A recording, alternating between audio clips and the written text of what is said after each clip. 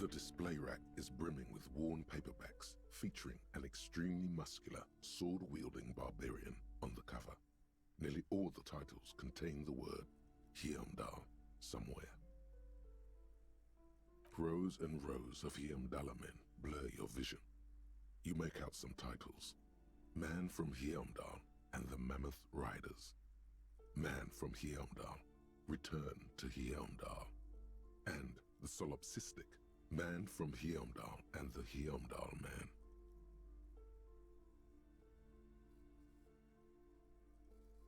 The display rack before you is burdened under piles of Man from Heimdall novels. A twinge at the back of your head makes you flinch. Your eye starts twitching. Your hand reaches toward a book with glossy cover art of the very muscular Man from Heimdall in chains, kneeling in front of a staircase leading to a throne. A woman sits on the throne, leering at the man. She's laughing at him, belittling him. Between the throne and the Heimdall man lies a bonfire, casting shadows on the wall. The shadow of the woman's headdress looks like a pair of devil horns. The title reads, Man from Heimdall and the Devil Woman. The display rack before you is burdened under piles of Man from Heimdall novels.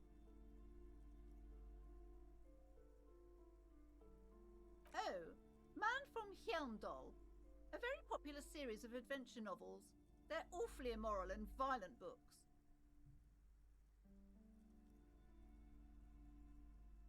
Blood and violence, scantily clad women, epic narratives, all those mystical things he encounters. They're bound to grab those with little imagination and nothing to do.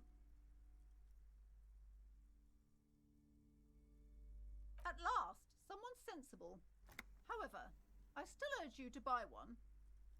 Can't judge a book by the cover, they say. If you're a novice of the series, I'd recommend Heimdall Man, the Man from Heimdall. It's supposed to be a good introduction to the series.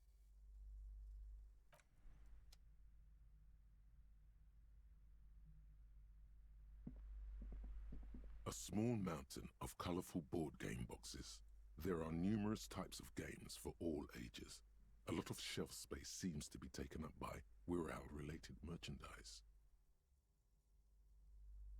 An endless variety of source books, lore books, and codices litter the table. The topmost book is titled Welkin Compendium, 2nd edition. There's also a large hardbound tome with intricate cover art, The Hunters of Katawak, Boreal Creature Compendium, and a pick-your-path adventure game book titled Tales of Wirral, Cavern of Velkrag. Books in a board game section? Who wants to read books? There's a box that says Wirral, 3rd edition Mega Setting Supplements Module. The side panel notes, a fantastique adventure board game, new maps and miniatures. A sticker on it displays 25 real. That price is steep, but then it's the 3rd edition Mega Setting Supplement, so it makes sense. Wonderful board games, sir. The Viticulturist is a classic for sure, or perhaps you'd like Archipelagos of Insulinda, a very educational game for those interested in geography. Raubritter is a fun game of economic competition, but can get quite intense after a while. We have games for the whole family. You can play with your children. Who are you going to play board games with? Do you have friends or family?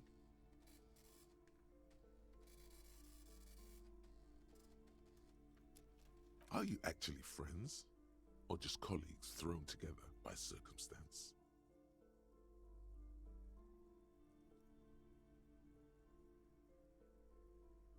Friends are technically like family. For playing with friends, I'd recommend Suzerainty. It's a civilization building game where you build a civilization, then set off to brutally colonize and repress other civilizations. It'll cost 12 real. Lousy auras there. No, role-playing games are popular among those types. You know, who are into those kind of things. Personally, I don't like it. Not at all. I've heard they turn people into occult enthusiasts. That they have rituals where they try to summon entities. Highly immoral stuff. You can still buy them though.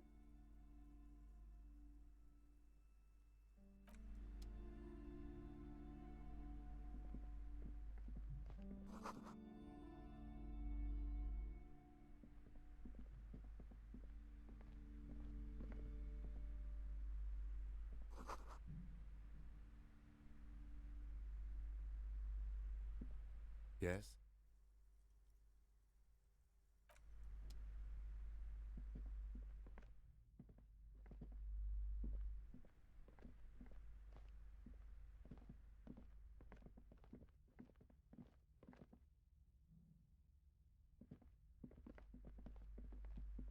Welcome to Crime, Romance and Biographies of Famous People. My name is Plaisance. Be welcome, and please take responsibility for the energy you bring into this space. I am the proudest owner of our little shop of culture.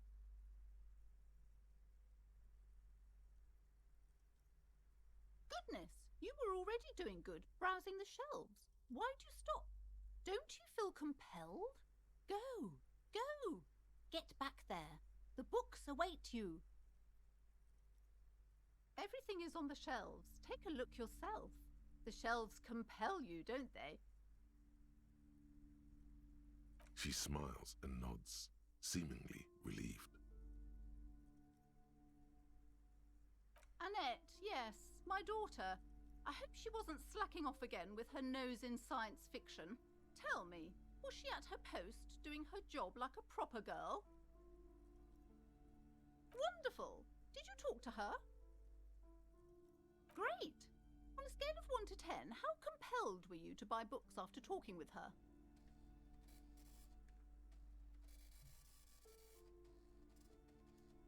My precious, her dedication brings joy to my heart. If you have children, I hope they turn out as great as my Annette.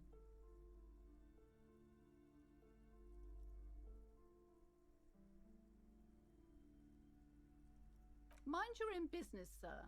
In our society, people don't get to tell each other how to raise their children. It's none of your or anyone's business. Denial is the way she copes with criticism. You must be kidding. There's nothing like that happening. Good, sir. What does a young child do with money anyway? No, I save it for her as a fund. She's securing her financial future out there.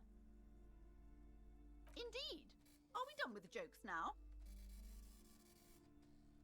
Yes, we've had quite enough fun here. Right.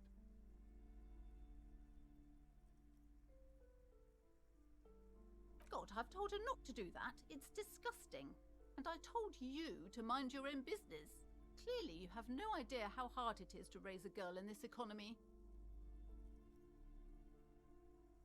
This economy is a mysterious force, like cosmic weather, mysterious and harsh. She can, if she has enough willpower. This is what's called growing pains. Life isn't easy. Life doesn't give breaks. Come on, ma'am. It's obvious she can't do anything about it. You are placing an unnecessary burden on a young child.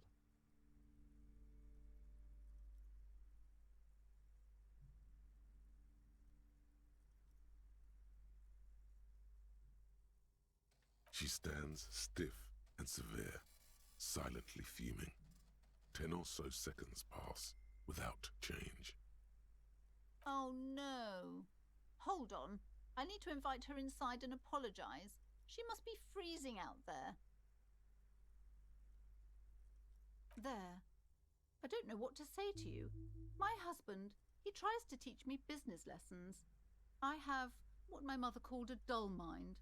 All this stress.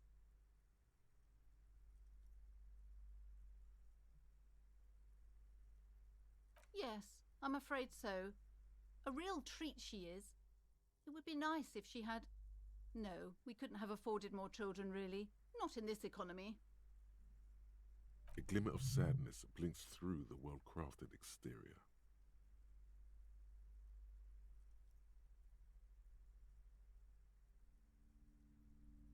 Exactly. Yes, my husband is a successful entrepreneur east of the river. If only he were more involved in the business we're running up here.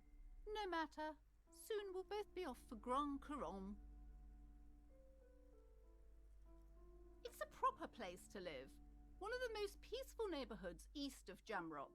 You may know it for its massive housing projects.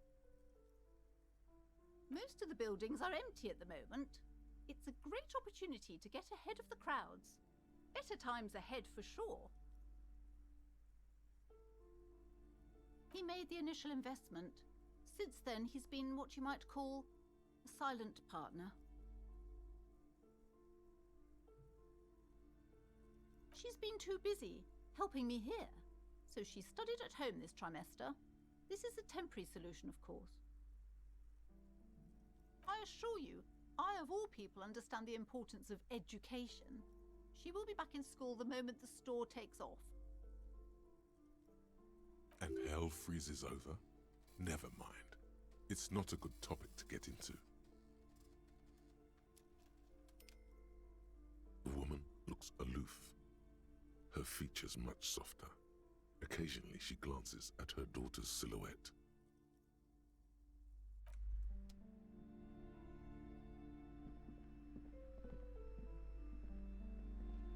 I'm sorry, sir. I can't talk right now. I'm very busy with my homework. I have so much homework now. You just can't win.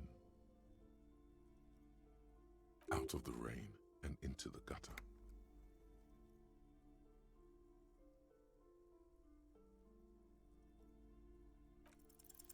You have absolutely no idea. Familiar? How?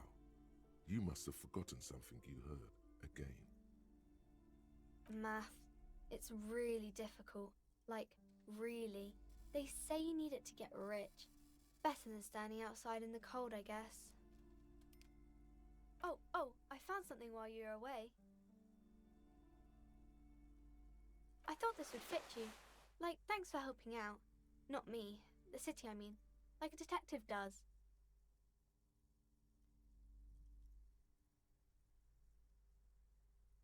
Just what Dick Mullen would ask.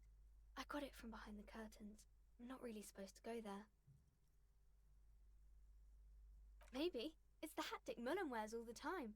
He'll look way more serious with that.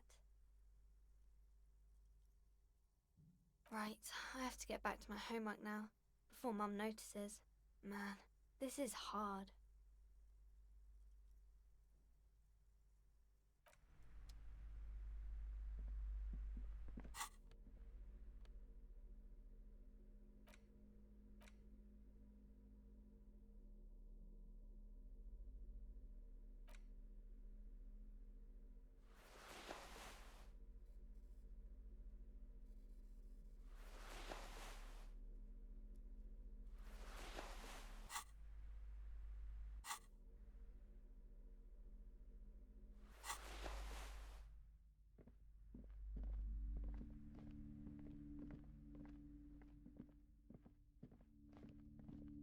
You see a set of tattered curtains blocking the way to another room.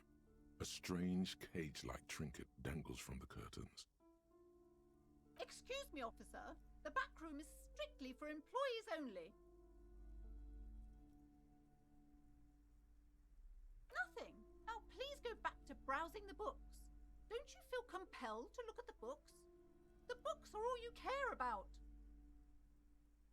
She speaks almost as if she's trying to put a spell on you, urging you to buy more books.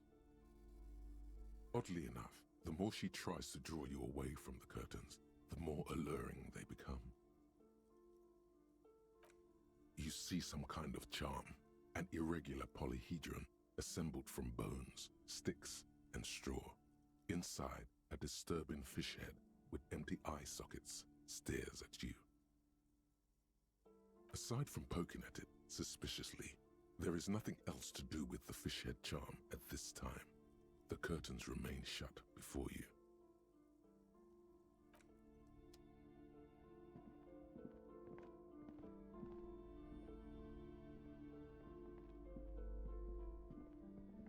These shelves are overburdened with books from the same series. You see the name Dick Mullen over and over. Oh, crime, robberies, murders, even sexual crimes. We're fortunate to have Dick Mullen and his stories to sort all that out. You're a police officer, apparently. You should buy all of these. They really do teach a person how to be a proper detective. Crime fiction is a disgrace, an asinine misrepresentation of the physical attributes of the arduous everyday work of actual police officers. These books greatly overstate the excitement of police work, glossing over how long it takes to actually follow up on leads and eliminate dead ends. What's more, they completely ignore the psychological hardships of year after year coming into contact with people during the worst days of their lives.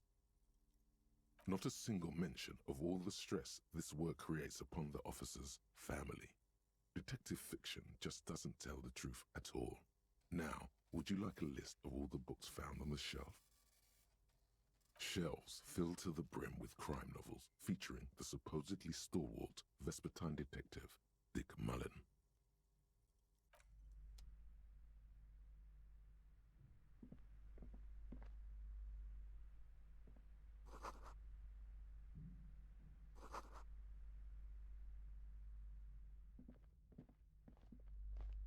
The plaque on the shelf reads, Biographies of Famous People. You see a large variety of names, none of which ring a bell. I would say The Greatest Innocence. Yes, most certainly. It's an important educational tool delving into the depths of history, religion, and their relation to innocentic power. A very influential historical figure, but surely I don't have to tell you that. You're a law officer, and law officers have at least some education. The book is also very daring. The author aims to re-examine the universal understandings of the innocentic system, creating a fresh vantage point and a shift in the tired order of things. Certainly, it's prudent for a person to have at least an elementary understanding of history and society. Imagine the chaos we'd be in otherwise. You feel like you should get this one. Definitely. It's important somehow. There's something personal inside. Browsing through all the books with all their names makes your head spin. None of these seem important or relevant. It's all just vapid egoism. Suddenly, a particularly odd title catches your eye. It reads, High Speed Love, the tragic true love story of Jacob Irv and Alfie Delatraz, by one Cecilia Averbrook. High Speed Love chronicles the romance between two of the finest tip-top tourney racers in history. One of them is the madcap driver, Jacob Irv. His blonde mane graces the cover. Next to Irv's life story, you see a slim biography of an Occidental rock star called the Anti-Star. He's famous for shooting morphine into one of his eyeballs and cocaine into the other. Next to that, Revacholian radio personality Guillaume Bevy stands in front of a rundown drug den. He's a permanent fixture on Channel 8, reporting on real-life crime and ruining cops' days. I really must insist you buy one of the books. Reading them is not for free. Do still browse though, but not too long.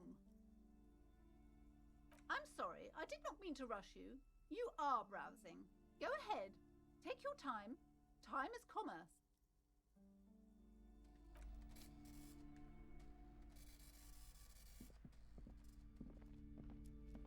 Several maps have been attached to a bulletin board hidden inside the alcove. They're held up by small pins. The board has come loose from one corner. The maps look old and faded. Your eye catches a map of Insulinda, a map of Revachol, and a map of Martinez. This large map displays archipelagos. You see a constellation of small dots on the light blue emptiness of the Insulindic Ocean. The largest in the northeast is La Caillou. You are here. Another far away in the southwest, Seminese Islands, Ile de Fantôme. Ozon, Laurentide, Fas à la Mer, Archipelagos, North Arcade Islands, all just specks of dust on the vastness of the Insulindic. On the edges of the map, the color fades into a blur of dotted lines, black and white. In the northeast, a dust mite stands on the north coast of Caillou in a bookstore. It's you.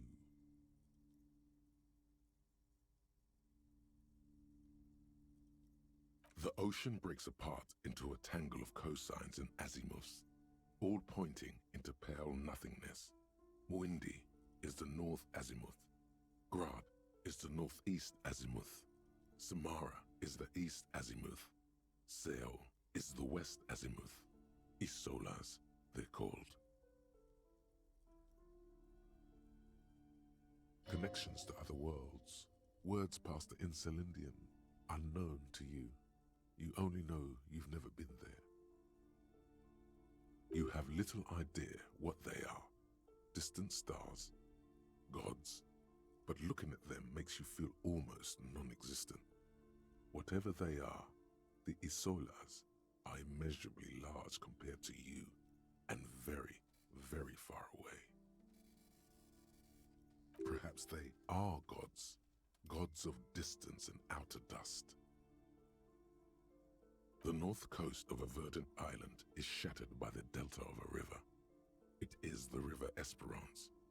Countless bridges put the shards back together, connecting city blocks to river islands. La Delta says a great artificial heart in the center, teeming with life forms and construction. To the east, rolling hillsides, Le Jardin, Stella Marie, the suburbs of Saint-Baptiste, swallowed up into the megacity. They sound rich to you. This is Revachol East. Hudon, it's somewhere to live. Not bad. Then there's Jamrock. It's bad. People shouldn't live there, but they do. Then Forberg. It's almost as bad and much larger. Then Coal City. It's the worst. It's so small you can't even see it on the map. No, wait. There it is. North of Jamrock, the strip of coast next to the Greater Revachol Industrial Harbour. It looks downright despondent. It's almost Coal City, to be honest. No, this is somewhere to be. This is all you have. But it's still something. Streets and sodium lights, the sky, the world. You're still alive. It's not really a map. It's a tourist thing. A picture postcard with buildings on it, drawn from an isometric perspective. A date in the upper right corner says 48. Still, it's detailed. Could be pretty useful for scouting ahead. You see the jagged boxes of an industrial harbour, even the whirling in rags there. I'm sorry, officer. The map of Martinez is the only one available. The other two are not for sale anymore. And besides, you could scarcely afford them. They're quite valuable, though they might not look it. The map of Martinez is 90 cents, though.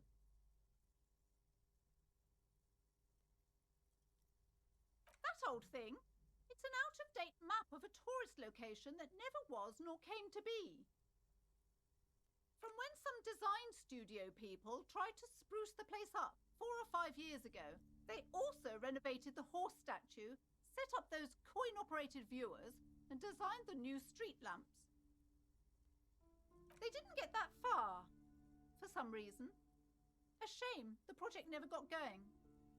Would be nice if someone fixed Martinez up. All these ruins are bad for business.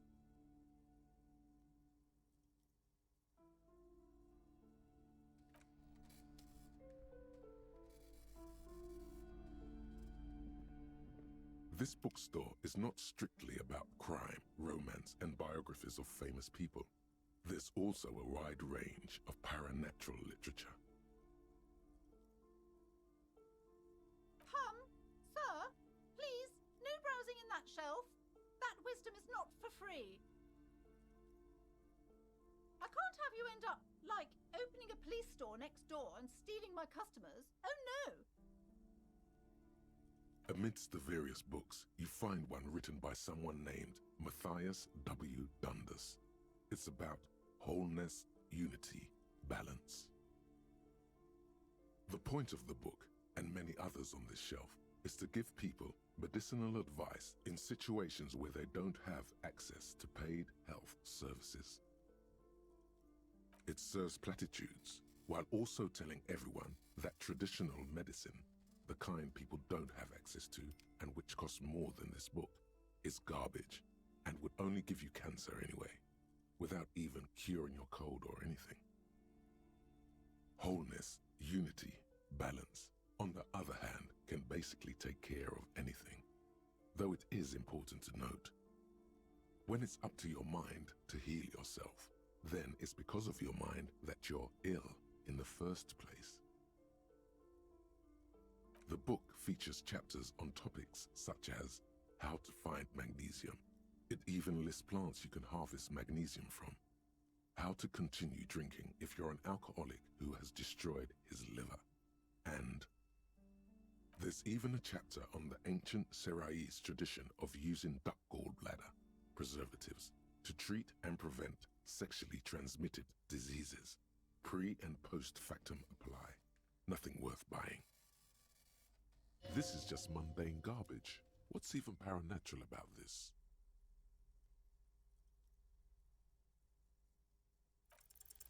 You sense something ominous emanating from the shelf, but it lacks form and substance, and soon enough, you lose track of it.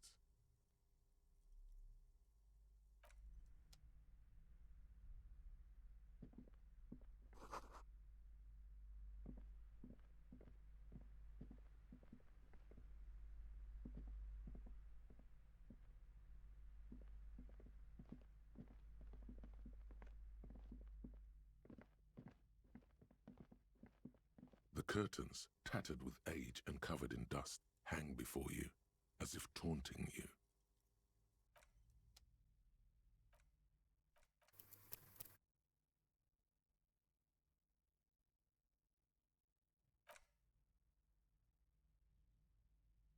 The curtains, tattered with age and covered in dust, hang before you, as if taunting you. Just as you're about to pull apart the curtains, the petrified voice of the shop owner cries out once more. Sir, don't touch that. I told you it's off limits for the customers. Parapsychologically speaking, we're done if you decide to open them. I won't be held responsible for the consequences. It's too dangerous. She looks away, mumbling. Why is everyone always messing with the curtains? Why can't they just buy books like normal people?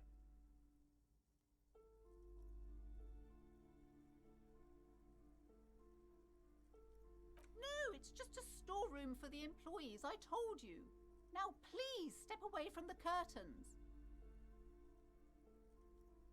Why? It's not like anyone was killed there. I'm sorry, I don't mean to be so impolite. Just please don't go there. I can't allow that. You'll only make things worse and unleash the powers.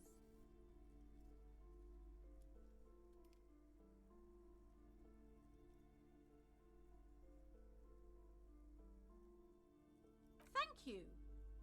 Let's just talk about this first, all right? There's no reason for you to venture into the unknown. There is something mysterious about the curtains. Be careful. The curtains, tattered with age and covered in dust, hang before you, as if taunting you.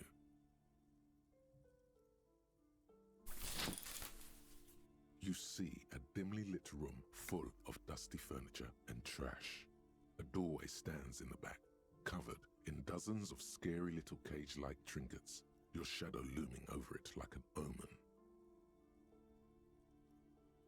I warned you! You're unleashing forces beyond your understanding!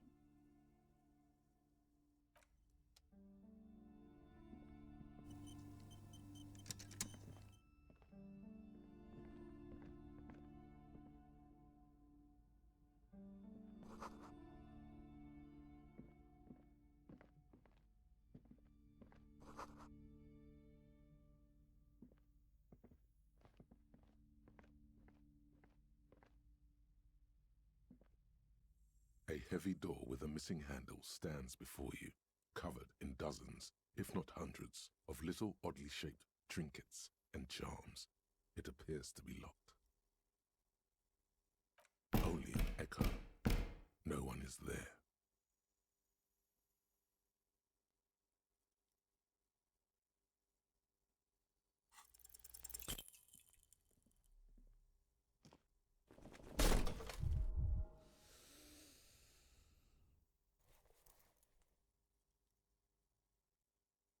Ow, shoot. Whose moronic idea was it to just run through the door? Don't you know that things like that hurt?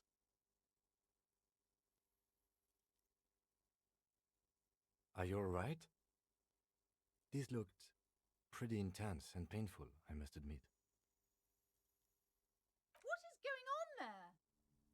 Are you really trying to break down the back door? I warn you, don't tempt the spirits, officer. Don't tempt the spirits, or you'll damage the holy wards on the door. It barely looks like you've done any damage to the door, however. It's still locked and closed, covered in dozens of little charms and trinkets.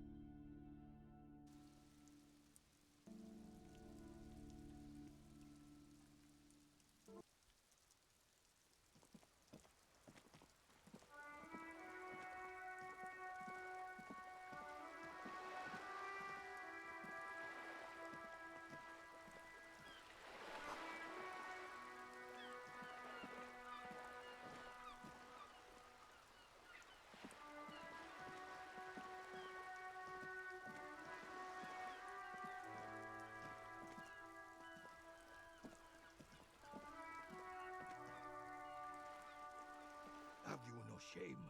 Whining about your back every time you bring out the measuring tape. René, you're a man with a fork in a world of soup. Please, let's just try to enjoy the game, all right? I'm trying to, but you keep breaking my concentration. You're old. I can see that. We're both old. Now stop grabbing your ass like it's a girl. These manly men are playing balls. This is a ball game. Grab a ball and play it. Don't ask questions. Shoot first. Ask questions never. No, you got this. There's the ball. You're the game.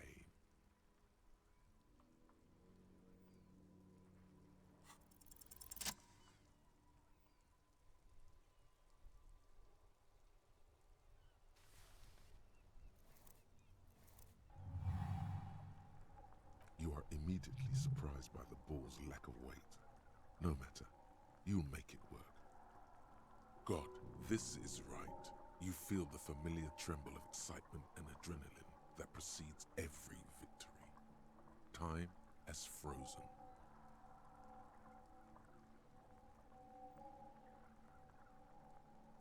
The cold metal ball is surprisingly smooth against your neck. It has a pattern on it, probably a sponsored ball. Yours would only be covered with bumps of learning and scars of victory. Already your muscles are adjusting to the weight, the nervous system calibrating, until you and the ball have merged into a single entity. The man ball is ready. A chilly breeze ruffles your hair as you stand there, feet firmly planted. All sounds, smells, even the wind, everything fades until the only thing left is the union of man and ball. An embodiment of pure motion, a fine-tuned locomotor running at maximum efficiency. Some would still say you're a cop, but I guess we're beyond that now.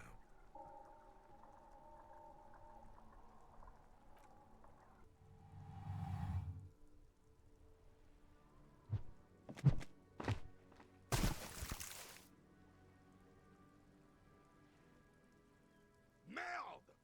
Bordel de merde! What the hell is your problem?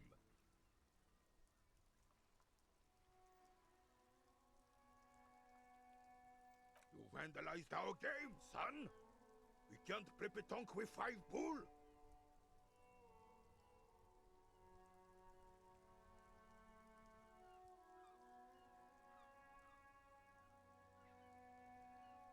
No, we are not good, goddammit! We want our bull back! Take it easy, René. This is just a misunderstanding, isn't it, officer? No harm done. Of course there's harm done, you orange slug! You owe us a goddamn bull!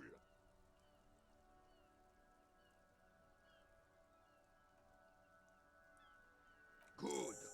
Mistakes are forgiven, when men at least try to right their wrongs. I believe you will try. Now why did you approach us? Unfortunately, I don't. Unlike most of the locals, I have no qualms about assisting law enforcement, but this affair has passed me by completely. In Martinez, the union is the law, so can you really blame them? Cop is a pejorative term. I don't have a problem with policemen.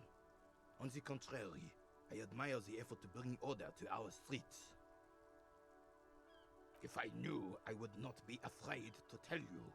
I simply don't. I'm an old man, not a coward.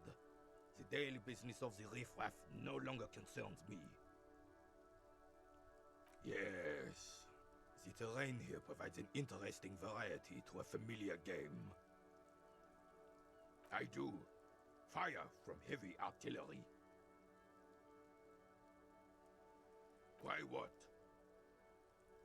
Because that's what happens when communards hijack your country, execute your supreme leadership, and turn your capital into a slaughterhouse. You use heavy ordnance to clean up your home. Commies, communists, socialists, anarchists, call them what you like. They just chose a name to feel special. Senseless sentimentality. Sadly, no. It was the foreigners who brought them to their knees. We fought valiantly. Too valiantly. So valiantly we got licked. Should have fought dirty, like they did with their suicide sex cult propaganda and mad anarchist women strapped to shrapnel bombs. We didn't though, and we lacked caliber. God bless him, but the suzerain's cannons simply weren't big enough. It was probably a bit more complicated than that. Because this place is a damn beachhead. Had to soften the commies up first. Yes, the military coordinated amphibious landing to take back Revachel. Martinez was used as one of the 3 footholds in Revachol during Operation Deathblow in '08. The other 2 are off in Stella Maris and the Delta. This here is Blood Ground, where Coalition boots first made landfall and cleaned those rabid dogs out. Most likely, we're playing pétanque on their mangled corpses. Blood ground. You got old René going there. Like he isn't hungry enough already.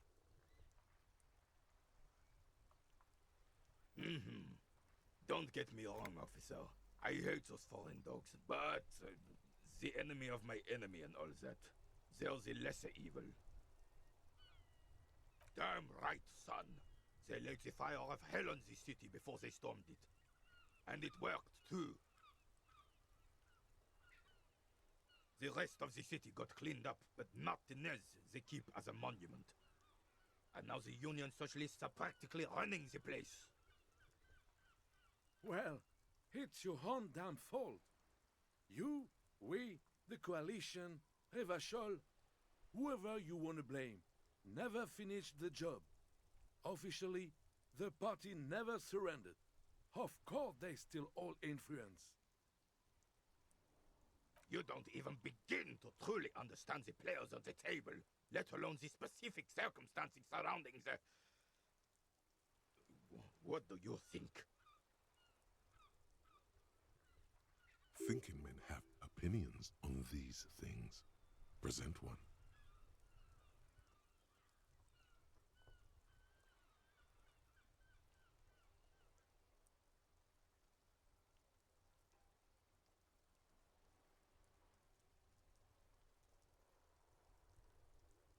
Preposterous! Surely you don't mean it. I'm just sorry it had to be them. After 8 years of fighting those commie hyenas, boiling cats for food and drinking my piss in the mountains. I would have preferred if the Right Honorable King Guillaume returned through Revachol, or even if that damn clan Frisel had risen from the grave and led us. Sadly, that was not the case. Instead, all that is just, holy, and beautiful in the world was wiped away, and now it's neon signs with toothpaste ads everywhere. Foreign influence peddling garbage and stupid music on the radio. This is just what the commies wanted. This was their plan all along. This is what they wanted to replace the role of the suzerain with. Damn Frisel. He was the king we couldn't protect. The Carabineers failed him, and the crown. He died in the hands of the Hyperlay, in a very public execution. He slouches as he says that.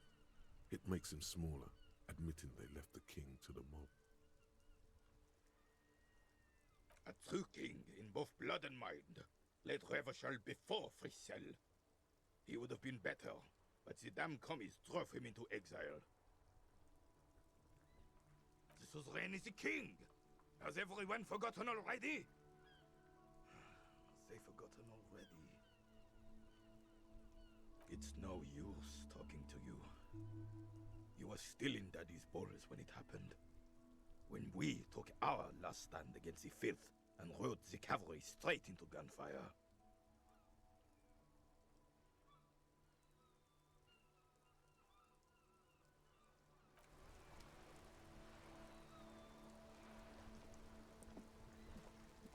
I have really outdone myself. This is divine. Yes, that's what you need, Gaston. More padding on that fat arse of yours. I hope your heart gives out. René, it's a little pleasures. Life doesn't need to be a struggle. Hello, officer. How might I be of assistance on this fine day? Let me think. I heard someone was hanged and left on a tree for a week, but that's all I know, really. No, officers, I'm sorry, and I really would like to assist. You are both good guys. I can see that. Then help them, you wimp. You have plenty of shoulder with the ghost caviar in the Union. Someone must know something. I wish I could, but I just don't know anything. I always keep my nose clean and don't gossip. Everyone knows and respects that. Respects? I'm not even anyone. Of course he's holding back. His mouth is so full of Union prick he can't even speak properly. Can I at least finish my fucking sentence before you piss on it? Is that okay, René? I'm not anyone important in the Union. I just know Evrard. Evrard Clare. Everyone in Martinez knows the Clare brothers. I taught these boys human studies and history in the gymnasium. What do you know about history? You never witnessed history, only heard about it years later when it had already moved on. You don't know history. The old soldier mumbles something under his breath and turns to face the sea. There he stands, proud, rigid and alone, like a cracking marble statue. Let's try not to get caught in a crossfire. Lest we leave riddled with bullet holes, this animosity is ancient. Everyone in Martinez knows the Clare brothers. I taught these boys human studies and history in the gymnasium. What do you know about history? You never witnessed history. The old... There he's... Let's try not to get... Lest we leave riddled with bullet holes, this animosity is ancient. Oh, in many ways, yes. Like an honorary member. I attend meetings and parties, help with little things. Evrard, Edgar, and the older debarders all know me. Oh, yes. Not in the technical sense. I don't have a vote or a membership card, but Evrard keeps me on the payroll, just for the little things. Of course he's not a member. He's not a member of anything. I knew that. He's a Weservein. Turns to where the wind blows and tries to look important. I hate the socialist rabble, but even siding with them is better than living your entire life on the fence. Never committing to anything. Pick a damn side already. Writing work mostly. Occasionally, he needs something written, and I happen to have a way with words, people say. Oh, nothing official, I assure you. Just essays for the newspapers. About Martinez and how things are and how they could be. Evrard and I had these long talks where... Well, he tells his little penman exactly what to say. It's commie propaganda, plain and simple. You should be ashamed of yourself. No, thank you. For being consummate professionals. You'll have this case wrapped up in no time.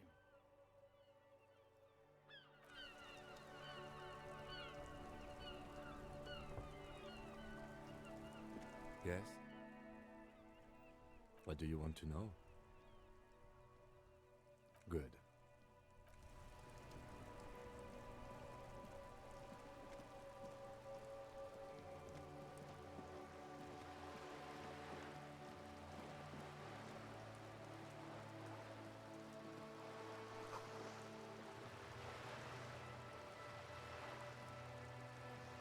This coin-operated viewer is facing southwest. Its coin slot is full of fossilized bubblegum, rendering the machine permanently inaccessible. A thick layer of graffito covers the lenses. You spell out the word Onuk written on the other side, with N and C scribbled backwards. That's Kuno on the lens. Under the graffito, a sea of blues and greys appear. Behind the water lies a coast studded with concrete and reeds. On it, a church on stilts, lanky weather-worn wooden planks, an X-shaped cross topping its tower. The church looks old and weather-worn. There are no lights in the windows. Around the large wooden building you see chunks of sea ice gathered on the beach, and a small tent set up on the ice. Probably some kids.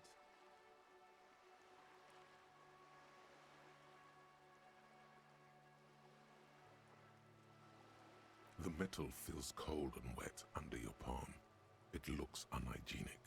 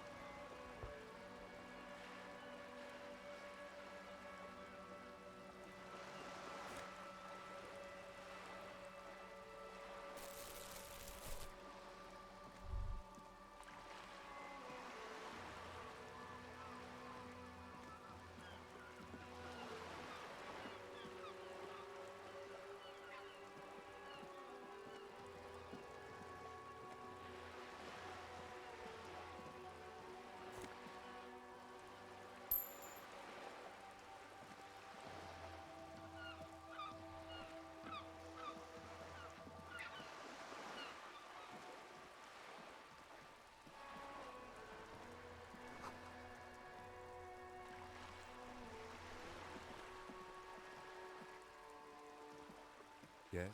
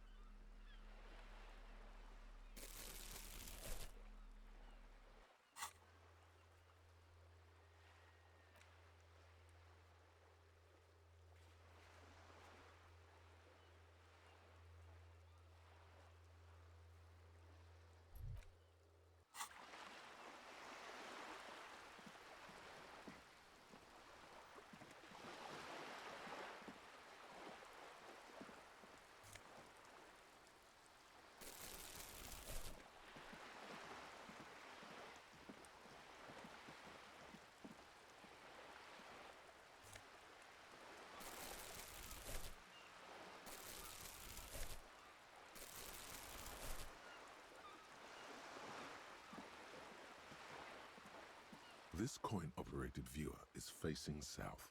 The instruction manual says to insert 25 centimes and pull the handle while looking inside. Then use the focus knob to zoom in if necessary. Why place a tourist attraction in the middle of such poverty? There was a revitalization project in 49. A design studio tried restoring Martinez to its pre-war glory. It didn't stick. They got as far as the street lamps and the statue on that intersection. Then something went sour. I suspect that something was Everard Clare, the union leader. He muscled them out. It's how it usually goes around here. The lieutenant adjusts his collar. It's frisky outside. Your money disappears into the coin slot. A clunk, the ring of metal. The curtains on the display open. You lean in to catch the view. It's blurry, different blues and greens. In the middle of the shimmer stands a drab grey shape, like a ghost. The lenses shift. The ghost sharpens into an islet in the bay. In the ruins, a man-made structure is visible, a half-sunken sea fort, its concrete almost reconquered by nature. It looks as if it was abandoned quite some time ago. Nothing but a rotten tooth remains of the anti-aircraft tower. A lonely birch tree grows out of it. Really? I don't have the eyesight to make it out.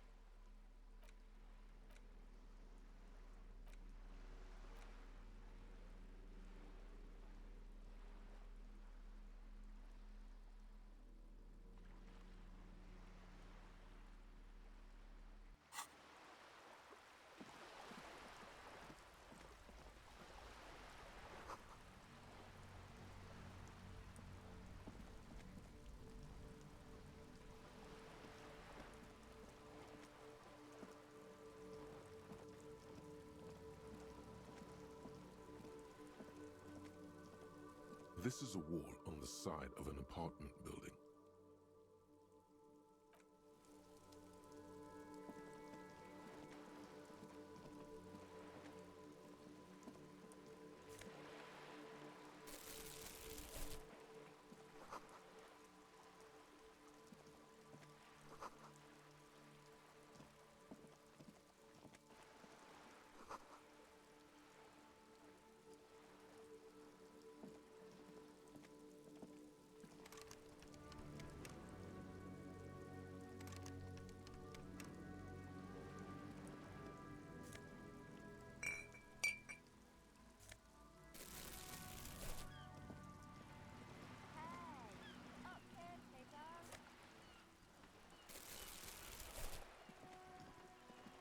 A sturdy metal door guards the southwest entrance to the apartment building.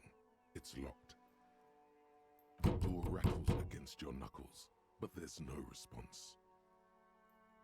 The door rattles again, but this time you hear an elderly woman's voice calling out from inside. Stop banging on the door! I'm not letting any more strangers inside. Ha! The police? Everyone knows the police don't come round here. No, I already told you. I won't be responsible for any more strangers getting into the building. Go check the backyard door. Maybe someone there will. Backyard door? There must be another entrance to the east. Madame, I assure you, we are real police officers. There is no reply. Just faint, sweeping sounds inside. Yeah, you better keep walking.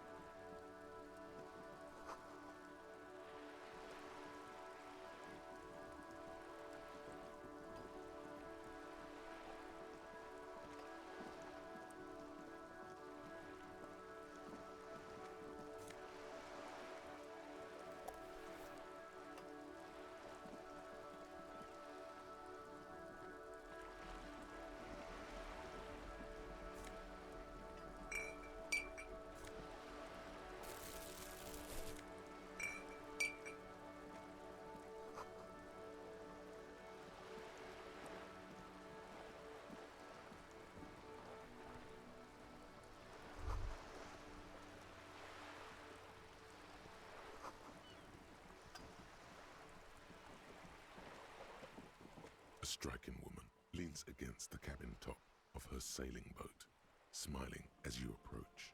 Her green raincoat glistens with droplets. A silk scarf is tied around her throat. Good afternoon, officers. I'm Joyce. Joyce L. Messier. I represent the board of Wild Pines, the owners of the harbour. You gentlemen must be from the RCM. Beaton, my maiden name.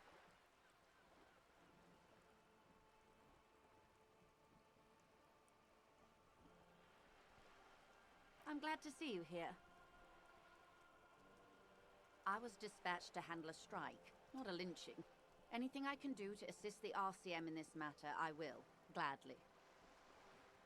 That is good to hear, madame. My colleague will take the lead on this interview. I should let you know that he is recovering from an unusual medical episode. Very unusual. But I can assure you of his ultimate competency. How interesting.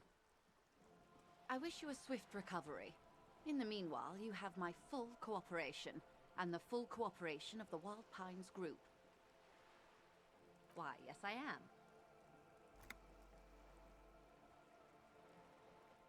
Of course there are.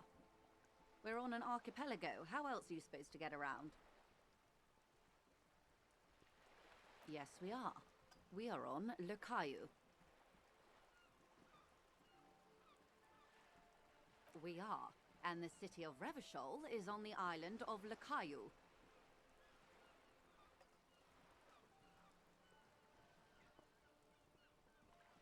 She nods attentively. The boat? No, it is called Cor de Leyte 19 because that's the type of sloop it is. It's a pleasure craft, a 19 pacer. It also happens to be rated for Category 1 racing, though these days I mainly use it for business. My sloop? I like it a lot. It's the eel's hips, baby. I'm enjoying this part of the interview. It has so little to do with the murder we're investigating. I really do, the lieutenant thinks. Is she thrown off yet? He's looking at the woman, assessing her. Officer, I assure you I'm a highly qualified pleasure craft operator. The crowns of her teeth are porcelain, white as the boat's hull as she smiles. Qualified pleasure craft operator. So charming. Where's the damn license? I just renewed its safety inspection last month, officers. It is completely seaworthy. In fact, it's taken part in not one, but two insulindic regattas.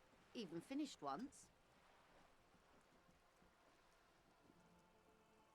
The other time, I would have finished the race were it not for an urgent work matter, much like the one I'm on now. Actually, you don't. It is a little-known fact among those who police that the Wayfarer Act specifically denies the RCM the authority to demand anyone's operator license.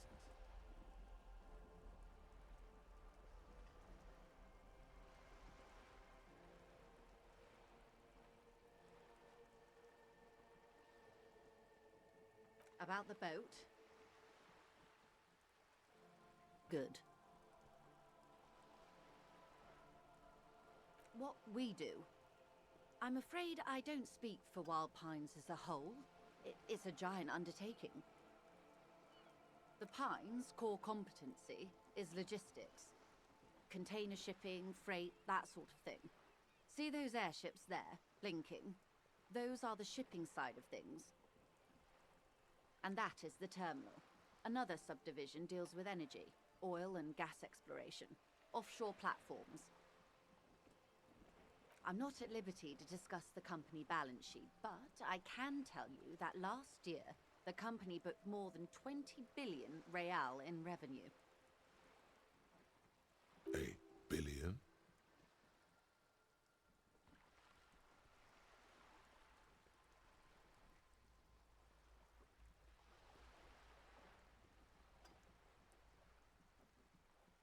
20 billion is a large number, but the conglomerate employs 72,000 people. They all need to be paid. Then there are capital improvements, interest payments. A conglomerate the size of the Wild Pines is like a shark. If it stops moving, it will die.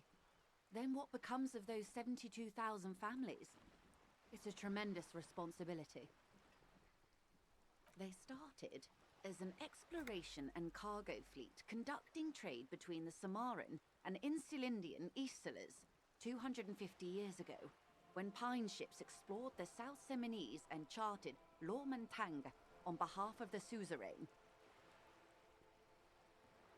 Centuries of care, deliberation, and madness have gone into this endeavour. Vessels pass through the great unrest to re-emerge with apricots in tow. The logic of the system is totalizing. It's taken everything from its employees to build it. You mean aside from being the terminal's legal owners, who are responsible for moving 8% of the world's cargo?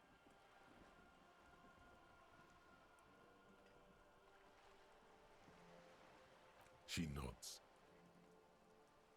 Quite a few things, I'm afraid. The information I'm to share with you includes sensitive trade secrets. For the sake of my employer, I have to ask for your names and badge numbers. Of course, ma'am. We should have introduced ourselves. I am Lieutenant Kitsuragi from Precinct 57. And this is my colleague from Precinct 41. I'm afraid he doesn't have his badge at the moment. I hope mine will suffice. How curious. Why is that, Detective?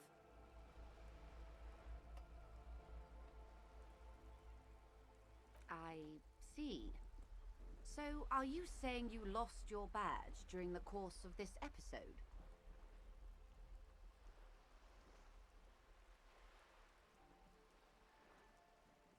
I can't hear you, darling. Speak up, please.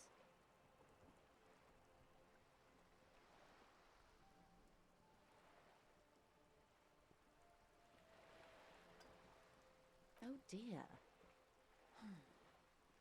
I suppose this does explain some of the more curious turns in our conversation. She must have been suspecting something for a while now.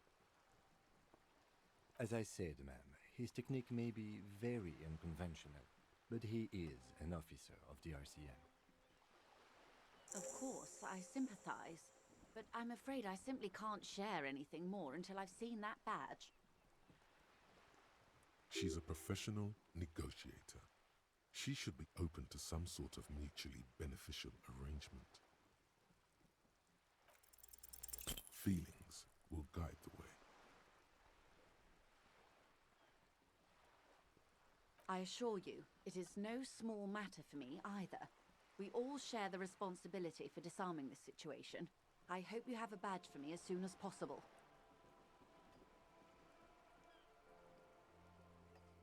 Trust me, officer, I am fully committed to resolving this impasse. This isn't some side gig for me. She's silent. The wind flaps the sail above her.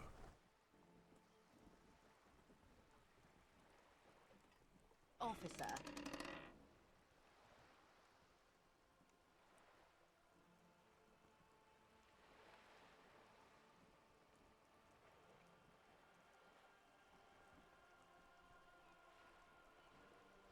You know, I don't mean to sound cold, but if you want something, you have to give something back.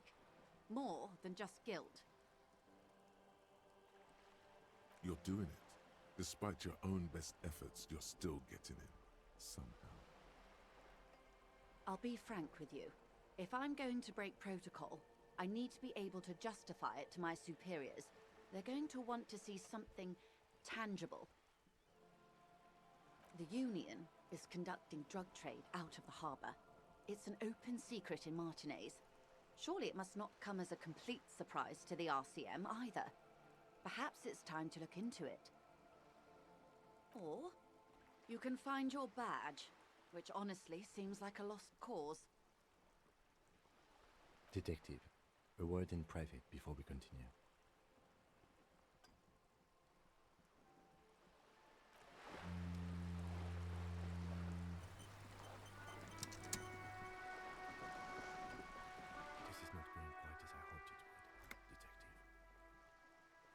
Honestly, I was expecting you to use your unorthodox technique to keep her off balance, and not volunteer us to be her henchmen.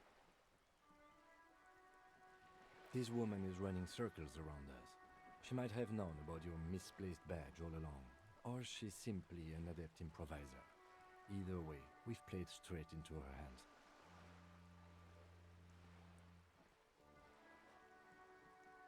Oh, that would be fantastic, but do we have the time? The world is large and your badge is 8 by 6 centimeters. The situation might have changed drastically by the time you locate it. Time is of the essence. You could request a new one from your station, but that would literally take months. No. If there is reasonable suspicion, we must investigate.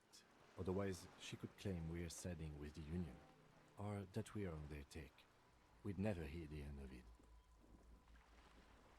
What I propose is, we ask her, then we investigate, briefly. But do not share the outcome of this investigation with her. We tell her it's done and demand for her information on the lynching.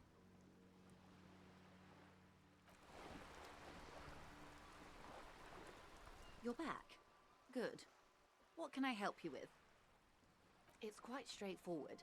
Someone is using Terminal B to smuggle raw ingredients from the Samaran Isla into Revachol with the Union's blessing.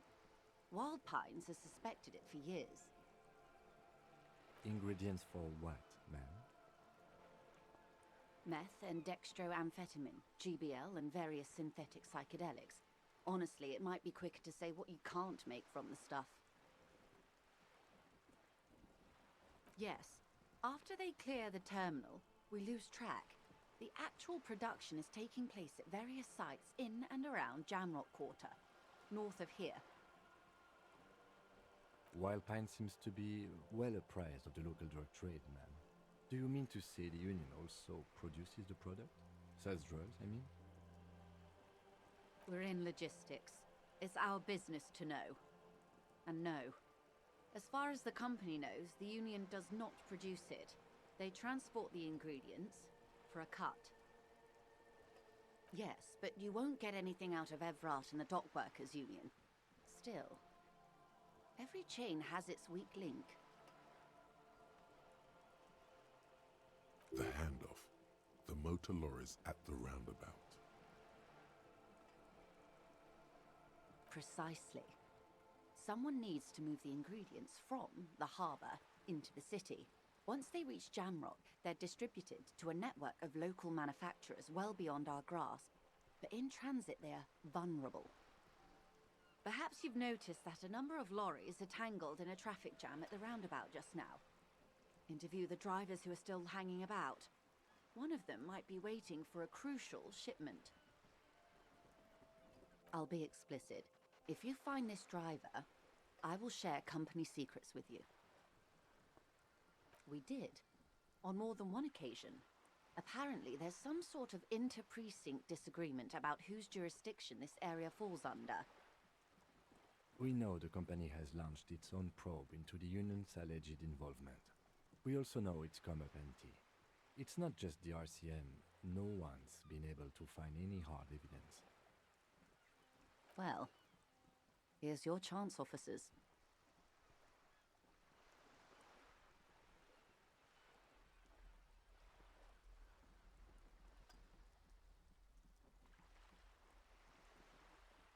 Yes? Excellent. According to my reports, there are at least 3 lorry drivers lingering near the roundabout. Hopefully one of them will know something. It may come to nothing, or it may just blow the case wide open. I suspect the traffic jam won't disperse for a few more days. You should have the time you need. In the meantime, let me know if there's any other way I may be of assistance. Everything. Right up to, but not including, trade secrets. First, you'd have to repeal the Emergencies Act of Trade in Aliments that gives me the right to silence. It's quite the octopus. Why? By throwing off half a century of foreign domination under the Coalition. Unfortunately for you, The Coalition also leases you the right to police West Revachol. You'd be shooting yourself in the foot, in other words. But I am derailing us. You wanted to know about the strike. I believe the official title is Senior Labour Negotiator. In practice, I'm a grocery clerk. I relay the union's demands to Wild Pines and return with Wild Pines' counteroffer. And how are the talks going? They're not. That's the problem. The union stopped all negotiations a week ago, after that awful lynching took place. Now they won't even let me into the harbour. There's a 2-meter-20 racist behemoth blocking the gates. What can I say? The union employs a giant covered in tattoos. A racist giant. I guess that's part of their big tent organisation now. Let's say I was not making the kind of progress I'd hoped for when I first arrived. And when did you first arrive? I arrived 3 weeks ago. Yes, in the middle of February. The bay was still partially frozen then.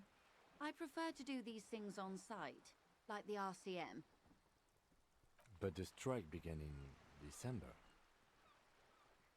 I wasn't the original negotiator here. I took over after Mr. Gaumont hit a wall with Mr. Clare, the union boss. Mr. Clare refused to speak with Gaumont despite concessions he'd granted the union in prior negotiations. This isn't the first time the union has gone on strike? Heavens no. There have been 2 prior strikes. Both times the union won significant concessions, including overtime pay and a medical plan. This time their demands are more, I guess you could say, aggressive. Mr. Clare told him to... how did he put it? Fuck off, midget. Gaumont is short of stature, you see. Yes. Keep in mind, this is a negotiator Mr. Clare has worked with before, and who was more than fair with him and the union. There are leaflets everywhere, and banners. What did they say again? Oh yes. Every worker, a member of the board. Most of the workers probably don't know what that means.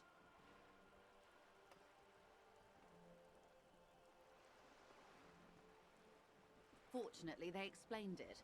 Every time the Wild Pines group makes a decision about anything, it needs the signature of each of the 2,200 workers in its Martinez terminal. Just so you understand, this is but one of 22 terminals owned by Wild Pines. Essentially, not only are they kings of the company, they are also kings of the 72,000 employees of Wild Pines Group. I'm not sure. Naturally, I assume that was just their opening position, a hard-nosed tactic with a side of mockery. But there's been no follow-up, just the same nonsensical slogan repeated over and over again. And now, people are getting lynched, I hear. Behind the whirling in rags. A disastrous situation if there ever was one. Excuse me, from whom did you hear about this lynching? I first heard it from the bowyer at the gates. The one whose very name advertises his aversion to work. I think he said it was, "Call me mañana." This checks out. Everard Clare is a man of the utmost integrity.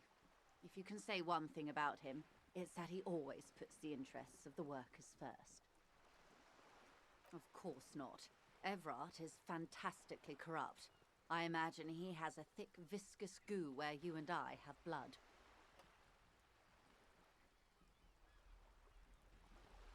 He is the most corrupt individual I have ever seen, and I deal with men like him for a living. If there is anyone more venal, more irredeemably nepotistic, then it's his twin brother, Edgar. Yes, Edgar looks exactly like his brother, except for that lazy eye. He also talks exactly like Everard does, and when one's term as foreman is up, the other takes over. It's how they circumvent the term limits, you see, with a funny little switcheroo. While in office, they've embezzled God knows how much of their workers' dues.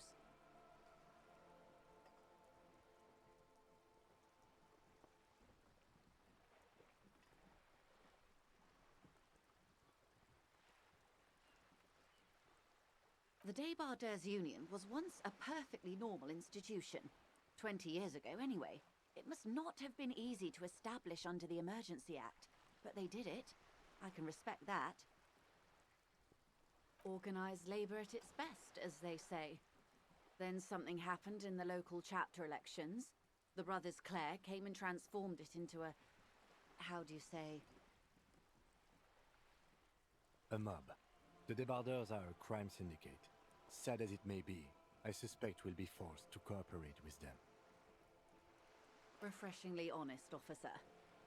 The company has tried appeasing in the past, but I'm afraid our concessions have only emboldened Evrat and his brother. And your opinion, detective, if I may ask? I'm a curious and talkative person, you see. Would you say the Débardeurs Union is... Of course, officer. I'm glad you asked. There was a woman, the previous forewoman of the Union. She disappeared. Disappeared? Yes. On the last day of the local chapter elections, her daughter phoned in and said she wasn't running anymore, or coming to work. Ever. End of story. Downright haunting, if you ask me. The Wild Pines suspected foul play, but what could they do? It was a union matter. The point of the presentation is, these kinds of things happen around the Clares. Watch out when you're dealing with him.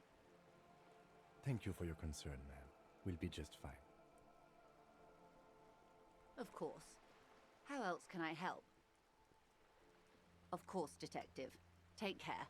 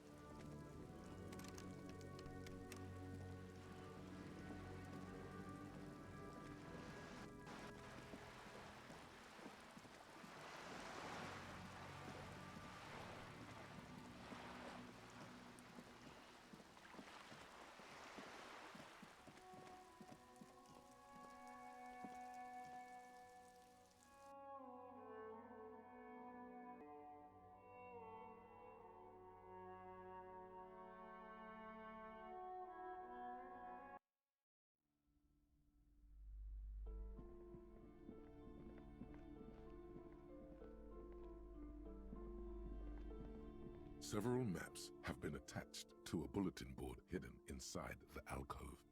They're held up by small pins. The board has come loose from one corner. The maps look old and faded. Your eye catches a map of Insulinda, a map of Revachol, and a map of Martinez. Always good to be informed of your surroundings. You've acquired an interactable item. Investigate this item further by going to the Interact tab in your inventory.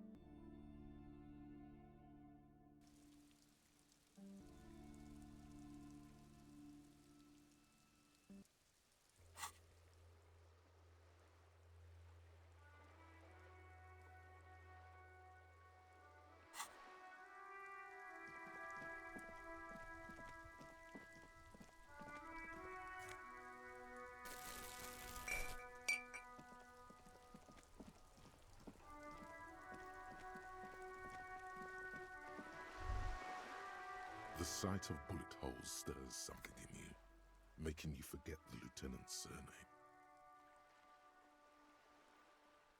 Where? There? Those are old. These bullets were fired during the Revolution, over half a century ago. They do not warrant investigation. We should focus on present crimes, from the present century.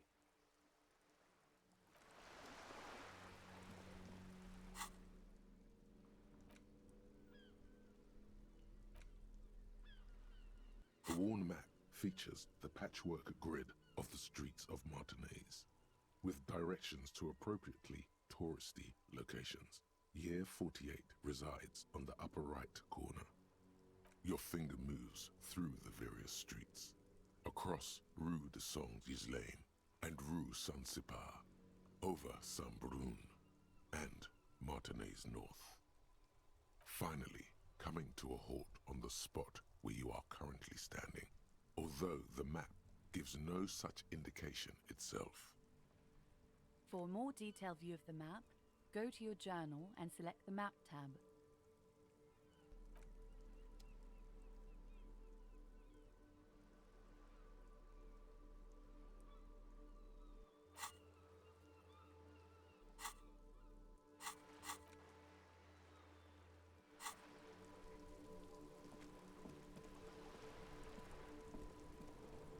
It is such a pleasure to see you again, officer. How may I head the citizens' militia on this fine day?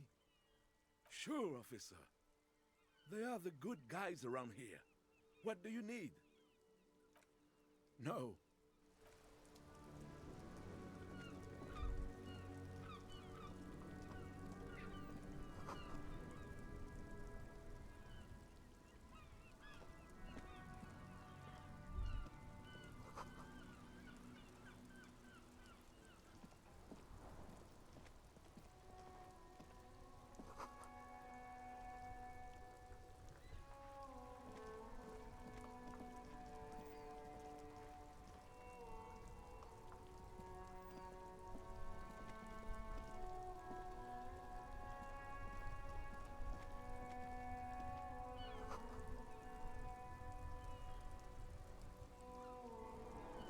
The worn and beaten wooden planks of the bench do not look overly comforting. We can sit on benches after we've solved the murder. Let's go. You can revisit the bench if you ever need to pass the time when Lieutenant Kitsuragi is gone.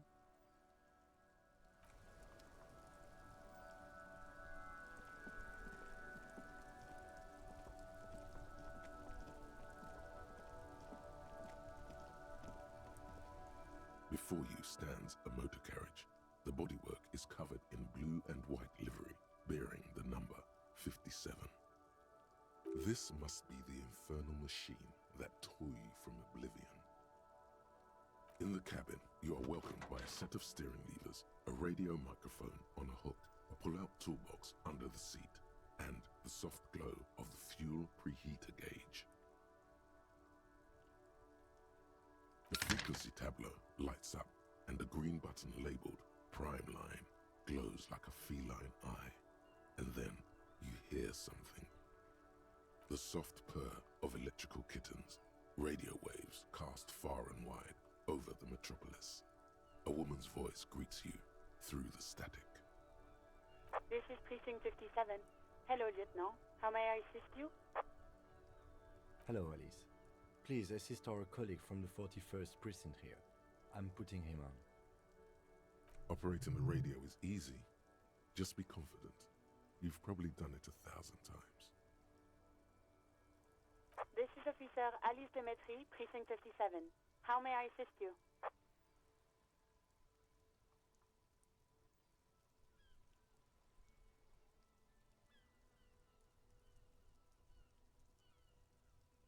Just a second, officer.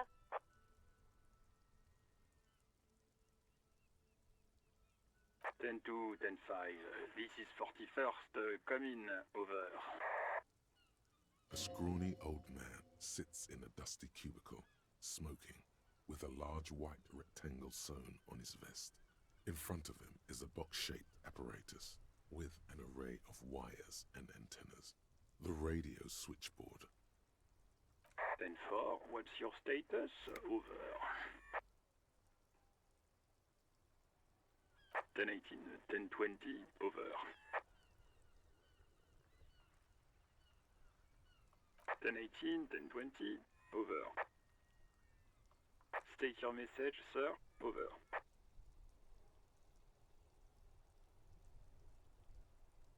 10-9, repeat message. Over. 10-4, message received. This is a very serious situation. I need to 10-22 the captain. Over. Is it him? What does he want? Says he lost his badge and needs to report it. He what? He lost his badge? Who lost his badge? Dick fucking Mullen. Who do you think? It's Officer Dick Mullen from the bestseller Dick Mullen and the Lost Identity.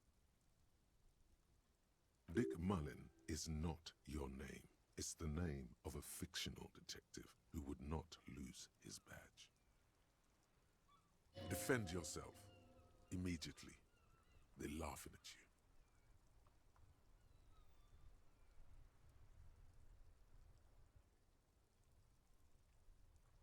He says this has probably happened to other policemen before him and laughs sarcastically. Oh, goddamn it. Is he fucking kidding? The whole station's gonna be dicked for this. Satellite Officer Vikmar is wondering if you might be joking and adds that this tarnishes the reputation of the entire station. Over.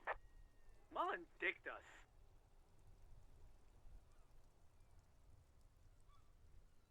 10-4, I hear you, officer. I'm just going to make a note here that you are in pursuit of your misplaced badge. Over.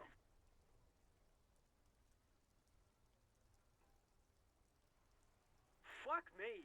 Mac, come here. You've got to hear this. Dick Mullen lost his badge. What's going on? Super Cop here lost his badge. He lost his what now? His badge. He lost his goddamn fucking badge. 10-9, come again. I didn't get that. Over. New heights even for Captain Sober.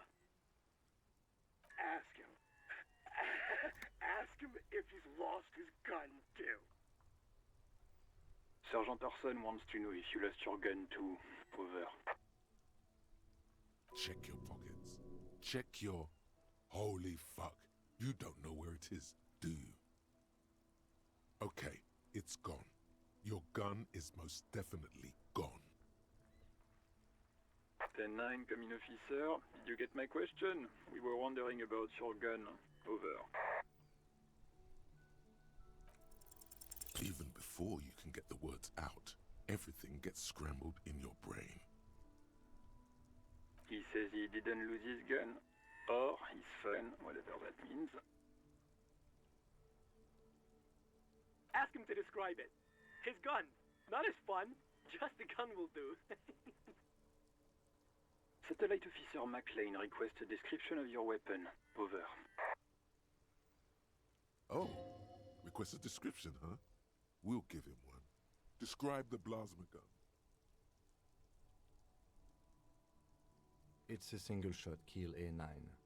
An armistice, to be precise. Says it's a kill 9mm armistice. Armistice? What, is he a fucking... Clearly he doesn't have his Villiers anymore. Dear God, he lost his gun? Oh my, I can't. This isn't really a laughing matter. Mac can face a giant of Coco Nur by himself, but Disco here made him piss his pants. Oh, I can't. Fuck. He lost his... Ask him if he still got his wiener. Oh, man. I'm not going to. Ask Sergeant Orson here is wondering if you are still in possession of your genitalia. Over.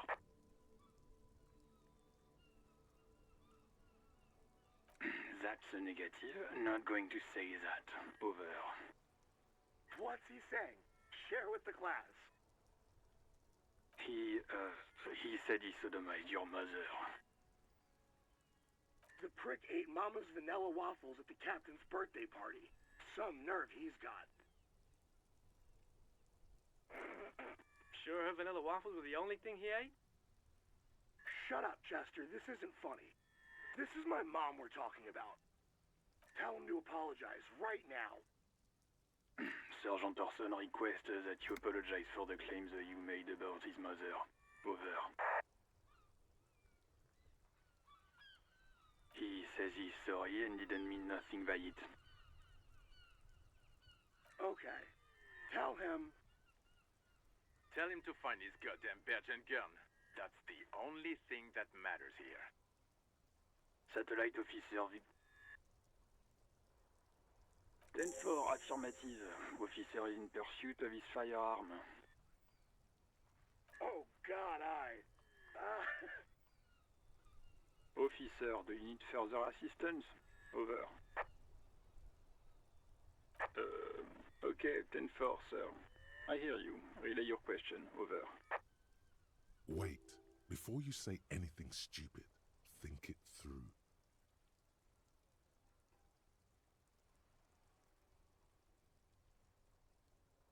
Be smart about this. Ask if he's there alone. 10-4, sir. I'm not hearing your question.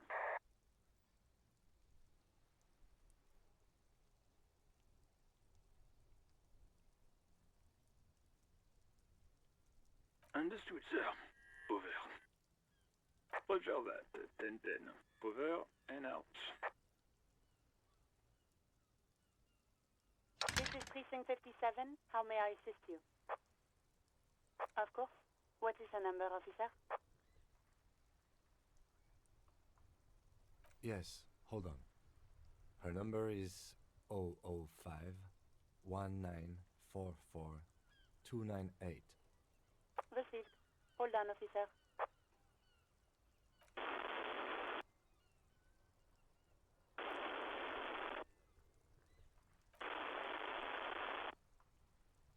Lieutenant Kitsuragi slowly begins to tap a little rhythm with his right foot. Quite a lot of time has passed.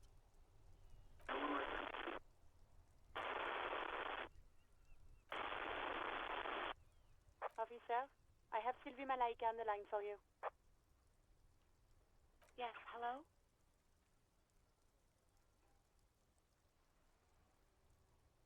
Oh, right.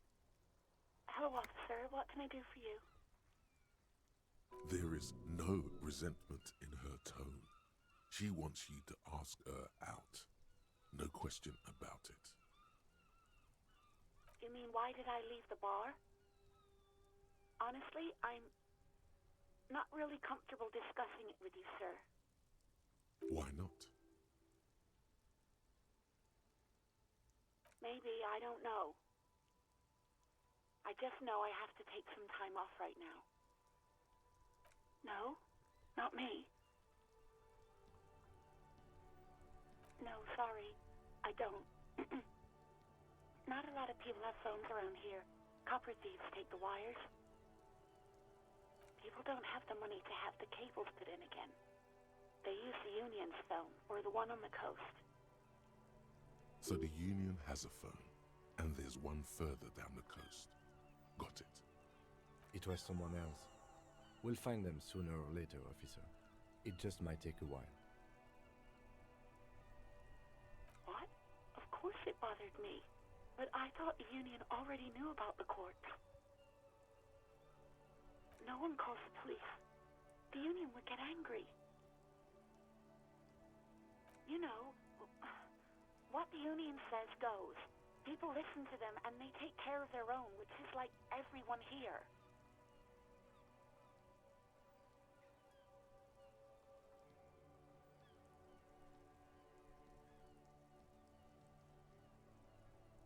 I don't know what to tell you, officer.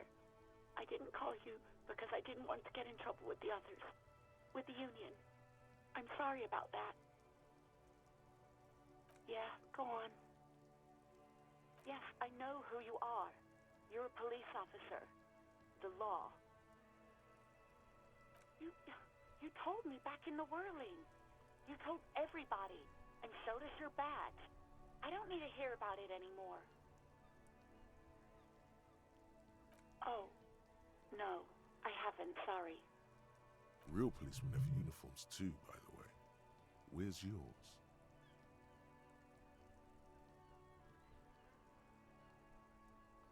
He's in plain clothes, voluntarily. It's different from not knowing where your uniform is. There are officers who wear the signature Perseus black uniforms to the highest ranks in the RCM and end up buried in them as well.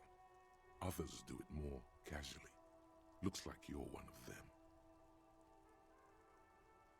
Please, no. Not this again. Everyone saw your cool gun detective. You were trying to impress some people with it. Everyone was eating, and you were waving it around in everyone's face, begging them to describe it.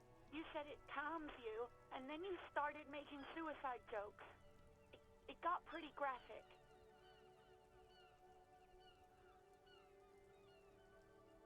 Me neither. No idea.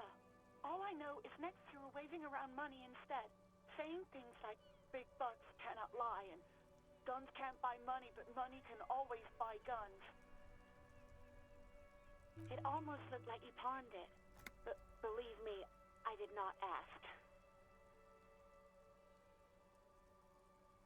Uniform? I never saw you in any uniform. You had your things on, the disco things. No, absolutely not.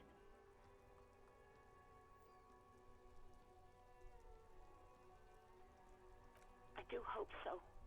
Please, don't call me again. Bye.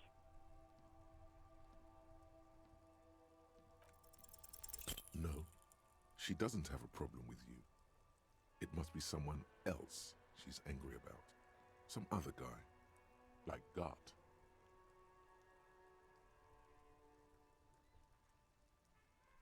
You know women and their constant problems. Yak, yak, nag, nag. How's one supposed to get the love going like that? That's where you step in. You're Lieutenant Love, matchmaker extraordinaire. Help the poor girl out, lest she turns into a spinster. What misogyny? I'm just telling things the way they are. Can't a man be honest in his own head anymore?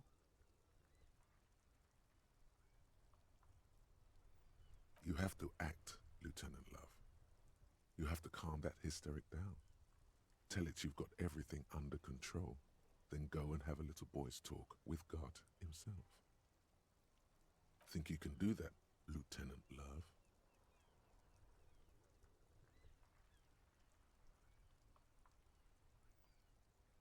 You're just a gimp. What? You want to be more empathetic? Call was terminated by the other party. Anything else, officer? 57th, over and out. In the cabin, you see a set of steering levers, a radio on a hook, a pull-out toolbox, and the soft glow of the fuel preheater gauge. A metallic drawer slides out from under the seat and clicks into place. The tools inside are neatly organized. Take what you need, officer. It's going to be a long case. I'm not protective of my tools, like some men are. He's clearly a little protective of his tools. But what can you do? Work is work.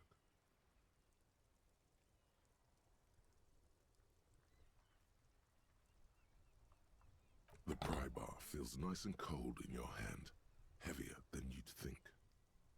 Useful for opening all sorts of doors and lids. The handle handles are long and sleek.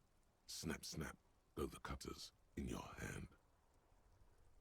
It's robust, weatherproof, and well-made. Police issue, blue. Lets you see things in the dark you would otherwise miss. The pull-out toolbox slides back into its nest. Preheater gauge casts a warm glow on the steering levers and the radio on its hook. The white suede feels luxurious under the touch, and the metal clutch handle so very familiar in your palm.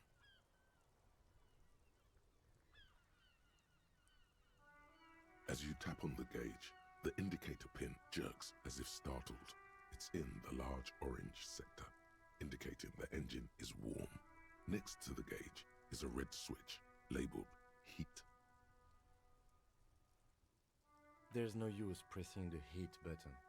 It won't start without the ignition key. Translation: we're not going anywhere right now. Alternative translation: don't even think you can drive my MC. This is the Couperie Cinema, my motor carriage. You can use the toolbox and the radio if you'd like.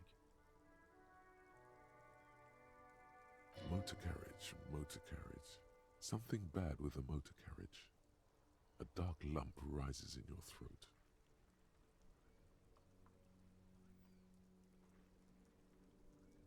Nothing, nothing.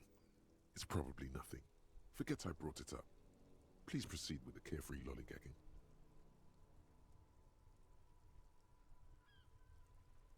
In the cabin, you see a set of steering levers, a radio on a hook, a pull-out toolbox, and the soft glow of the fuel preheater gauge.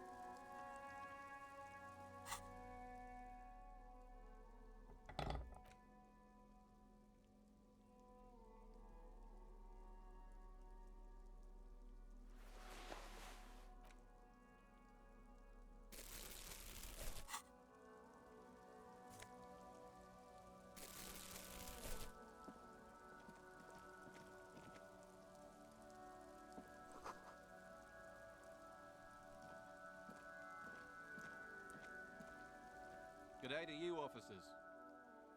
A burly man hangs out by the waterlock, carving up a generous serving of salami with an old hunter's knife. His eyes are fixed on a man stranded on the other side of the waterlock and on an enormous billboard that has fallen down into the canal between them. My friend Barry the Butcher is stuck on the other side of the waterlock. I'm keeping him company and eating their salami. From the corner of your eye, you see a man in a yellow shirt and grey overalls waving at you from across the canal. He seems disappointed about the wreckage on the waterlock and the salami. Very good stuff. Anything I can do for you, officer? I wasn't here to witness it, but those look like tire tracks on that sign. Weird, huh? Then again, plenty of daredevil drivers in Revachol. The words Daredevil Driver sound ominous to you. Too bad it also takes a year and a day to repair anything around here, especially a waterlock. The rest of the coast is closed off till then. Well, there's the fishing village, an abandoned fish market, a bizarro church. Not much use to the congregation, though. There always seems to be something wrong with it. Yeah, not really much else. Just bombed out ruins.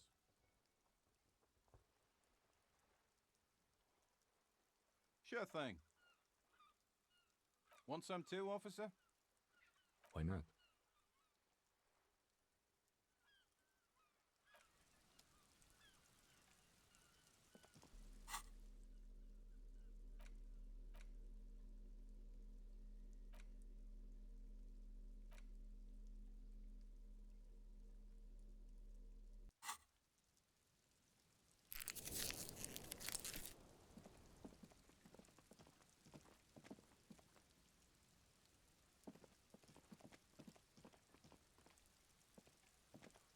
A couple of indicator lights are missing from this control panel. Loose wires dangle from the now vacant holes. In the middle is a lever. Beneath it, a small metal plaque. This panel usually closes the waterlock, turning it into a bridge that lets you cross the canal. But there's a crashed salmon and butter sign in the way. Pulling the lever probably won't do anything. Pull the lever all the way up until the metal clicks against the contact pins. You hear a soft clunk. Then, nothing happens.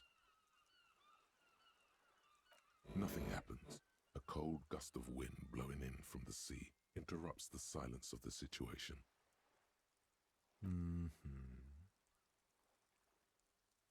A spring brings the lever back to its original position. You still need to close the waterlock to get across the canal, some other way. Wasn't there a sign over there saying functionality will be restored on Wednesday morning?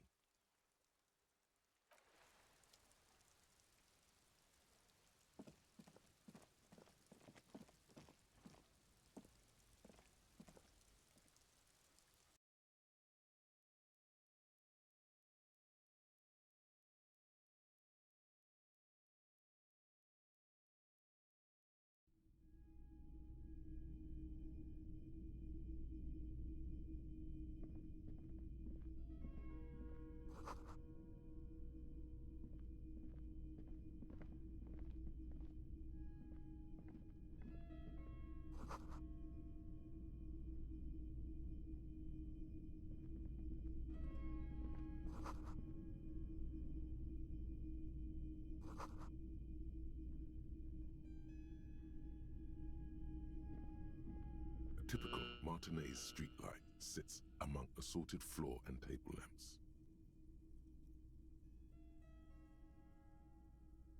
The light pole has been carefully cut, and the wiring has been redone and attached to a standard indoor plug. The light buzzes faintly, but persistently. This would make quite a statement in your living room. It was brought to me to be altered. We are not here to investigate the theft of city property. You have to admit it's rather clever what he's done with it.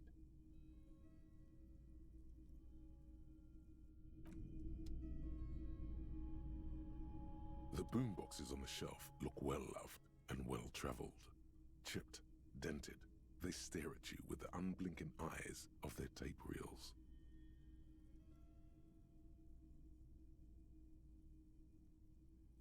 One especially catches your eye. Deep gold and amber plastic with a big old handle on top. A classic boombox that says Stereo 8 approved.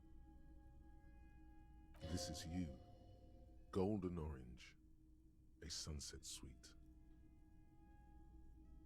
Just make sure it works before you buy it. If police work means playing tapes, sure, you can use it for that. Or any other time you'd need to play a tape. Absolutely. I've tested each one myself with recordings of speech, found sounds and music from a variety of genres, even though I don't really like music. Is the Harman Welsh W2, made in Vespa, designed in Seoul, plays all reel-to-reel formats, 2mm, 8mm, 12mm. It's even got a little radio in there. It'll set you back 12 real.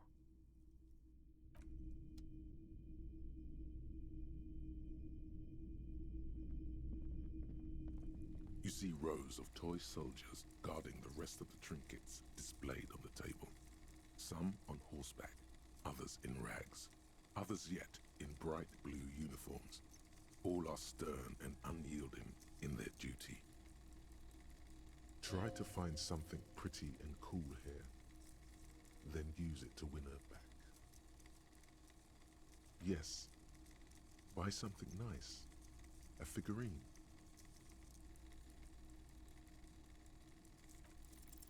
Everything you pick out seems faded, chipped, and sad somehow. Most of them are just broken toys.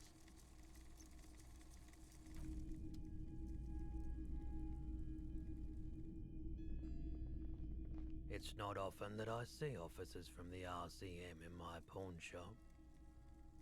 What can I do for you?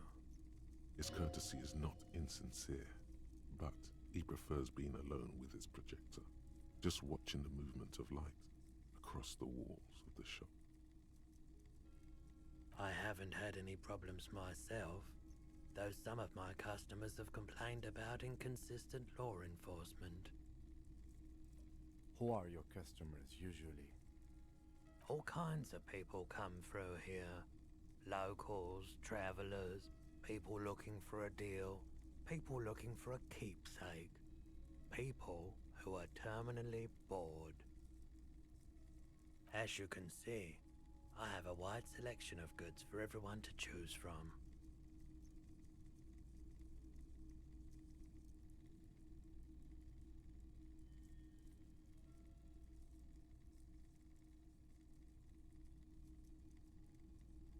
It keeps me entertained. Entertained? He might be high. If he is, on what?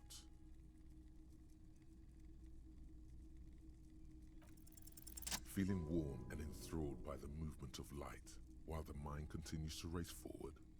Lucky bastard. He's probably on Parolidon. It's tough to come by on the street. A drug developed by the military to treat and prevent radiation sickness. It has psychedelic side effects, and it makes your eyes turn yellow.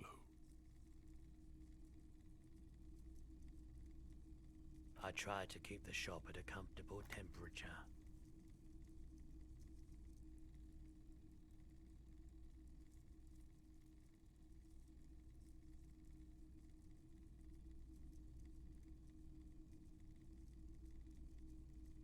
I've had to take it, you know, since the People's Pile cleanup. I was with the Emergency Relief Brigade. He's taken it for mental and emotional, not physical pain these days. A bad idea. Some poor leftist built a particle decay generator in hopes of bringing affordable electricity to underserved communities. It malfunctioned. Radioactive waste everywhere.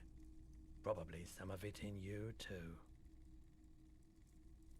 We were an all-volunteer force, self-organized, tried to help the fire brigades contain the spill.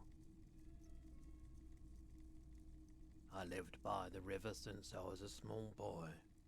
The Esperance didn't have the art to let it all go to shit without trying to do something to help out. There wasn't much the volunteer force could do, however. We wasted years in the river mud, years getting sick. There's a reason why everyone's tried to forget any of it ever happened, and why no one has tried to repair or replace the pile. So much disappointment and early deaths, cancer mostly. And we knew all that was coming even as we were cleaning up as best we could.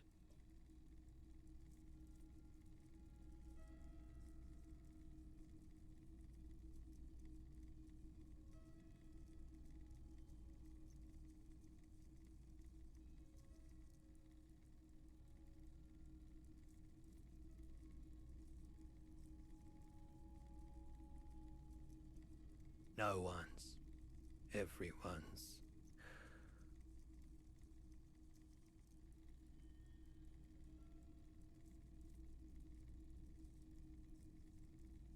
So much bitterness. A bunch of poor people built themselves a primitive nuclear reactor, hoping for the best. What do you think is going to happen? The cleanup happened 15 years ago. I was young then. Later, my second aunt died. Left me this shack and all the assorted junk in it. So I came to Martinez. People told me don't go there. It's a shithole. I said, people, we just had a nuclear pile meltdown. I'm gonna get as far away from Forberg as I can. Still in the same city, but I like the theory more than the story. Outward movement, not vortices. Yeah, you gotta get in on those vortices, my man. I doubt it, but I can try and answer any questions you may have. I do my best to keep my distance from all manner of butchery. Bad for business, bad for everyone. The pawnbroker's gaze is already fixed on the dancing colors. Someone else came here earlier today asking the same question. I promptly sold her the gun you pawned a couple days back. This is a pawn shop, and it did feel as if you've met before. Oh God. The lieutenant shifts from one foot to another, alert.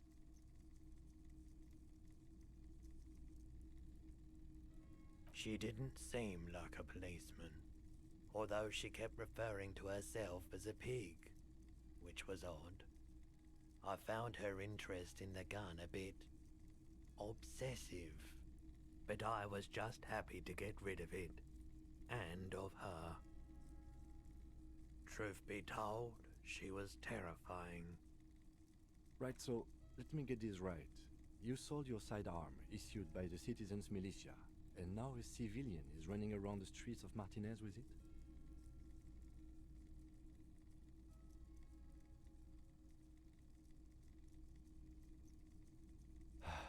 Yeah, it's not good.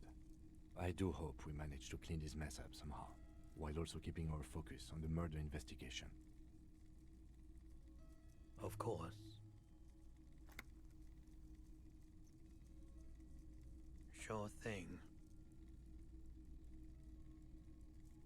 Sure, man.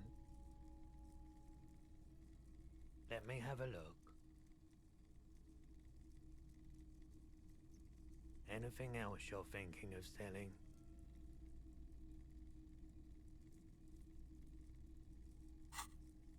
I'm not purchasing any more clothing at the moment. Another time, perhaps.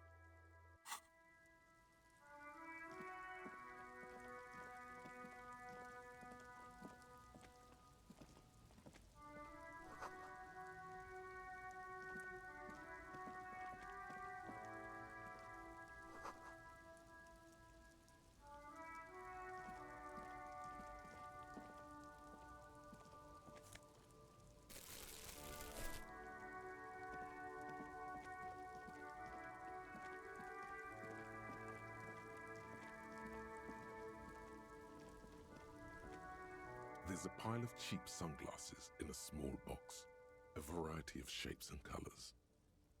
You like sunglasses, officer? I've got the latest styles right here. These are all boring. Boring third-rate ho-hum sunglasses made of cheap Syrahese plastic, the kind of plastic that melts in the sun. Those UV stickers are almost certainly just there for the show. If anything, these lenses probably direct more UV light into your pupils. A UV magnifier. These are all first-rate sunglasses. Premium design, super material, very cool. UV resistant. These will definitely keep your eyes safe and cool while doing your dangerous police work.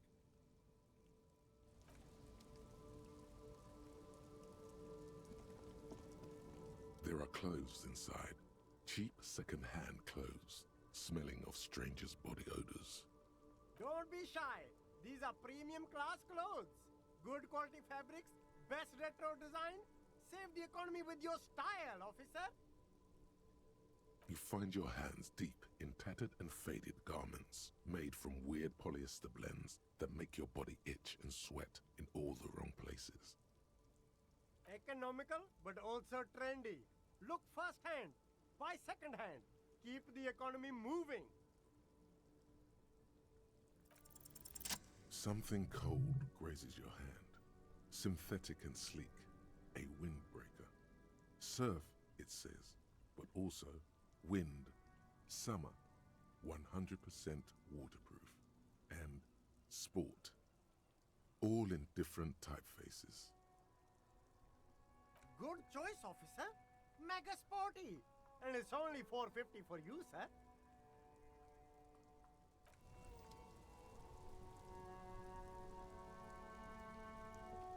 You see two lowly, defeated speakers, thralls, slaves basically, perched atop them like conquerors surveying the land.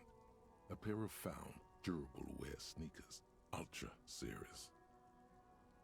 I can see you with taste for luxury, officer. Can't keep your eyes off those sneakers? A pair of found ultras. The design is impossibly sleek and simple. A futuristic silhouette with a sleek monochrome colorway, a jet black upper, and a silver-lined midsole. Those sneakers, mister. Those sneakers are the latest found sneakers. Super air, super fine, super cool. Only 50 real. Only? That's madness. These once respectable speakers have been conquered, reduced to a mere prop by the indomitable found ultras atop them. No, don't look at the speakers, officer. Look at the sneakers. The sneakers are the stars here. These, officer? These speakers are Samaran garbage. I'm ashamed to even use them for props. Don't waste your time on them. No way, officer! These aren't for sale. They're bad speakers. Low-fi socialist junk.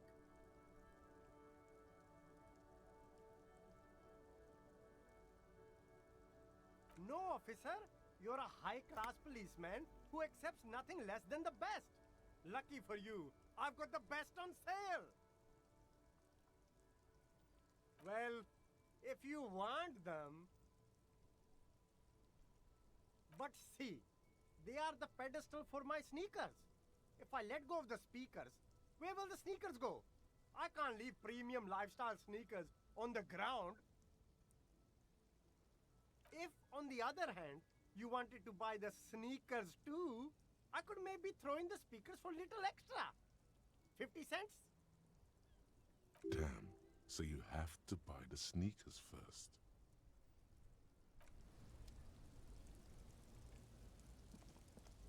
You see a Samaran street vendor surrounded by a motley assemblage of goods. When he realizes you're looking at him, his face breaks into a wide, welcoming grin. The name Sileng, is embroidered over his breast pocket. Happy shopping, officer! Everything's cool here. Everything's cool. The goods are cool, the customers are cool, the place is cool. And one more thing, officer. You're very cool. Bang, bang, bang, bang!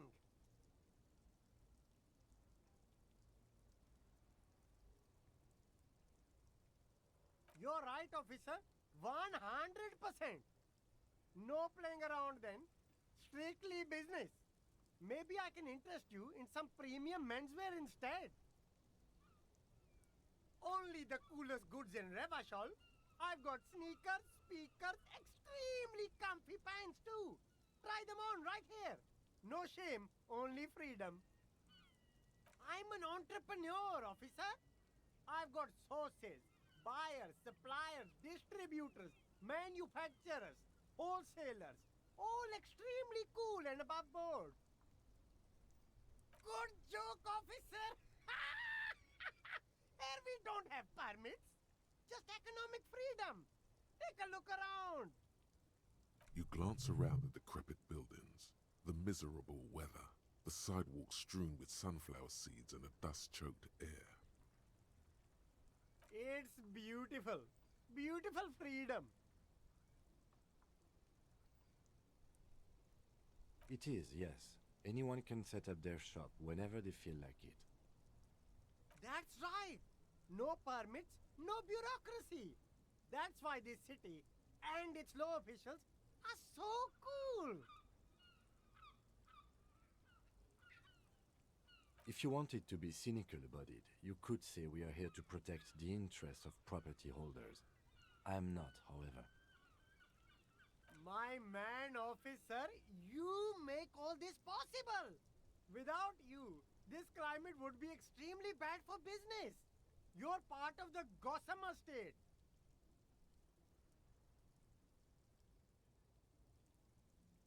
Hyper cool. Anything for you. Me? It's a boring story, officer. Who cares about the past? I'm all business now. All Revachol. Very sharp, officer. I'm Serais, from the Sigai province of the Serais Empire. The apricot suzerainty, you know? The apricot suzerainty is what the Sigai archipelago is commonly known as in Revachol. It's a bit of a fraught term, I'm sure you understand. No, apricots come from Sigai. My grandma used to grow them. But Sigai is a shithole. That's why I came to Revachol. Here's much better for an independent entrepreneur. Less laws. Speaking of, why not support an independent local entrepreneur? I send half my profits back to my grandma in Sigai.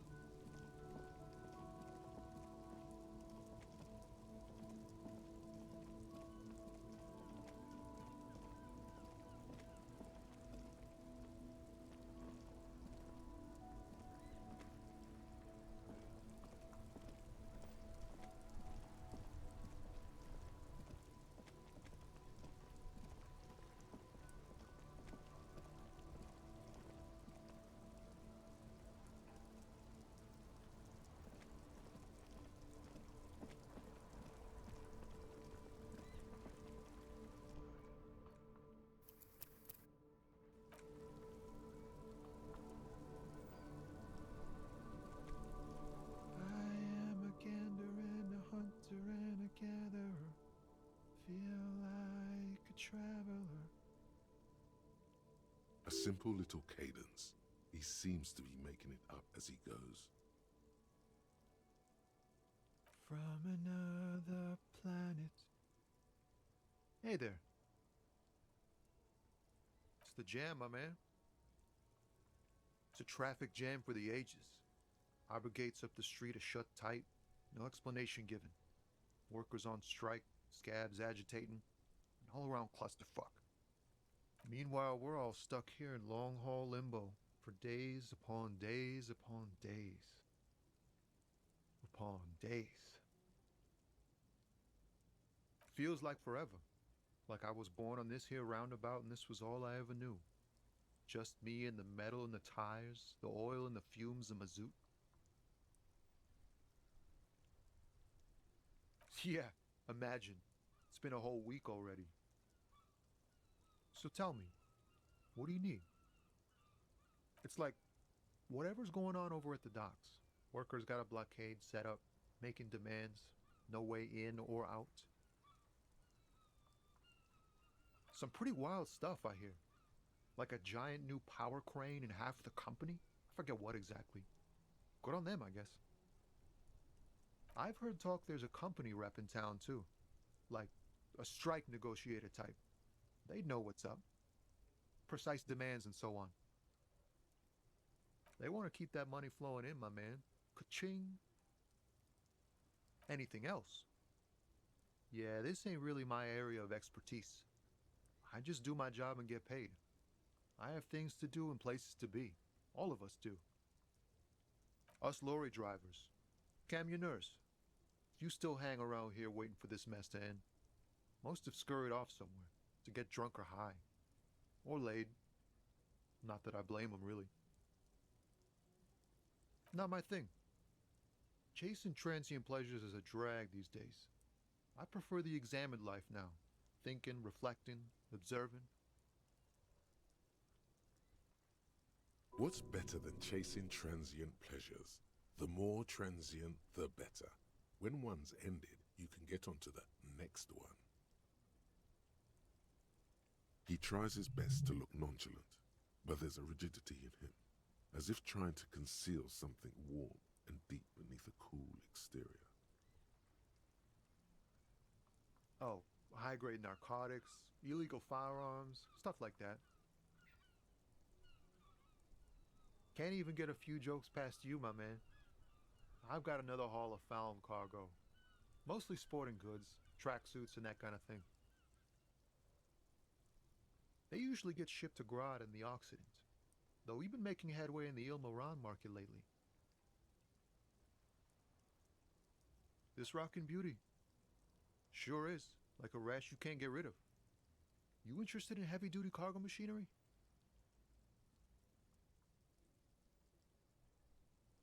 Yeah, it must be. Your job's to know all these little things, isn't it? Well, my job is to deliver tracksuit trousers. Not unless they've illegalized sports equipment while I was on the road. We're pals and all, but I can't just freely hand out the merchandise. The bosses won't be happy. The man taps his fingers rhythmically against his arm. Ah, man. Me and narcotics go way back. Had some good times surfing the psychic waves of my own consciousness, you know? But those days are behind me. There are other addictions in my life now. Why the inquiry, my man?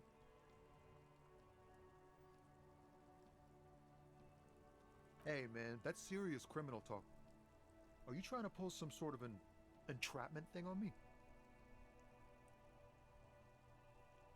Entrapment is where a law officer gets a person to commit a criminal offense they otherwise wouldn't commit, often through some trickery or fraud.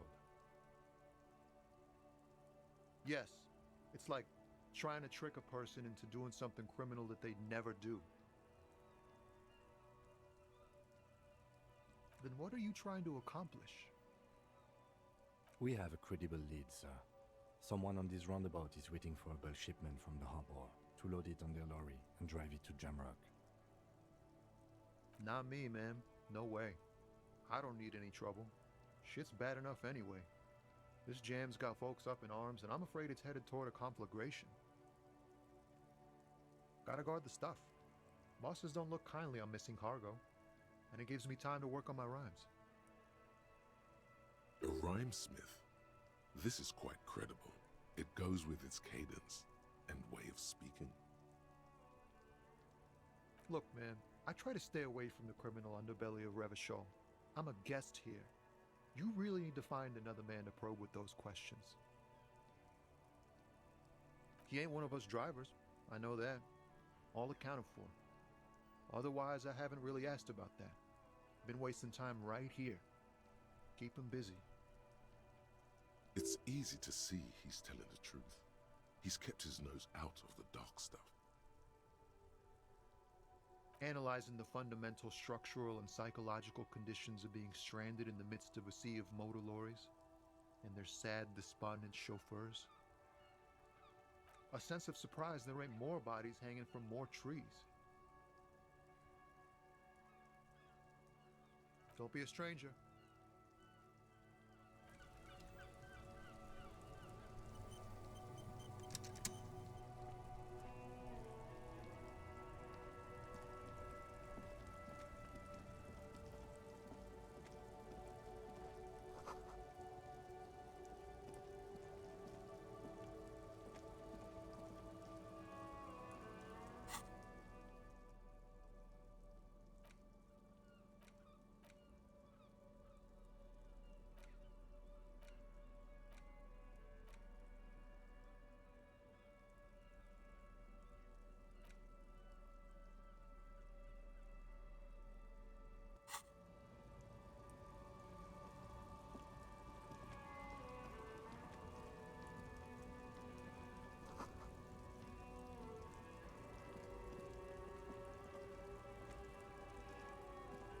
An old monument stands in the middle of the traffic island, pointing toward the sea. It looks as if it's been reassembled piece by piece, secured and mounted in the air with the aid of numerous ropes and rods. A silver plaque on the statue's pedestal reads, "I am Philip III, the Squanderer, the greatest of the Philippian kings of Revachol, son of Philip II, the opulent, father of Philip IV, the insane." What did he do? You have no idea what you did a week ago. How would you know what this guy did many centuries ago? High above you, the king stands triumphantly oblivious to your memory trouble.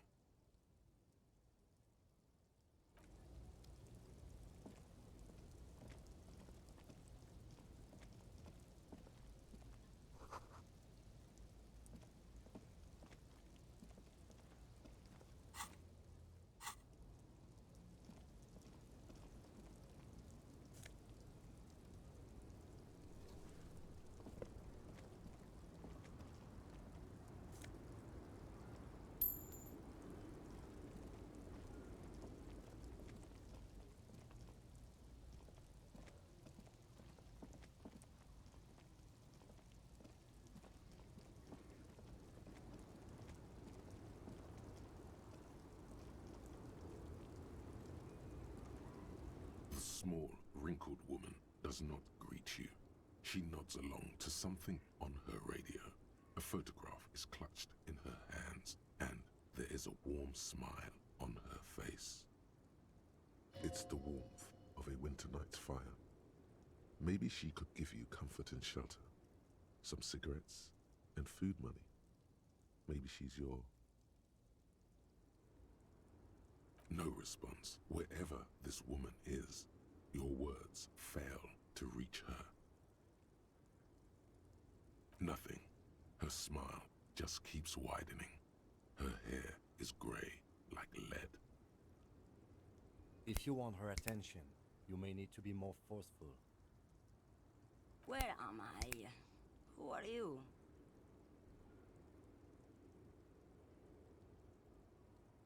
Never mind. I remember now. I'm still stuck in that traffic jam in the 50s. Back in Mefka, during the time of the revolution, the sidewalks and cafes are filled with young people. I was on my way to see a new Boyadero picture starring Gabriel Buenguerra. Until you came along, that is.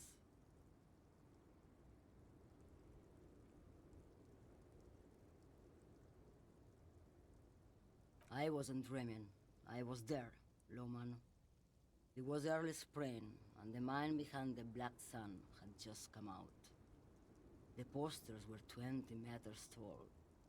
Everything was golden.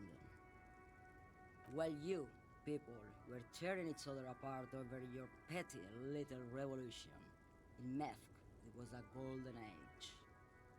This is Gabriel Buenguerro. A strikingly handsome man looks straight at you, his head crowned with a wide brim hat. His hair is dark as an oil slick, and his jaw the most perfectly chiseled thing you've ever seen. He was the biggest star of his day. Girls used to faint in the aisles of cinema whenever he came on the screen, and schoolboys used to memorize all his lines. Someone was.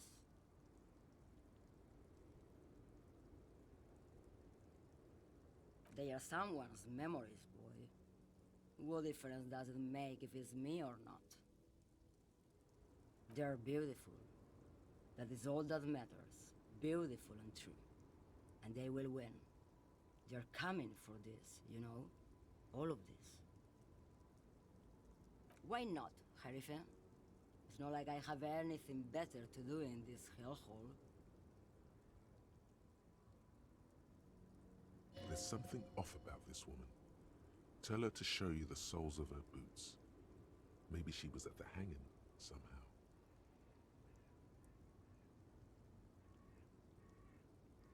Of course not. To truly understand the Boyadero, you need to listen to On the Western Plain. It's an old ballad about a young girl who falls in love with a daring Boyadero. He promises to marry her as soon as he returns from the Western Plain. Of course not. The Boyadero returns from the Western Plain a changed man. One night, as he and his beloved are out walking along the river Maigret, she pleads with him to give up his riding and settle down. So the Boyadero strangles his beloved and throws her body in the Magret. Then he rides off, because the Western Plain is calling to him. You have to understand, a true Boyadero needs a whole horizon to himself. He can't be tied down by man or woman. His beloved was selfish. She didn't know what it meant to love a Boyadero. Diamonds? Of course not. But wouldn't it be marvelous if I was? Whatever stupid things they put in the lorry, I imagine. I quit concerning myself with that a long time ago. Besides, I don't drive the lorry for the cargo, if you know what I mean. She says that as if something narcotic is the real reason.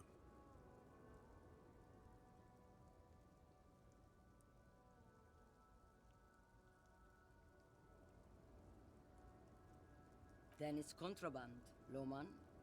What? Do you want to take an old woman in? Be my guest. Lock me away like Bad Hand Hermenegildo. Bad Hand, Hermenegildos' bad hand, strangled 300 people. What can I say? Some people just really like strangling people. Diamonds. Oh, whatever stupid things they put in the lorry, I imagine. I quit concerning myself with that a long time ago. Besides, I don't drive the lorry for the cargo, if you know what I mean. She says that as if something narcotic is the real reason. Oh, it's so much more than a high where I go, Harife. It's low.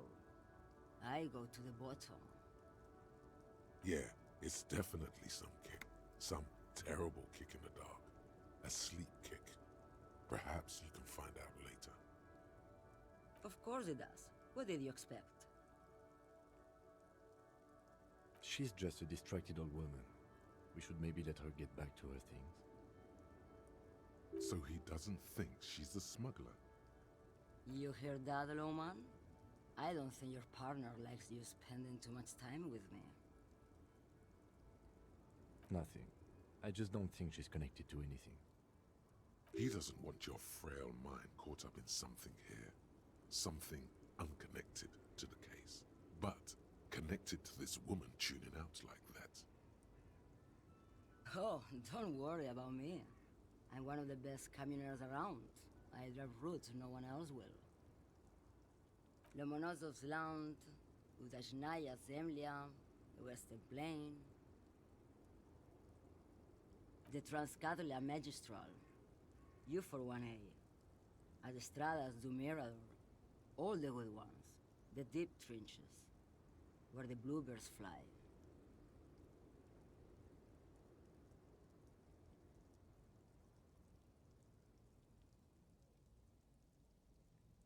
You're right, Lowman. I'm the one who should take my health more seriously. Thank you for looking out for me. A correct appraisal. You're quite shabby. Is that all you woke me up to say? Now what do you want with an old woman's boots, Sheriff?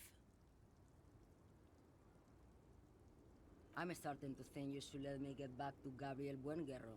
You are no Gabriel.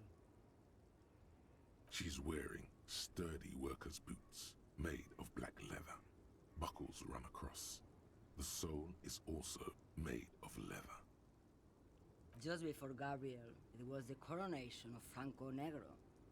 Now, there was a real man. Moreover, the boots were size 37.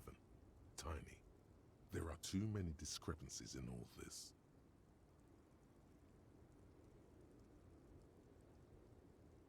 I could have told you that from just looking at them.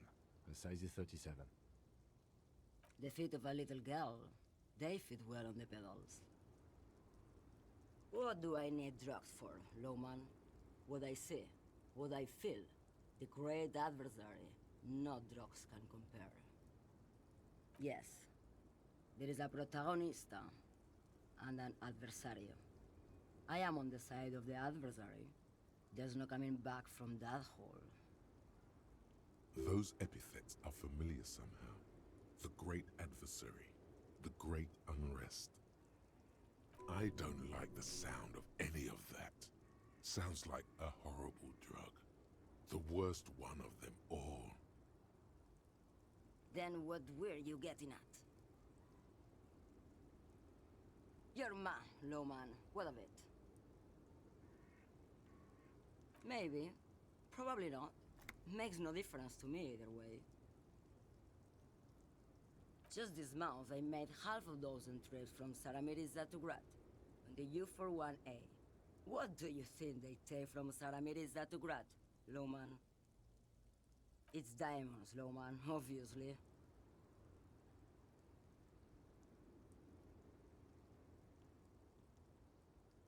Diamonds are good for you, Lowman. You should try them sometime. Make yourself pretty like Eva de Zoras. Easy. He's the skinny man who thinks he's a poet. Never trust a poet. Also, he's the only one I can see from here. That's correct. There is no visibility of any of the others. Where do you want me to go? This isn't so bad. I can listen to music, or the seagulls. Look at all the colors and the features of this world. It's a good palate cleanser, this jamboree. Or I can just relax and let my mind carry me back where it will, to the Great Plains. I think we're done here, no? Yes, go. Enough jamboree. I need to get back to Mesky.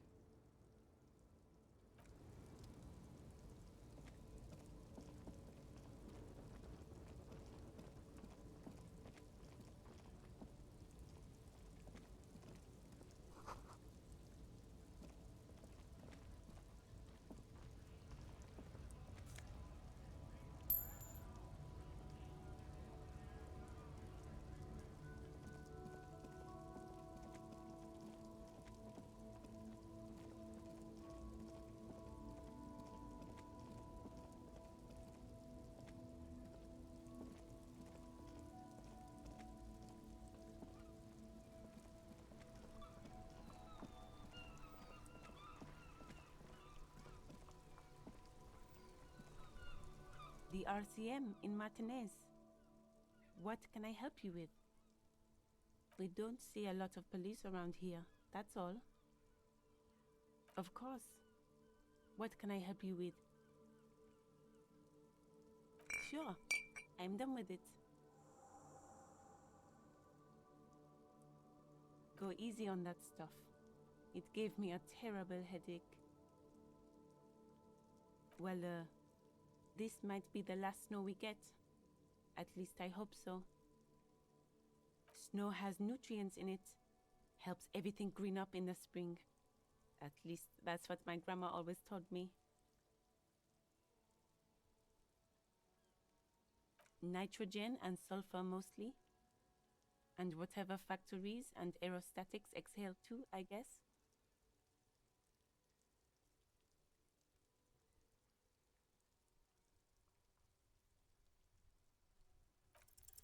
All you can see is the fact that her skin is a different color from yours.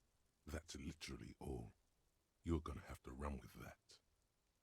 What does that mean? I don't know. Whatever's on the radio, I guess. What does this have to do with snow or gardening in March? I'm gonna say no. We should probably proceed with our business in Martinez. Unless you have more official questions? Of course. Where to? No problem. Excuse me? She's uncomfortable. Maybe you should drop this line of questioning. She shifts in her seat awkwardly. Of course. Where to? What do you mean? Yes, sir. District of Martinez. This intersection is called Roundabout North. He knows where we are. He just wants directions. There's the pier, the Cape Side apartment buildings, some more tenements. Not a lot, really. The harbor gates. Some kind of commotion, I think. I don't follow the local politics. A fleet store, too. Some shops and a bridge. The canal bridge leads to the coast, but it's broken, I think. Some kind of accident, probably. Just coast. There's a little fishing village there, and a fish market. But that got closed down ages ago. It's just water. No, actually, I think they call it the Martinez Inlet. There are some islands in the bay, but they're hard to reach. No problem. Of course. I won't hold you back. Her gloves. You get the feeling that you need them. You have a dead body to deal with after all. Sure, keep them. I have another pair.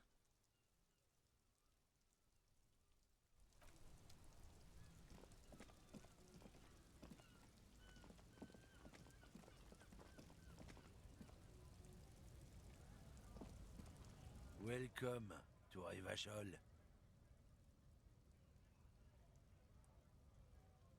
Don't you welcome to Revachol me. My grandfather came here from a 3,000-year-old racist isolationist culture, while your ancestors came to this island a mere 300 years ago. Every school of thought and government has failed in the city, but I love it nonetheless. It belongs to me as much as it belongs to you. It's men like you who keep Revachol divided, making it that much harder for everyone to climb out of this post-war limbo. Oh, come on, man. I just said welcome to Revachol. It's a lorry driver thing. I know exactly what you meant. You think my kind doesn't belong here, that I should watch myself and behave. But you see, I'm an officer of the RCM. It's actually my job to make sure you behave. I would advise you to remember that. Silence. The air between them becomes tense. Your lights back up. Now's your moment to shine.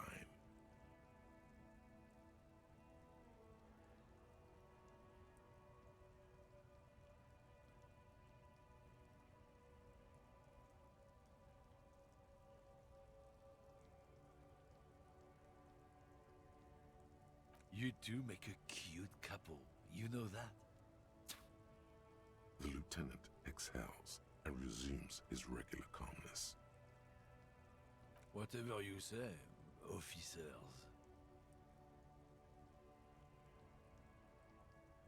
It's about biological determinism, natural law, the sorting of the races.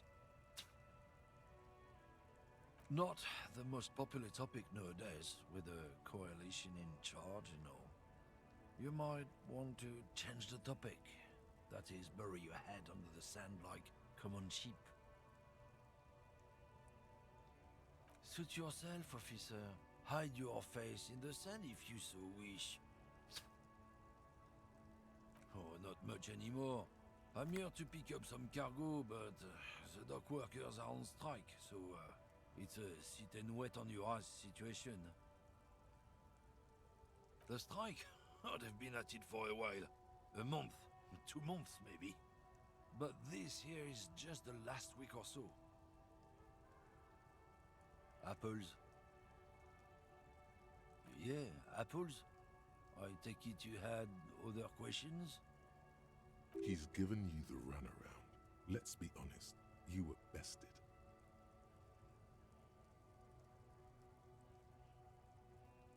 Drugs? They're shit, man. I don't let anything pollute my body. You know where that shit comes from? Sarah Miriza, Safre, Ilmara. They take the money from our local junkies here and then use it to outcompete us in the manufacturing sector. They know they can't beat us in a fair fight, so they have to get us to weaken ourselves somehow. It's racial sabotage, racial economic sabotage. Not in, not out. I'll never betray the purity of my tribe. So you're telling us that you don't know anything about drug smuggling through Terminal B? I don't know shit. And if I did, I wouldn't tell you. What do you think? I can't leave the lorry unguarded. Stuff's been getting looted lately. It's those little kips sneaking around at night.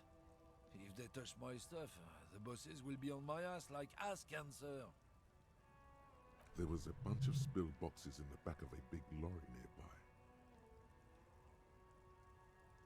Yeah, I knew that guy. He was an honest driver who loved his country. We were having a good debate about genetics at the Wheeling in Rags when some kip boys smashed his lock and took damn near everything. Lost his fucking job over it. Since he left, I haven't had anyone to talk to. It's a fucking travesty, is what it is. Isn't it obvious? Fucking Sealang, that beady-eyed South Samaran. His little side business is a scam. I wouldn't be surprised if he was peddling drugs as well. Of course he's a lorry driver. What? He tell you he's just some simple businessman or some shit? He's selling his employer's stuff after he broke the seals on his Humanux lorry. His tribe are natural liars. It's in their blood.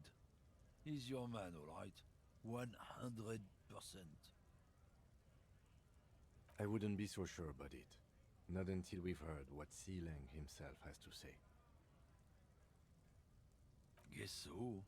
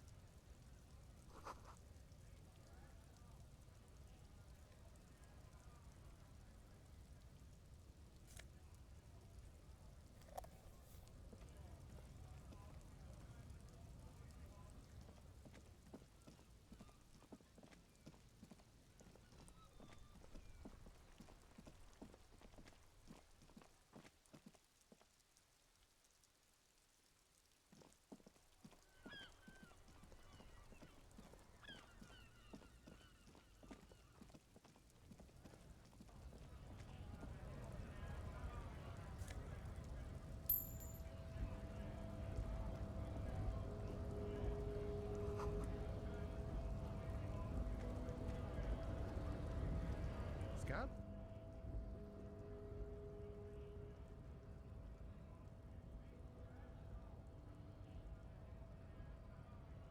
A kind of a worm, content with mere survival.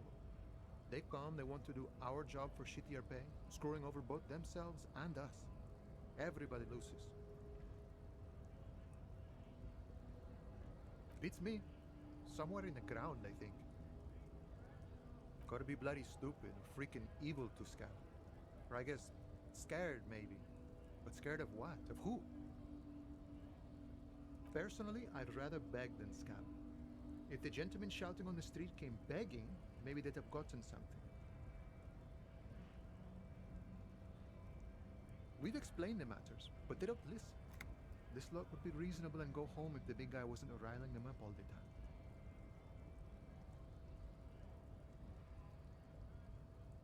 I was just messing with you. No one's ever seen a cop scab. Imagine, you cops going on a strike, but then another cop comes in and says, let us cop for less money. Speaking of, what brings the RCM here, to the wild north? Come to see the strife? Murder, huh? That sounds like a lot of hard work. You'd never see me investigating a murder.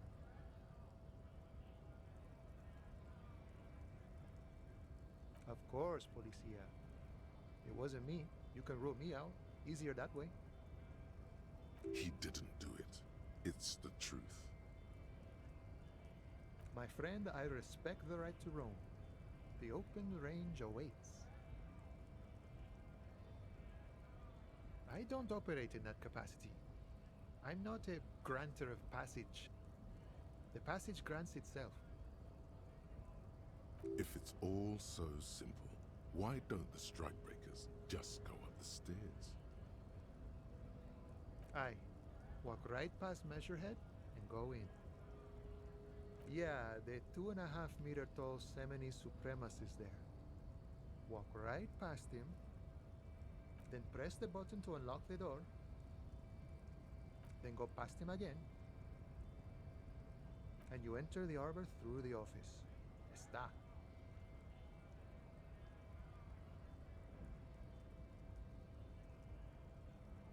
The man whispers a jaunty tune. A coastal breeze ruffles his hair. You know, serious business. I'm sure the big boss will be glad to tell you. You'll have to ask him first. He's a chatty guy. Wants to talk about the strike.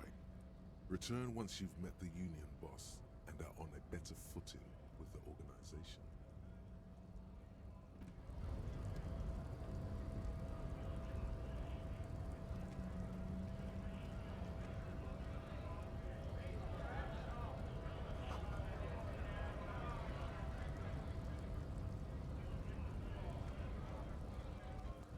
Bastards! We have a right to work! Hold up and stay frosty, everyone. Cops are here. You here to fuck with us? Beat the honest worker down. We're here to fight for a cause. Stripes usually have problems with people who have causes. Good. We're fighting for a cause here. Right to work! Right to work! Besides, we're not that different. It helps if people see us talking, cops and strikebreakers together. Shows authorities are on our side. Builds confidence.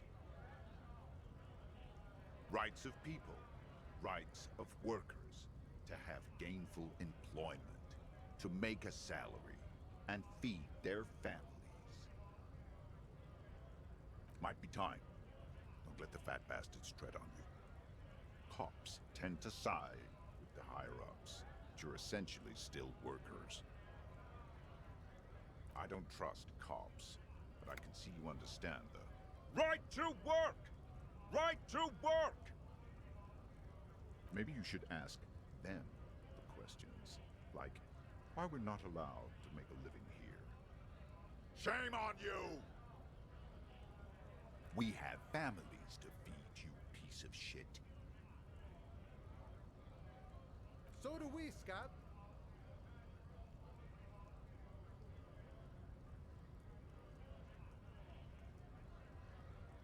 Have fun. Union shits are on full strike. Don't think they're going to let you through the gates. I'm trying to meet their fat boss. I know nothing about a murder. Wouldn't put it past these harbor bugs. They'd do anything to stay alive. Right to work! It's shameful. Cops doing nothing. You should bring backup. Open up the gates for us. Blockading gainful employment for workers is a crime. We are not picking a side in this just yet, sir. Pity. Let us work! When a bunch of ungrateful, lazy cockroaches can't get their act together, decide to block honest work for other people. Beats me. They mumble nonsense about boardrooms and workers' rights, while we have the right to work! There's something odd in the way he carries himself. His set of clothing looks vaguely mismatched. The different pieces of the attire seem ill-fitting. His shirt is far too small and an unpleasantly tight fit, while the overalls, held up by a belt, seem to fit a man with much more corpulence. He ignores your question, choosing instead to turn to the emaciated workers, raising both fists in the air. The clothes are obviously not his. Silence is the answer. There's something off here, but he won't say what. We were promised work. We'd be in there, working, if the bastards hadn't shut the gates. Main gate's locked. Would take heavy ordnance to bust it open, and try to get in through the secretary's office. Door's locked. The guards blocking the way to the access panel. And I don't mean the scrawny mess punk either. I mean head measurer, or whatever he is. Huge Seminese guy standing up there on the overhead passage. Won't let anyone by. The access panel is right behind him. Bad. Standing on a narrow bridge, he's got a strategically advantageous position. And he's trained. I don't know how the Union has a trained killer up there. But that one's no joke, and my men are tired and hungry. They're workers, not fighters. Why don't you go arrest them instead? I'm sure they've done plenty of criminal shit. They have that look. It would be better for the neighborhood if you went home, at least for now, if you can't get in anyway. No! They will give up eventually. Or get drunk. Leave the button unguarded. Then we charge. Honest men and women, with rights, to work, to be useful, not toys for corporate interests. We came here to help the harbor run smoothly in time of crisis. If Union fucks don't want work, they ought to let in those who do want work. I have a question. Why do all these men follow your leadership? You think they follow because I'm big and loud? No. They follow the rules of the market, the rules of the economy, because they were given a job to do! You've been talking to him for quite a while now. Something is off with this guy. Ask him where he's from. What's it to you?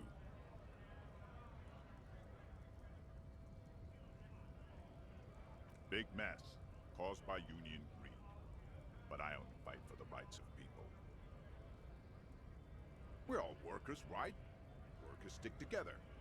Came from the eminent domain, in Jamrock. Backgrounds in odd jobs, heavy lifting, cargo hauling, bouncer work. I know the drill. Worked at Territorial. Ring a bell?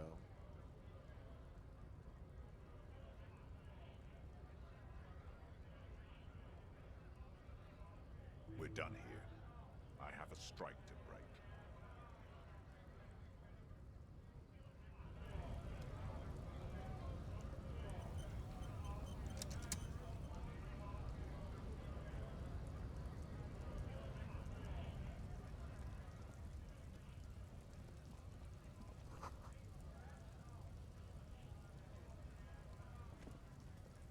A lorry stuck in the traffic jam. This big, heavy Grad-made machine is well kept for such an old machine. The windows are clear. They've been recently washed. You can see a lorryman's cabin with personal belongings, stickers, insignia. The driver has adorned his space with a substantial collection of peculiar paraphernalia. Proclamations about honor, strength, and purity are glued to various panels. The back end of the cabin has a small perch to sleep, large ashtrays. There are several suns and wheels sewn into the curtains. Racist nationalist paraphernalia, not unusual in this part of town. This is our guy. Likely, yes. This guy's proud of who he is, drapes it all over his machine.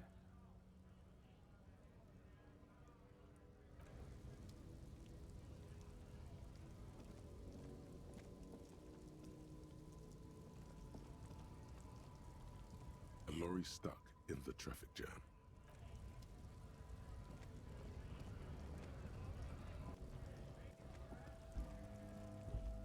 Looking for something?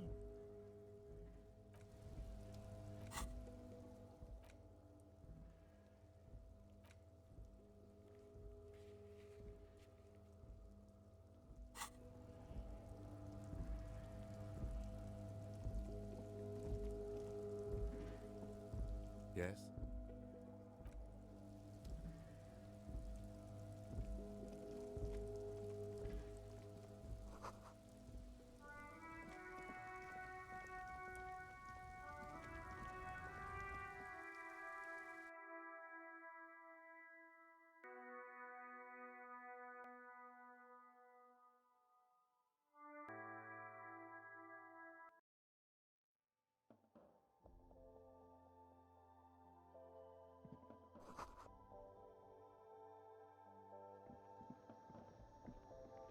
The tear machine stands in the corner. A sign says, 1 bottle equals 10 cents. Your bottles clunk into the machine, and the money appears with a satisfying jingle. You're a richer man now. The tear machine stands in the corner. A sign says, 1 bottle equals 10 cents. No. You need tear to use the tear machine.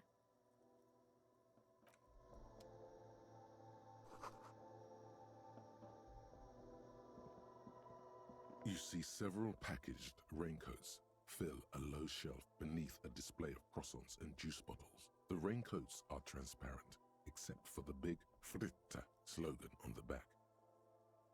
What is what?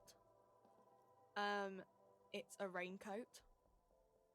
If you want to buy one, then it's only 4 real.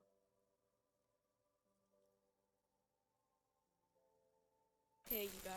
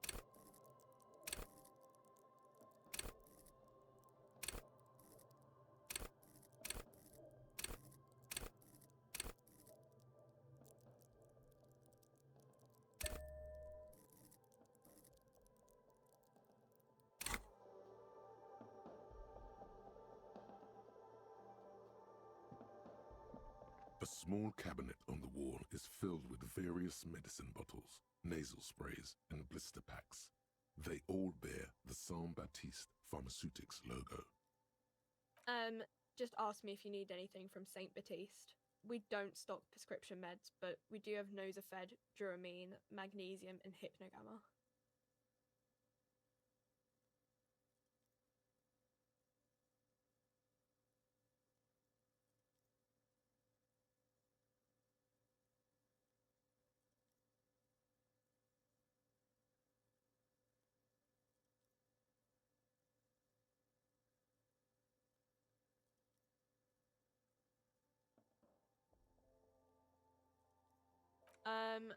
I don't know. Let's see. Nosafed is a nasal spray. Duramine is a really good painkiller. Magnesium is a dietary supplement. Hypnogamma is...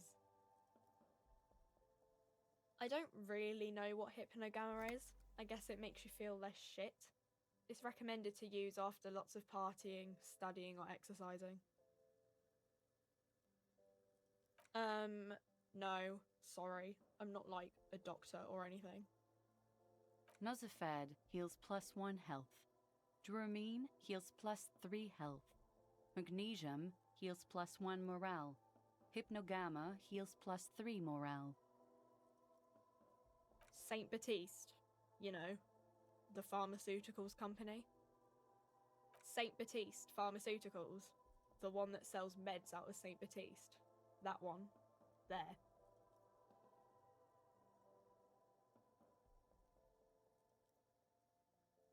Okay, here. I hope Saint Baptiste makes you feel better or something.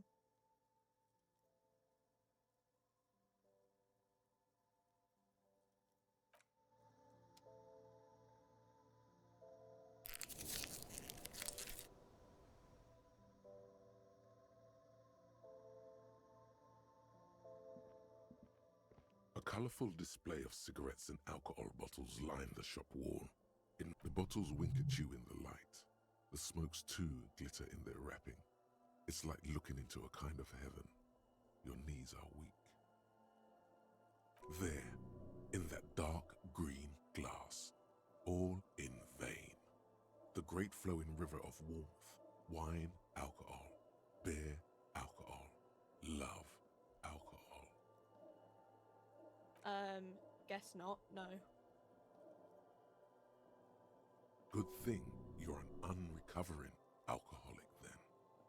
I'm obliged to inform you that both alcohol and cigarettes damage your health, but I guess you already know that.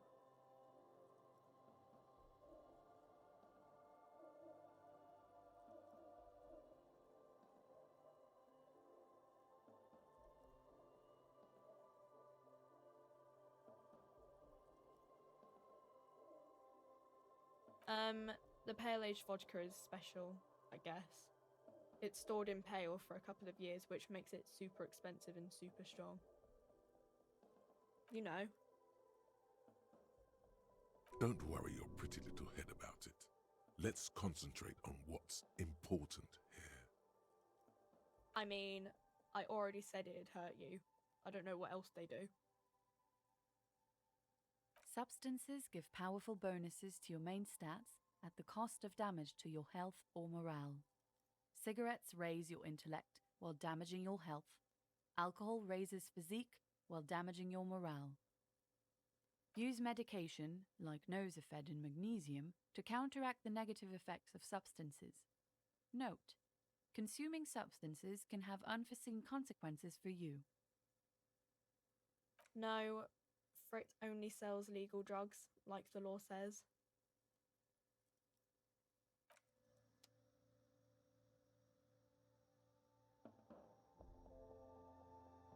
Welcome to Frit. Feel free to look around or something. Everything is out on the shelves. What's that magazine she's reading? You mean this? This is Pop Stars. It's got, like, famous people in it. It's not for sale.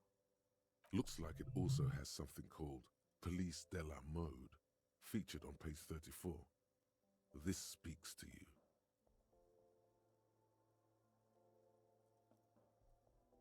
Yeah, me neither.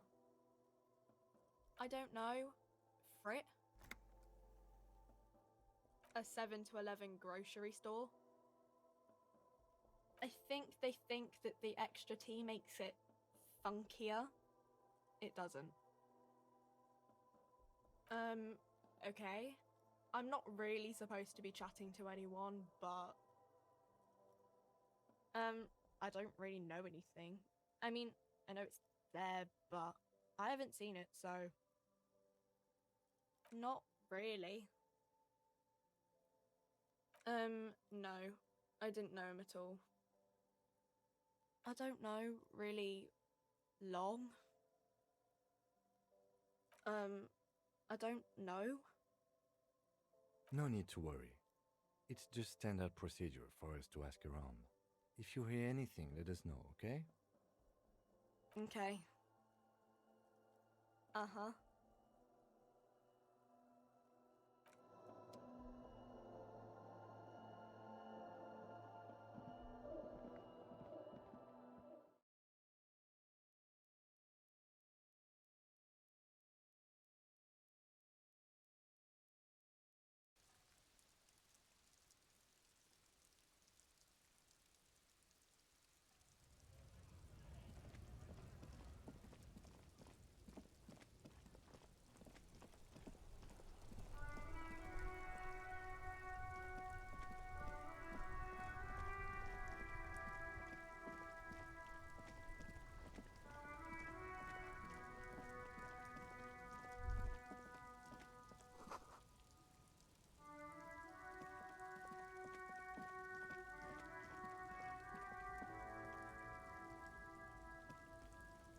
Everything's still cool here, officer. Drugs? I don't go in for that, officer. Drugs ruin lives. Unless you're into drugs, of course. In which case, drugs are excellent. Mwah! Tasty, tasty drugs. That's so cool. You investigating the local drug trade like some cool narc? But I am not a lorry driver. I am just a street vendor. I don't know anything about that. Who said that? It's the fat racist, right? I bet it's him. He has an agenda against me because I'm an immigrant who works harder than he does. He's a hater. So you admit you're a lorry driver? No, I just said I work harder and he's an asshole. Realizing he can't get out of it. Smart man. Okay, maybe I'm a lorry driver too. A little. But that's not the most important thing about me. That's my day job. This is my dream. Exactly. It's such a small part of my life. It's in the rear view mirror now. I'm climbing out of that hole with ingenuity. Nothing. I told you. I'm not a dumb guy. I don't get involved with that crowd. And what crowd is that? Crowd. You know, the drug crowd.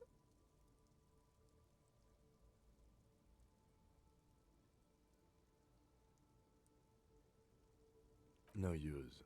He's not telling us. He's too afraid. We need to take him to my station and ask him there. After we've called his boss. Okay, look. There's bad people doing bad things here. That's all I know. Please don't get me into this mess. I spent 15 years working my way up. Here we go. There's a tiny bit of truth on the table.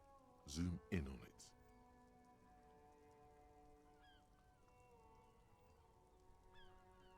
It's a she, okay? The other drivers call her the lady driver. You're better off staying away from her. The way they talk about her, she's no lady. All of them. I don't know. I told you all I know. Are we cool now? I really want us to be cool now. Who exactly is talking about this lady driver of yours? The racist or the other one with the tattoos? All of them. Even the ones who've left. I don't hang out with them. I don't remember who has tattoos. I don't know. Maybe. If she is, I haven't gone near her. I don't get involved. I told you. It could be. She was strange. All right. I scored. Let's cap this off with a purchase. You can walk away from here with funky sunglasses, detectives. Both of you. You deserve it.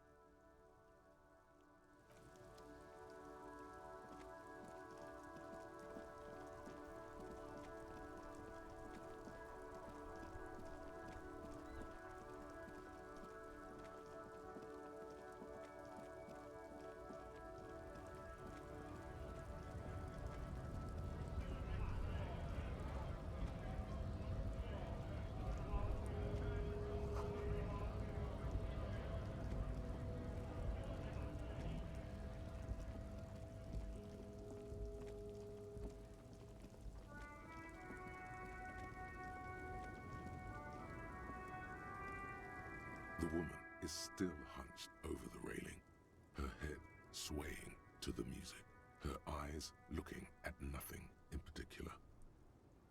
Huh? What is it? What do you want?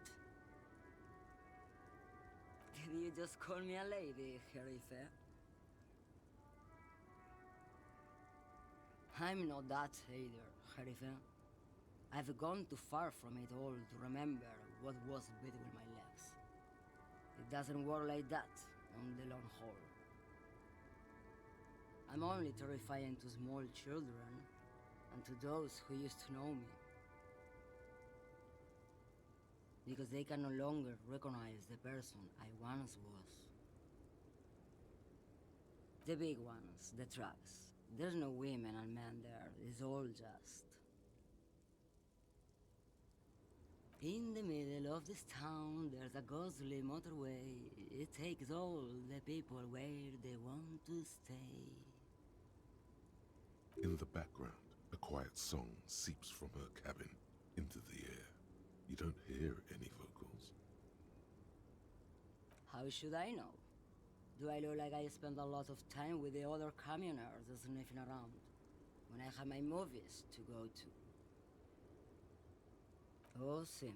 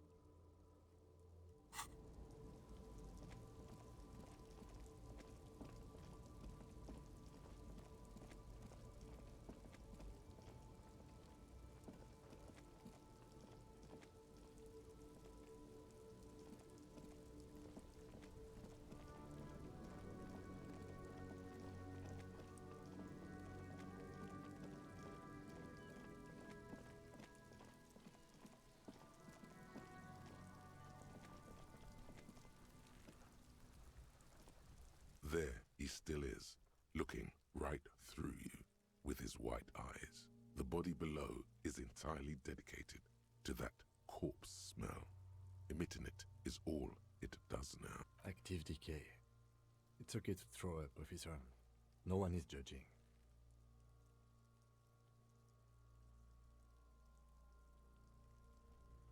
He's about to blow! Cock's gonna blow, Kuno!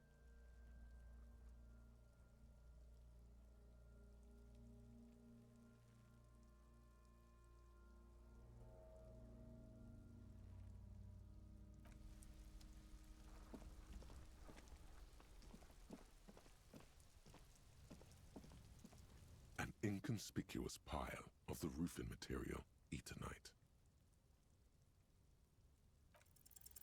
Because it's nice and orderly, well-laid pallets, easy on the eyes. It reveals no secrets at this time.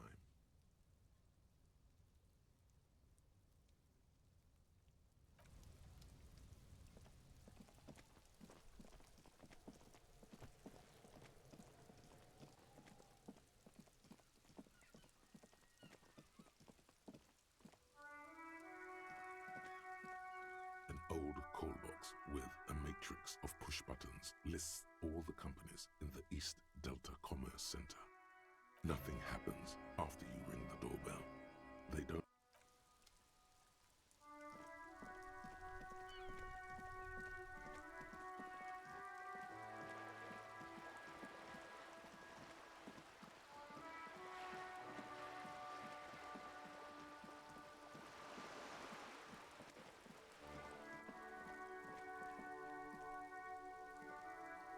Just an ordinary wall. Nothing to see here.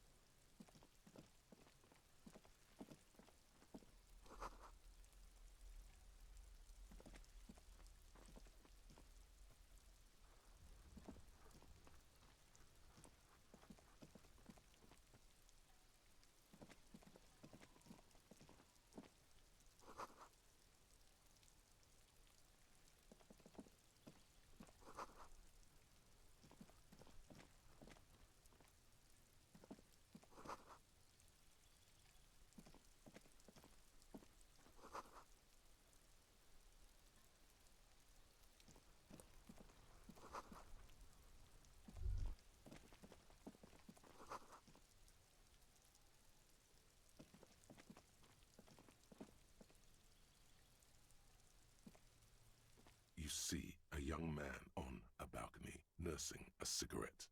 His eyes have been following you for a while. Not looking for any trouble, officer.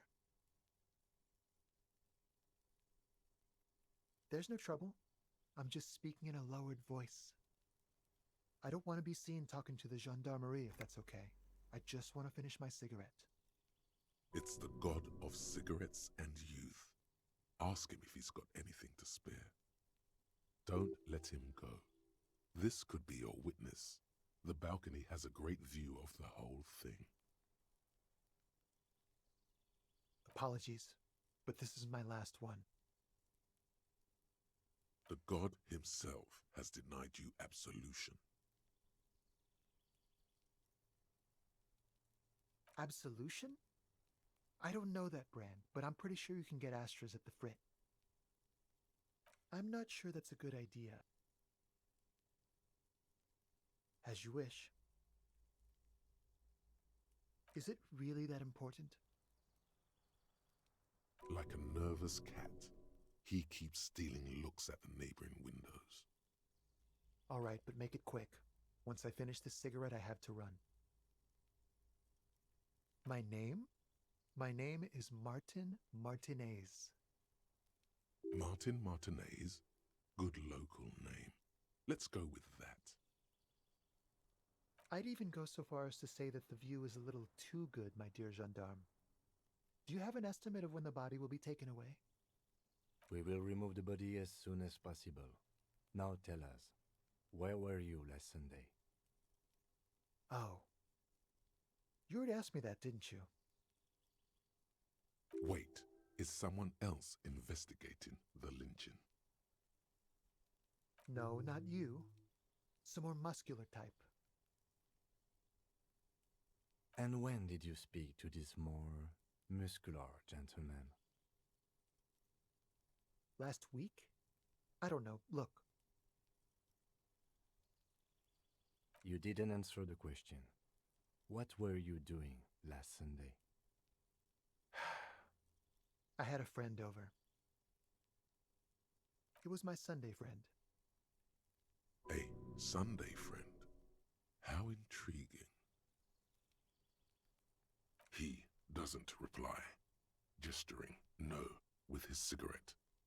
In the neighboring windows, you can see faint reflections of his silhouette, all from different angles. No. We won't. Now, if you'll excuse me, I really need to get going.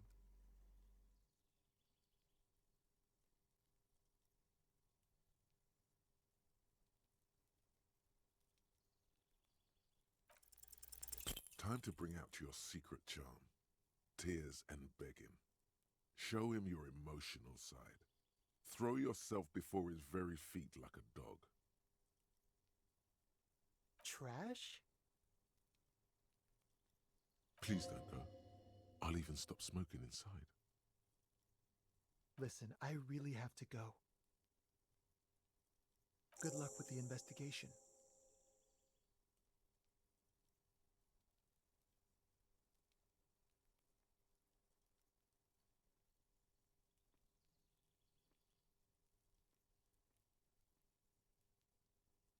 He's gone. No point in running. Tenements like these often have multiple exits. If he doesn't want to talk to us, then he'll know how to hide himself. He could be a witness. Him or his Sunday friend. Either way, we need to look into that muscular type who's asking about our case. There has to be a way of getting inside the building. Let's go check out the door near the pier again. Once we found a way in, we can ask around for his apartment.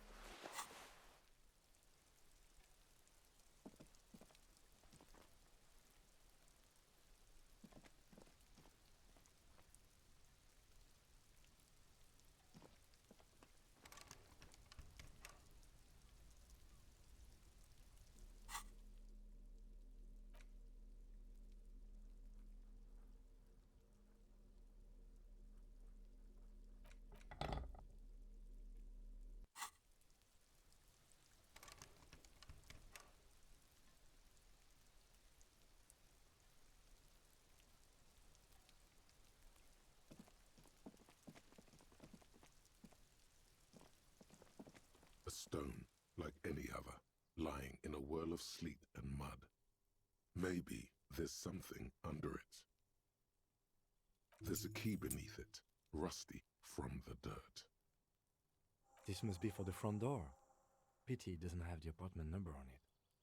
This building has hundreds of apartments. We'll just have to go in and see.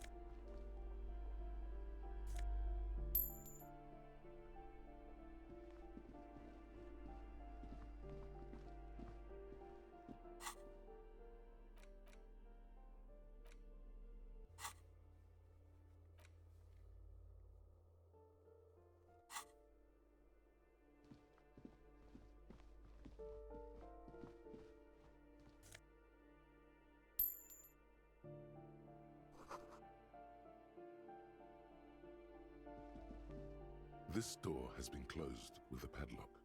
A chalk-drawn number on the board says number 11. No reply. No reply. It's a solid lump of metal, but the shackle is deeply corroded. A solid pair of chain cutters would make short work of it. The lieutenant is concentrated on the hallway, scanning both ways for any approaches. What are you doing? You're trying to cut the body of the lock with the chain cutters, and it's really not working. I believe it's the shackle you mean to cut, Detective.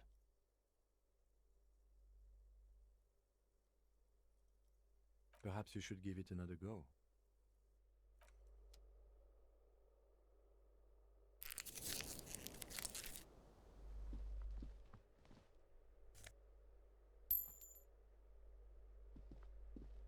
You hear someone walking around inside, rearranging the furniture.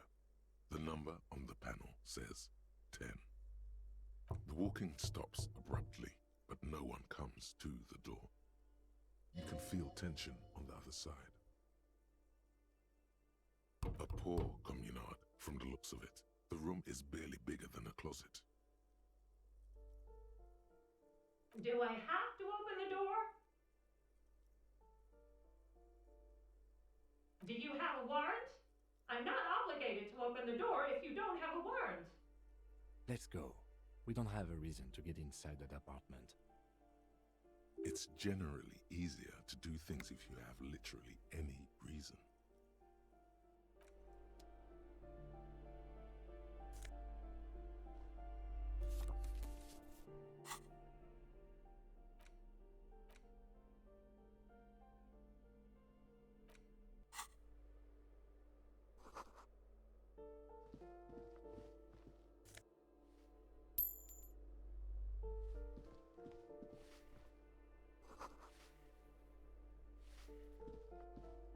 Give me a moment. The cold never does any good for my bronchitis. I'm fine. Fine. Don't you worry about me.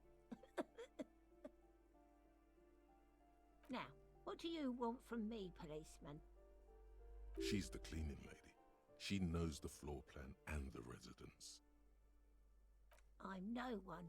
Just an old woman who cleans these hallways. If you can call it living.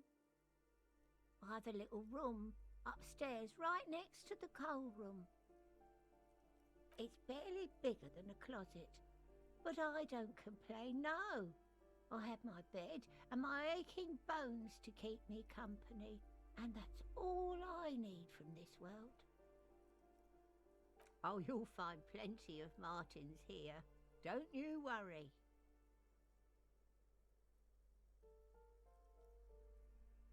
Pea-brain, someone played a trick on you. Martinez is a name for anyone who comes from Martinez. Like Oops, you really didn't get the joke there. I thought it was obvious. Anyway, officer, we don't have the witness's name. Yes, I know who you mean. The scrawny boy who's always smoking like the devil, right? Somewhere in the building, a child starts crying.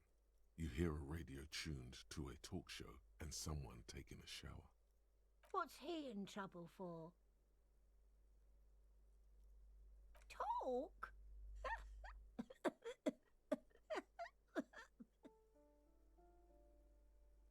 He lives upstairs in room 28. Go to the balcony. It's one of those doors there. He's usually home in the evening. Thank you. We should go check out his apartment on the balcony. See if he's home. Ask away, policeman. People come and go. I don't keep an eye on everyone. They probably just moved or died. Hopefully somewhere else. No one lives there. It's been empty for months. Impossible. I would know if someone had moved in there. Maybe it's those countercultural people again, breaking into a house like it's a public space. You're a policeman. Be good and take a look, will you? Great. Young people. They're worse than rats. You know, always littering the hallways with trinkets and empty beer cans. Oh, that one is a scientist, a future scholar. I think he studies astrology at the community college. Education's good. I always tell them to study. Something to do with all those stars around his door. He asked me to leave his drawings up on the wall. That's what I said. Astrology. The lieutenant shakes his head as though to say, let it go. Come on, people. Try to keep up any standards here. It's not about stars. It's... forget it. She mumbles some kind of a response, then hacks something into her handkerchief.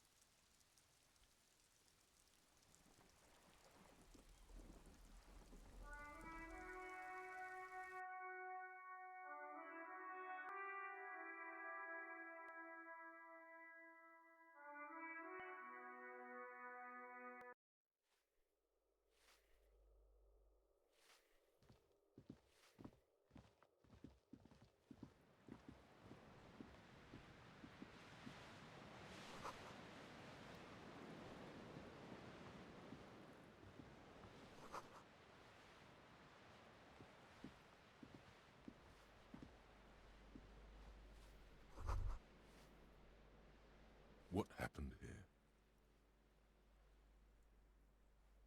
It will still be accessible through the apartment next to it. That one didn't have a door. Sadly, nothing of great value remains here.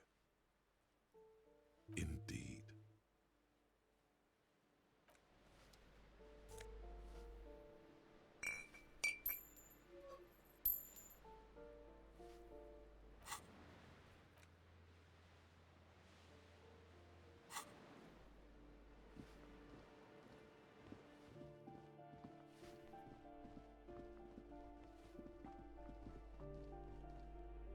You hear someone walking around inside, rearranging the furniture.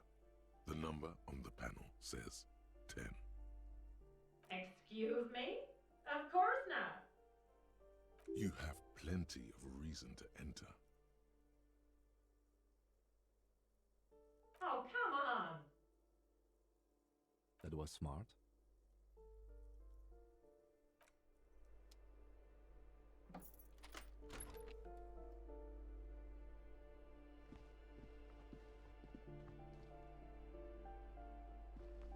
Satisfied?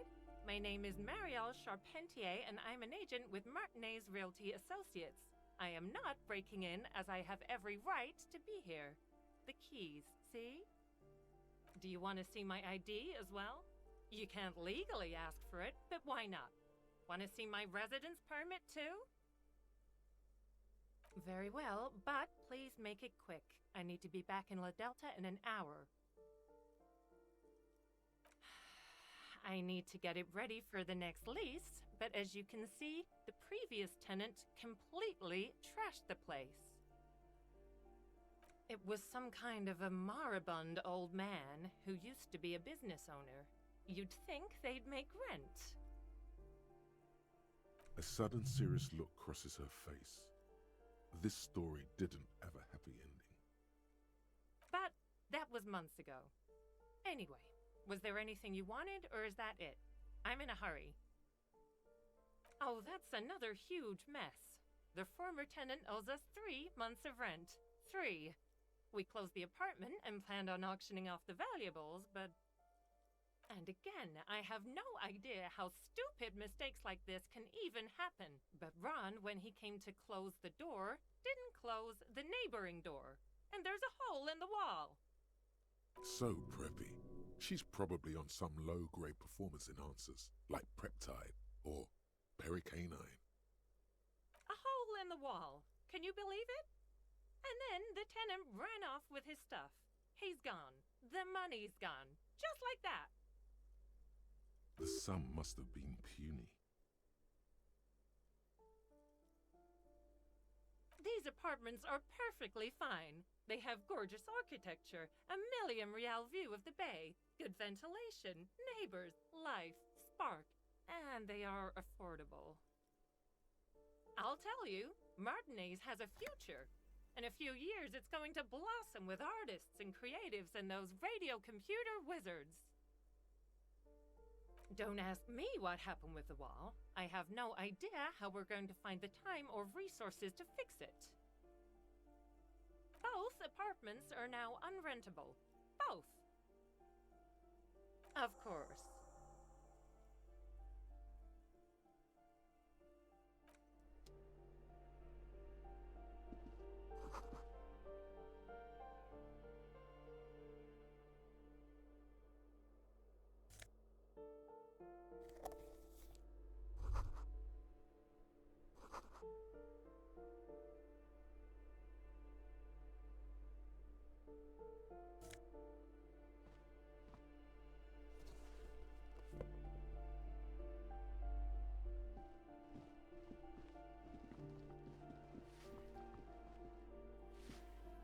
Give me a moment. I see. I hope some good people are finally going to move in. This place needs them.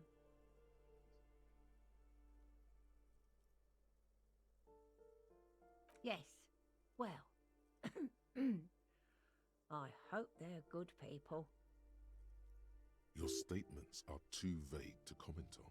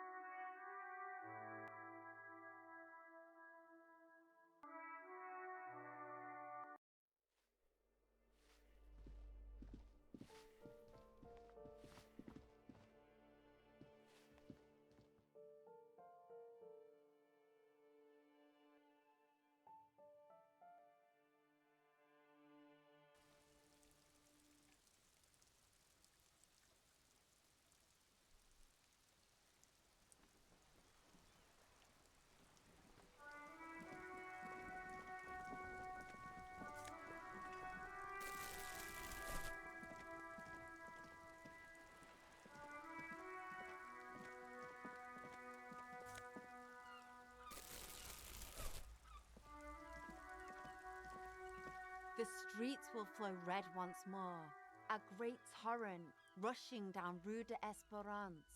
You wait and see. The streets will not flow red with anything. Who are you? I'm Cindy the fucking Skull. What else do you want to know? Date of birth, blood type, the last time I was tested for Hep C.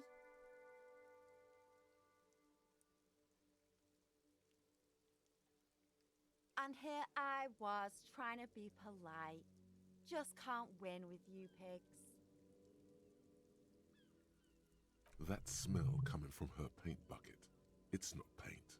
It's heavy fuel oil. The lieutenant lieutenant is desperately searching for another handkerchief. Hatred, disgust, it's difficult to tell which of the two is more present in her girlish features. The woman on the boat does not notice her staring.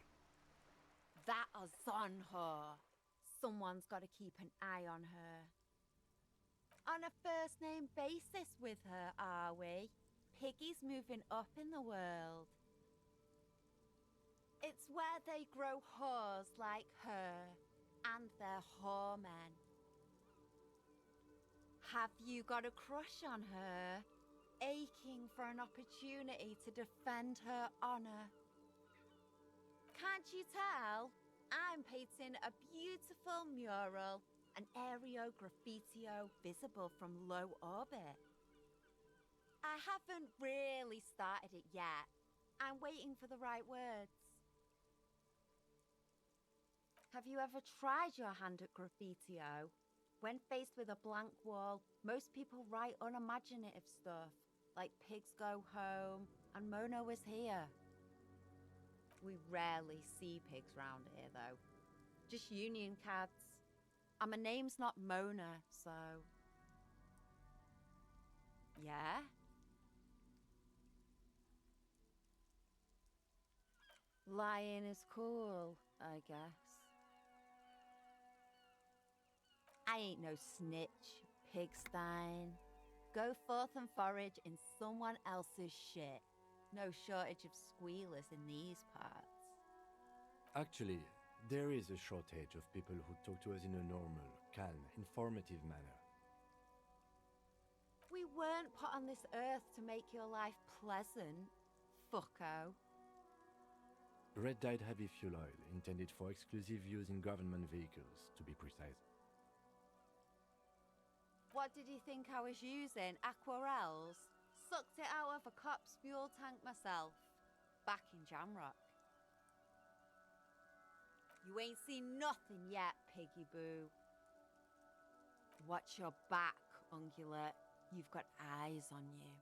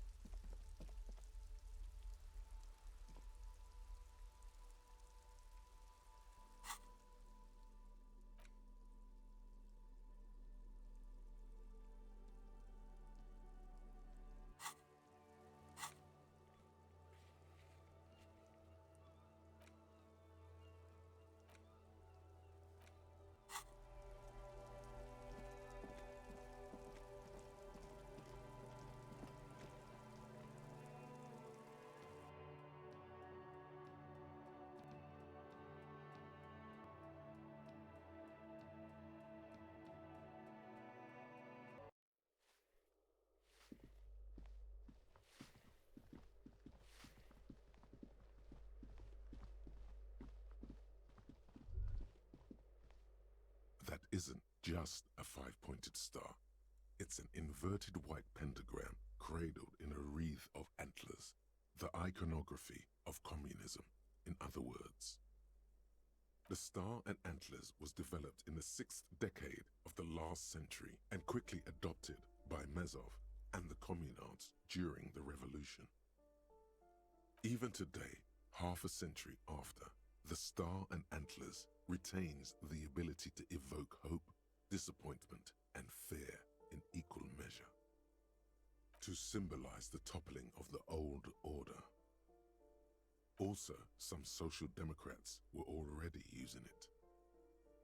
The wreath of antlers represents a natural crown. It was about building a society that could exist in accord with the natural world and at the same time above it. Because white is the color of peace. Nothing at all yet. Right now, it's just meaningless shapes on a wall.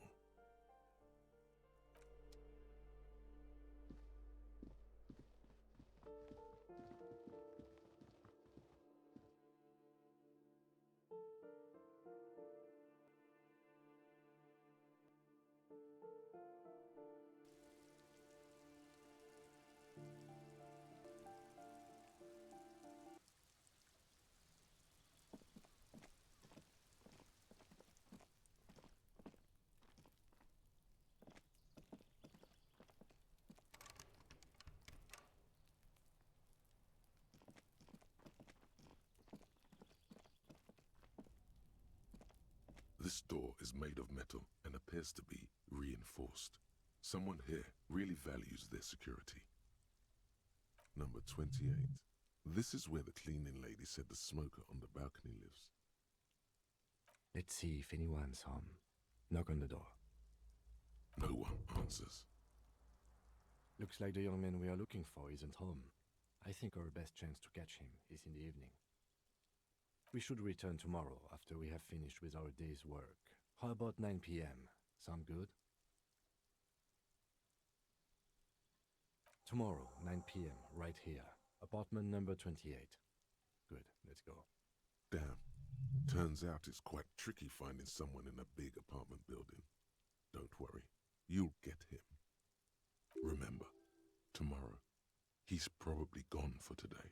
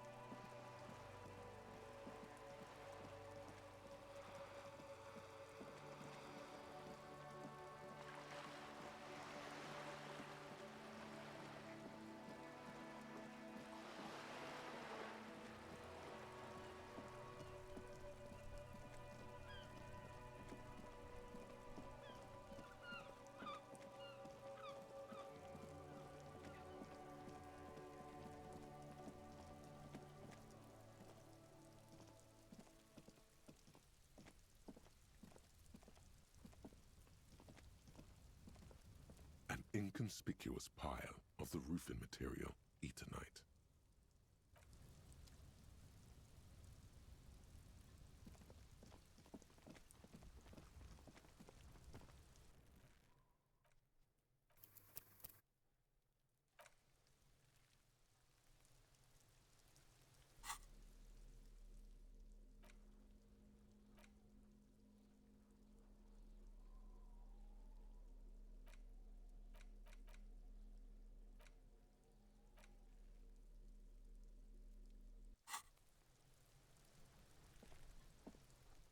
He still is, looking right through you with his white eyes. The body below is entirely dedicated to that corpse smell. Emitting it is all it does now. The ammonia only makes it worse. The combination forces tears out of your ducts. You manage to keep it in once. The second time, not so much. When the vomiting is done, your cheeks are wet with tears.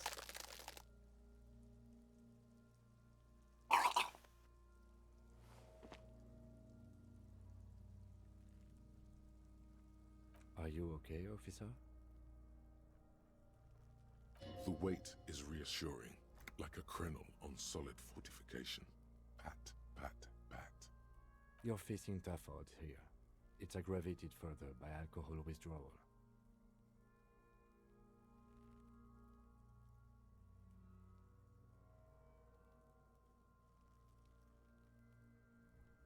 I've seen captains puke their guts out. It never gets easier. You never get used to the smell. Every Monday is cadaver day. Throw up, investigate. Throw up, initial autopsy. Throw up, baguette. Then drive to the station. Maybe throw up on the way there if you didn't bag the thing tight enough. I think I've lost my sense of smell. Not being hungover helps too.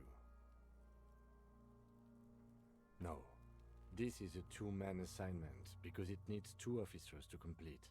I need your help. You need to get your shit together.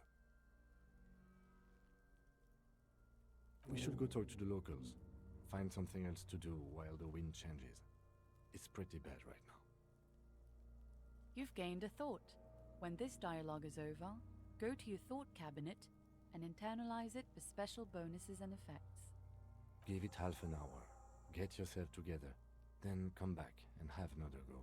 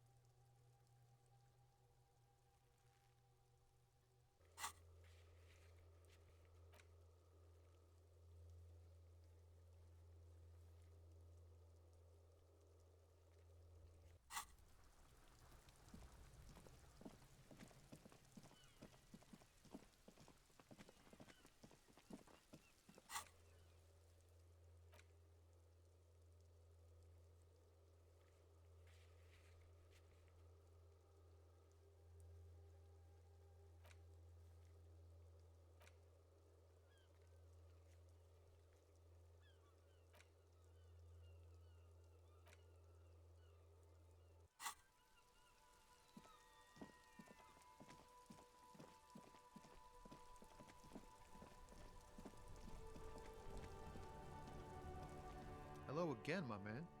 What's on your mind? I don't want to talk about that.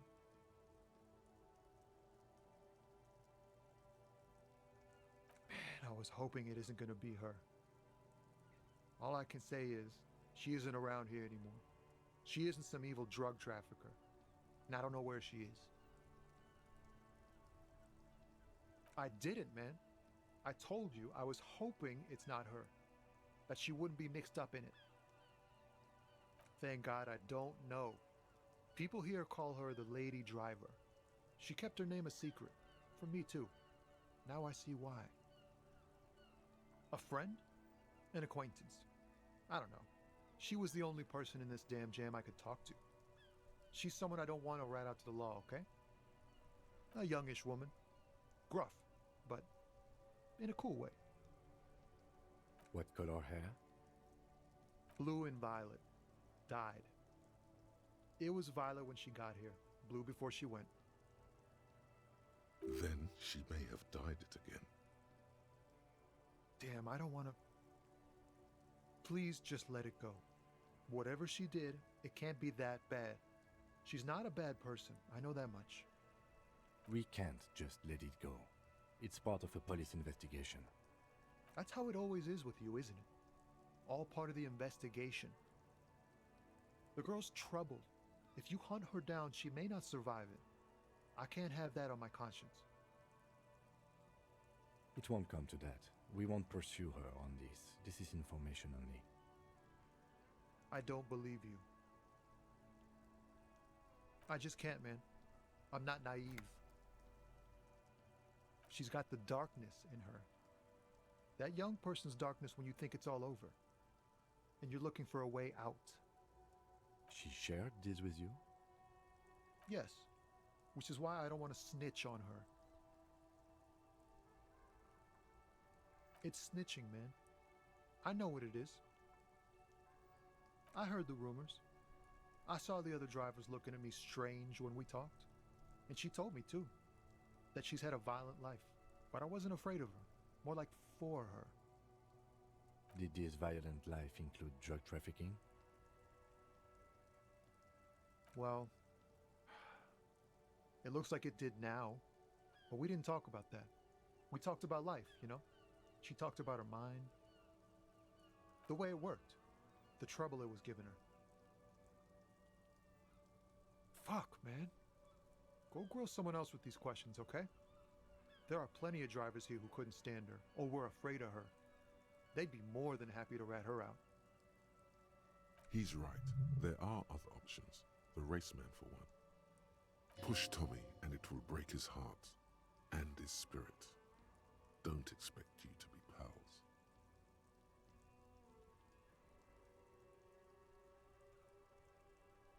You're not gonna put a bullet in your head if you blow it, are you? Because she's on the edge, man.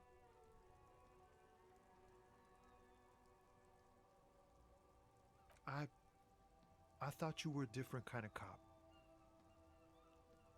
Here. Valori's still here. Down past the statue of Philippe. The cabin is green. You can get in there with these. That's all I know. When did she leave? Last Friday. No. I don't know. She left them to me. Because she trusted me. So I can get it out of the way when the jam breaks loose. Otherwise... The other drivers would have to tow it or break in to get the machines moving. If they break in, they would find what's hidden inside. Something incriminating. I bet you are. Nah. I need to think my own thoughts now. Pray forgiveness for my sins. Go check your cabin. I hope it gets you something. Help someone.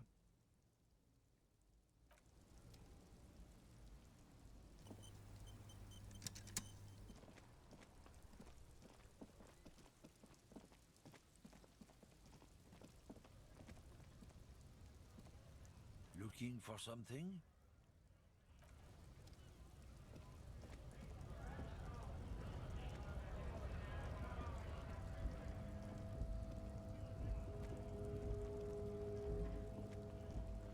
Lorry stuck in the traffic jam.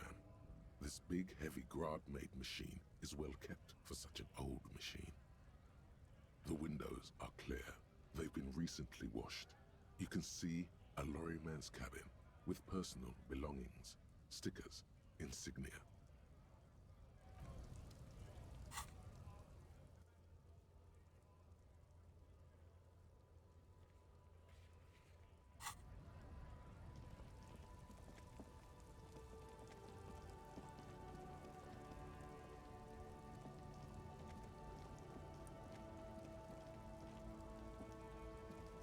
This green found, A to Z, Contemporain, is parked in the shadow of the ruins looming overhead.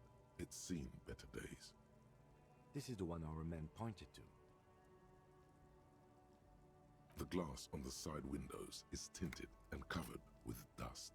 You can barely make out the shape of a seat and two steering levers. You push the key into the lock and turn. It makes a cracking sound. Then the door pops back a few centimeters. You can just... The smell of cigarettes and perfume welcomes you. The cabin inside is plastered with old movie posters. Actresses smile from the walls. There's a radio transmitter in the front and a toolbox tucked under the driver's seat. Some tools lie scattered near the pedals. These are movie posters featuring starlets from long-forgotten films from the 20s, the teens, even the 90s of the last century. One of them particularly catches your eye, a centerfold of an ingenue attached right above the back seat. There's definitely perfume in the air. It's spicy, with a hint of amberette, wafting through the bitter air of the cabin. The remnants of a sweet juniper-scented perfume, probably Grenade No. 5. The actress is draped in a sheath dress, one of her shoulders bared. The faded remains of an autograph run across the poster. She's looking past the camera. Wait, doesn't she resemble someone you know? But you can't put your finger on whom exactly. The actresses and the rear actor all smile you a warm goodbye. A radio transmitter is attached to the dashboard and a toolbox sits under the driver's seat. Looks like the frequency dial is absent. It requires a key to work, but the key has been removed, likely by the missing lady driver. Strange. There are so many radio stations saved here. Must be over 100 at least. For contacting an entire fleet of lorrymen, for example. This is all shortwave, UW and UKV. Looks like we are dealing with an impressive organizational tool. The nerve center of a huge operation, with quite a range too. Doesn't look like it. It's completely inoperable without a dial key. The smell of 1,000 cigarettes, some dead actresses, and a rusty old toolbox under the seat. You wedge yourself under the steering wheel to get a better look. Seems like the few tools lying around here, a hammer, a pair of pliers, a rusty wrench, have been casually thrown there by the disorganized driver. But one odd detail does catch your eye. A piece of sandpaper has been glued to the throttle. Sandpaper adds extra grip. Sandpaper? A novel technique? Yes? Do the honors, he thinks. Connect it yourself. Which means that the missing lady driver was present at the lynching.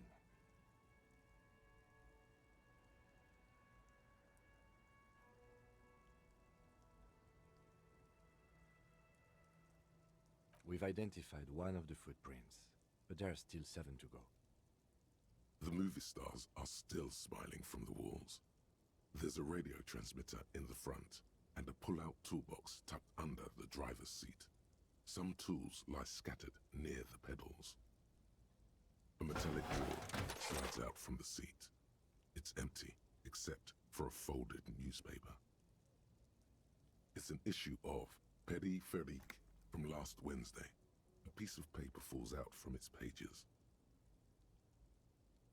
It looks like an article ripped out from a radio enthusiast magazine. Complex mathematical equations explain the basics of something called the ULAN frequency system. The ULAN frequency system? I've never heard of that before. I know of FM, AM, UKV, but... The pull-out toolbox slides back into its nest. The rest is as it was. Radio, posters, a trace of motor oil smell under all the cigarettes. You close the rusty old lorry door. Great. I think we got everything. A word, detective? Before we return to Joyce?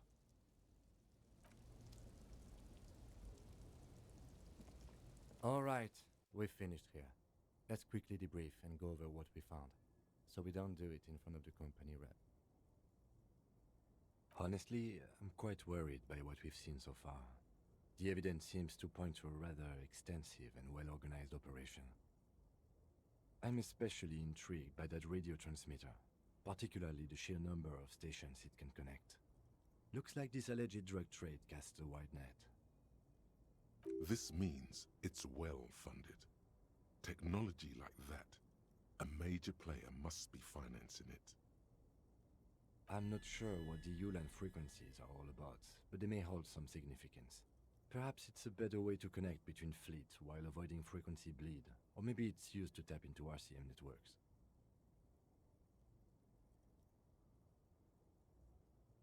As elegant as they are, I don't think they are relevant to the drug trade. Don't be fooled. Desire always plays a role. Yes, well... Unimportant. We didn't find anything conclusive linking them to the smuggling operation. But somehow, I doubt that Evrard Clare would be oblivious to something like this happening right under his nose. My suggestion is, we use it against the Union in any way we can, to our own ends. It's a slippery hill, but we just might be able to pin them down, indirectly, down the road.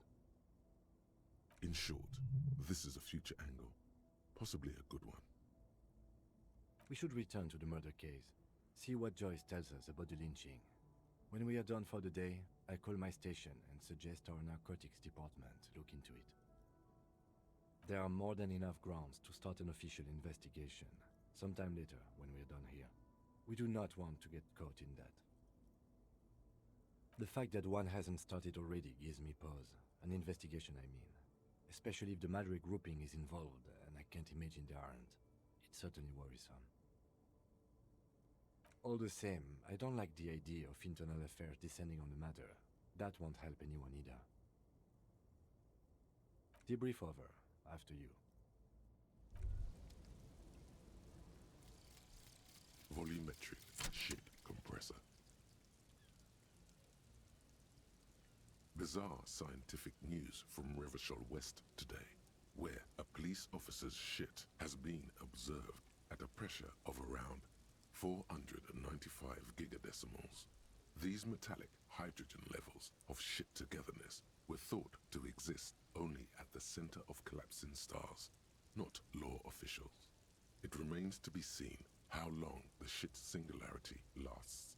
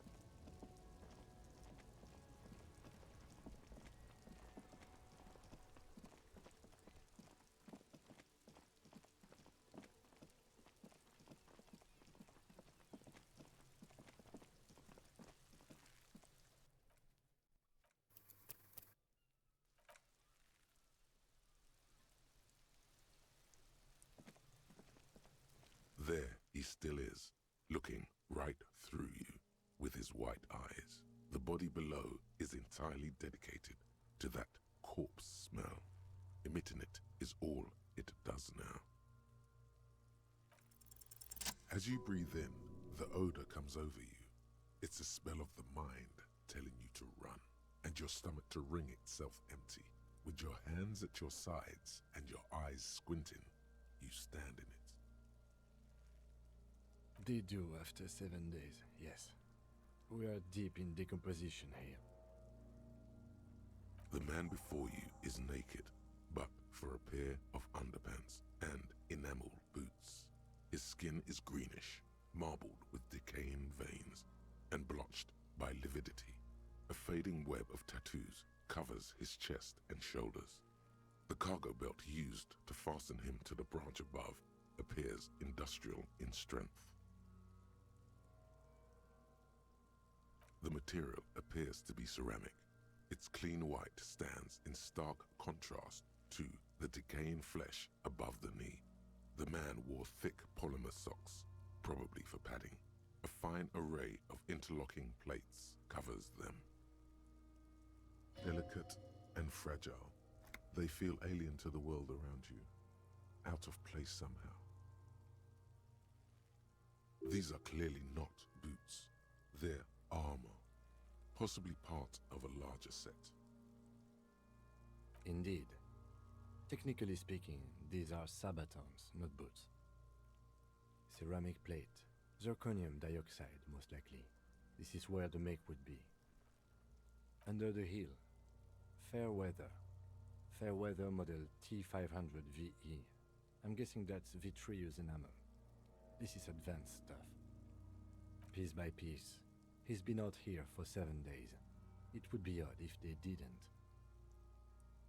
We should keep a lookout for these pieces. The armor could yield information. Maybe he'll know something. No, he must have worn something precious underneath his clothes. They've removed all his clothes to get to it.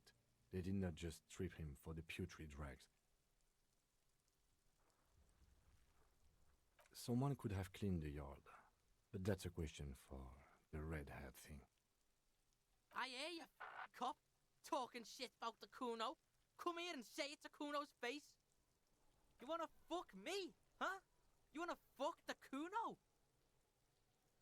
They usually hang them completely naked for that. La puta madre, the Mazda, the Besmerties and the like. This one still has his underpants.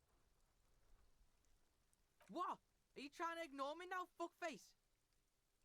Kuno, this boots shit is super boring and the guy's a total Victopaz.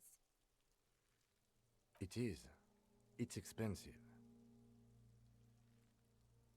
We've requested similar material for our tactical units for years now. The constabularies deemed it too costly. In that time, we've lost 6 men to semi-automatics. For a full set, about 4 years of wages. As a wage, it's regrettably small, but for a piece of hardware, yes, that's a lot.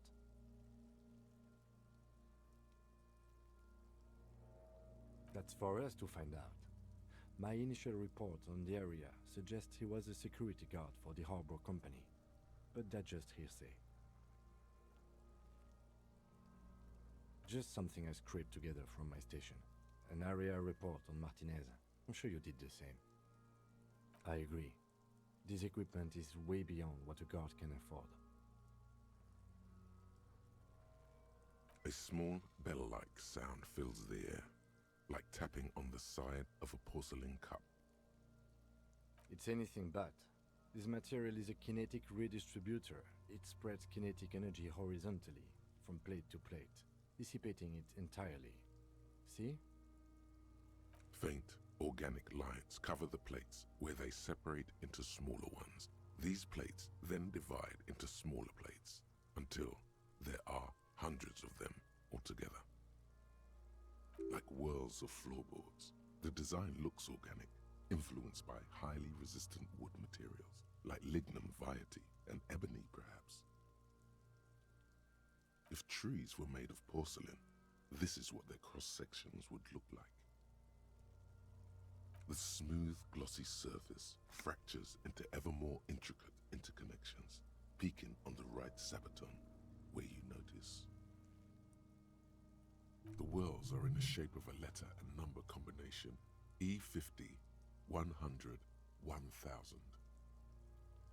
Good. Can you read it to me? We have a make and a number. That's something. We can use the radio in my kinema when we're done. Either station can chase it for us. This feels dangerous. Are you sure? The stench fills your nostrils. As you push downward, an ominous creaking sound comes from above. Stop! Pig's gonna pull his head off. Brutal! You're about to pull his head off.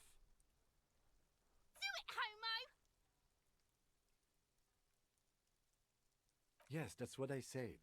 You'll compromise the coroner's case if you do. So please, don't. What are you trying to achieve anyway? Why are you hanging on to that boot?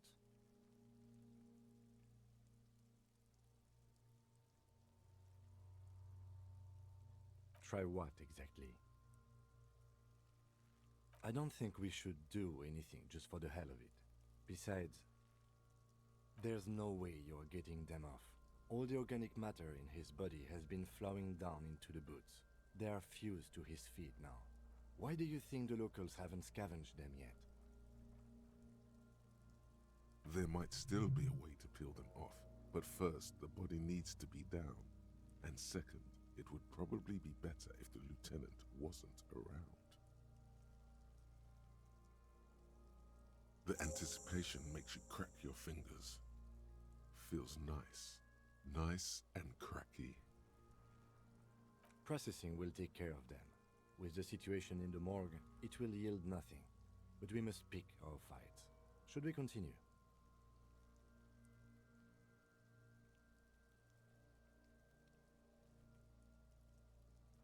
The cadaver slowly twists on the cargo belt, his torso covered in tattoos, and extremities blotched pink and blue.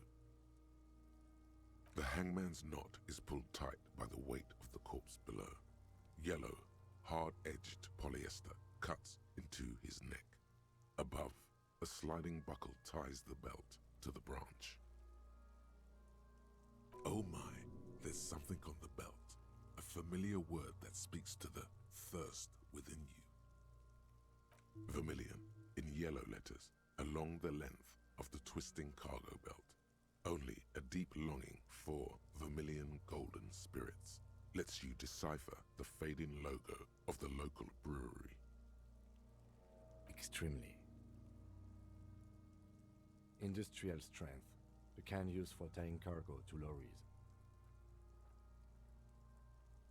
Yes, it looks like they use whatever was on hand, paying no attention to not incriminating themselves.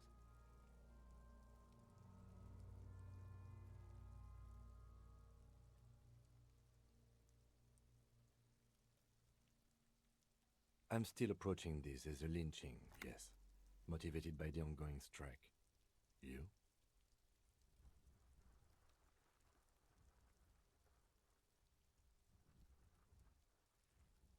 "70% of the cases I get are just filling in the blanks on the initial report.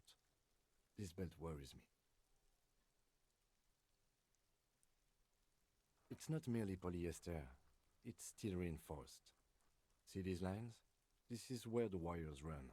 I see rabbets for more than 20 strands. This makes getting him down much more problematic than I had assumed. A noose is one of those things that's easier to use one way around.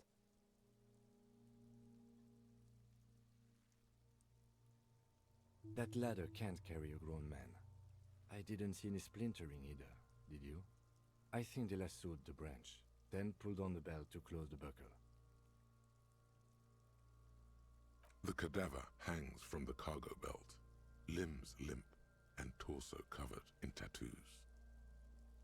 An intricate web of blue lines stretches across the torso, from the right shoulder to the solar plexus. Each time they intersect, a small white star is formed in their crossing. Hundreds of fading asterisks riddle his skin. Their concentration is highest around his heart. His corpse is marked by stars. Alcohol and heartbreak. A map of the stars. I do see some similarity to astronomical charts. Great century Messinian, maybe. But this seems more particular. Customized somehow. As if someone left out most of the night sky, filtering it through personal choice. The principle of this filter remains unknown to you. The thought dissipates, and you feel as though you were only half right. So am I. He wears a wide leather belt around his waist and a gun holster under his arm. He takes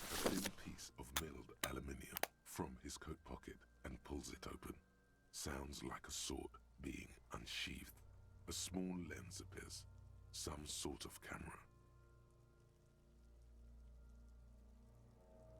A Trugat Sunshine, Mini. Shit, Kuno! What the fuck is that? An instant color camera. I have only 2 ampoules, so nobody move. I don't want to waste one. A sound, a shrill flash, followed by the breaking of a small ampoule of glass. You see streams of color pour onto the thick, glossy piece of paper, rolling out. In case we need it.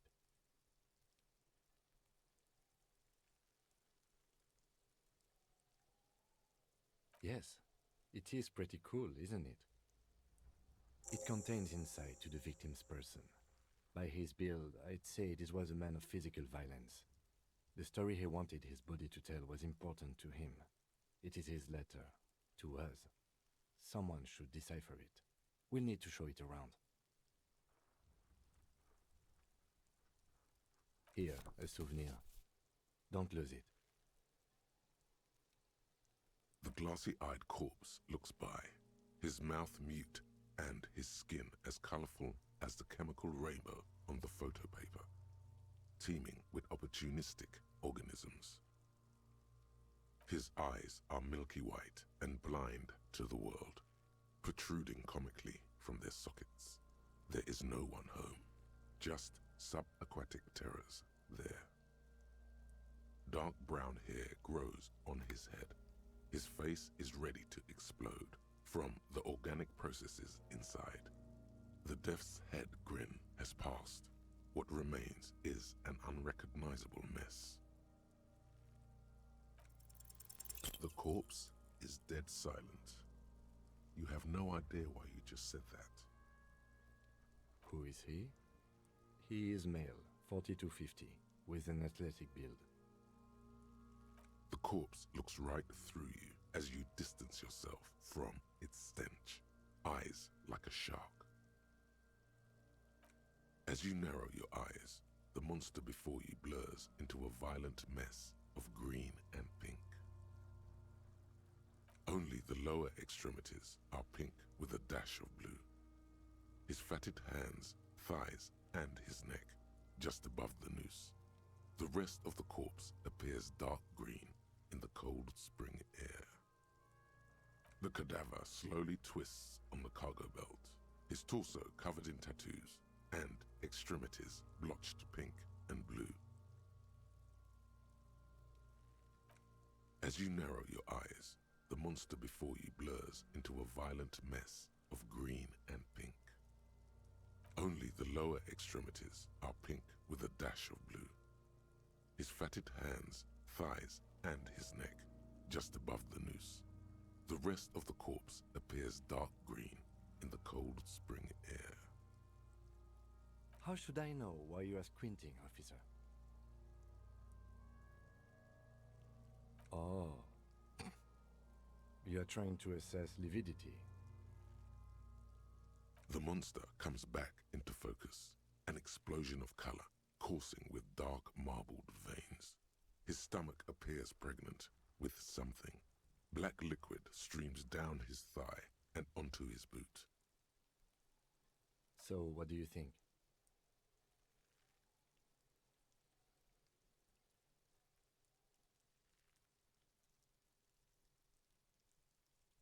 I think he was upright immediately after death. Blood has gathered in his hands and feet, and his neck.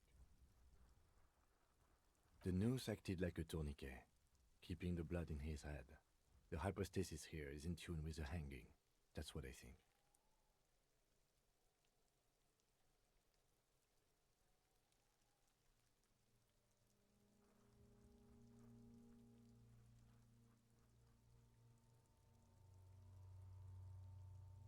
There's always a chance. We should check for ligament marks on his neck to see if they're in tune with the belt. We'll have to get him down first. A pool of blood and feces has eaten into the frozen mud below the man's feet. Purge liquid is dripping into it, drop by drop. The victim appears to have contained no more than half a kilogram of digestion at the time of death. The fuck he saying? Talking about shit.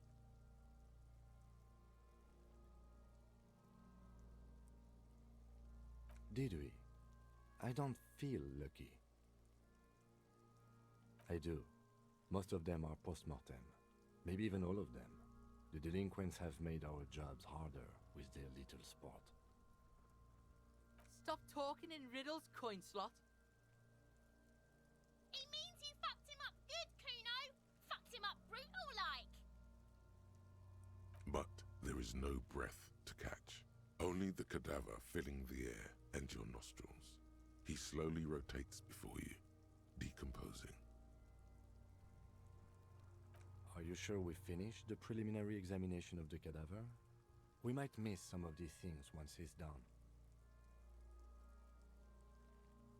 So am I.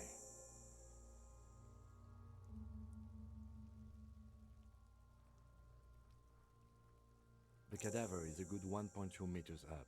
Neither one of us can reach the bed without assistance. And even if we do, there's the question of cutting it.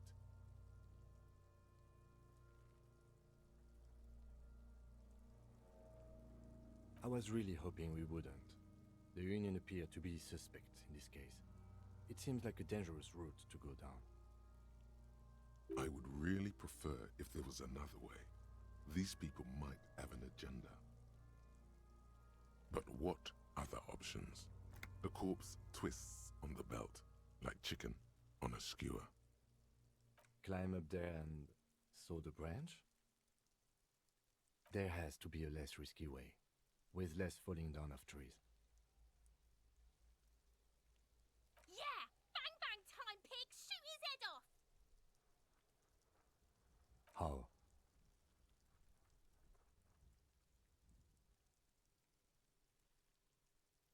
It absolutely will not, officer. That's not how physics work. It will maybe cut one thread loose. Yeah, now we're talking. Entertain a Kuno with some shit. They'll miss! The pigs will miss, Kuno!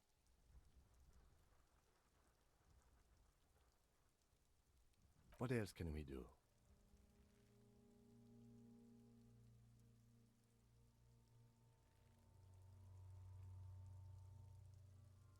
Someone else? You mean like the police? Someone already did. You know who came? We did. Because we have made bad life decisions. I know it's hard, but I assure you, the others won't come to help us. And we have a growing sanitary concern here. We need to get him down, fast. He breathes out heavily. Oh yeah, do this shit! Fuck it up!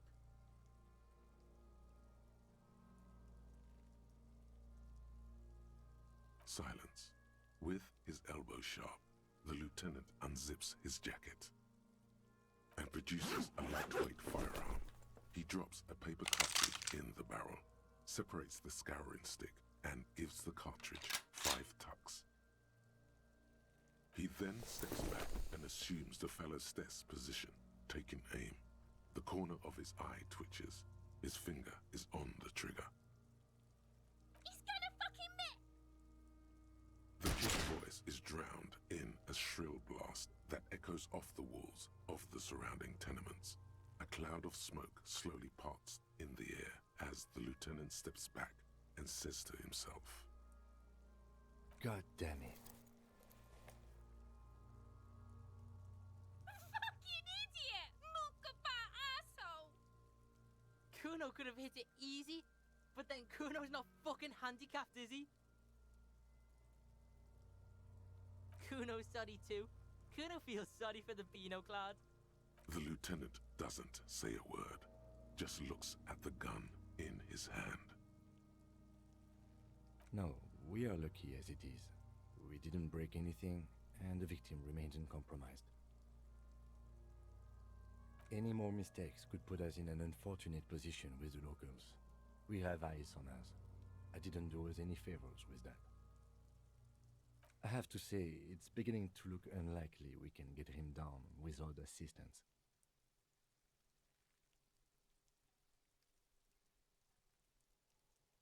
Okay, they do have the tools and the men. And since it looks like they put him there... Okay, let's do it in the lousy, dangerous way. To ask the suspects for help with the victim's body? To be indebted to Everard Clare?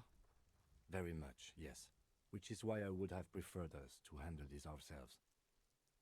Clearly we can't. Suck my dick, bitches!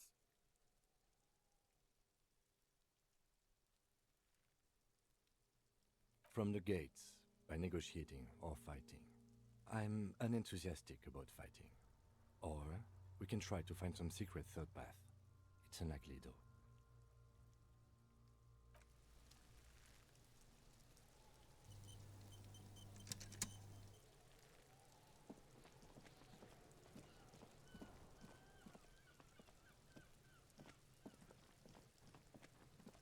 Fuck does Kuno care?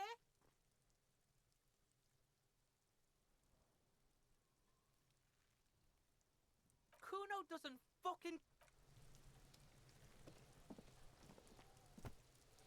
I'll die before I squeal, pig.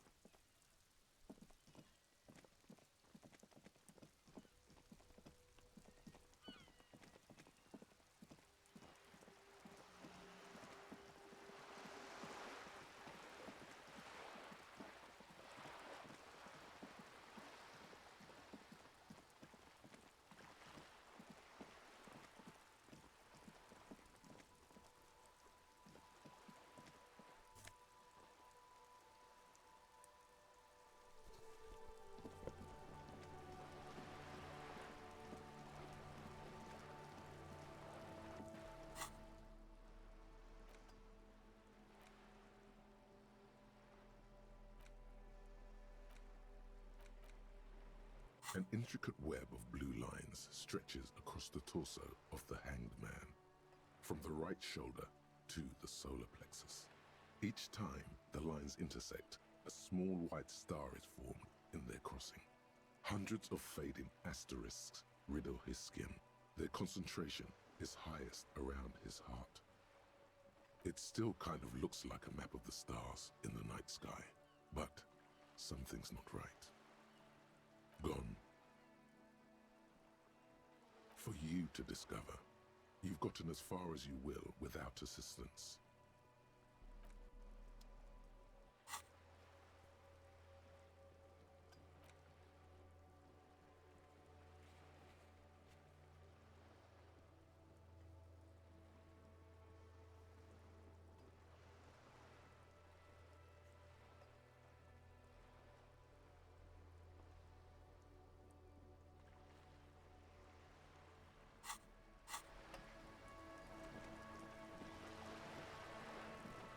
You're back. Good. What can I help you with? Yes, my eyes on the harbour have sent word to that effect. What have you discovered?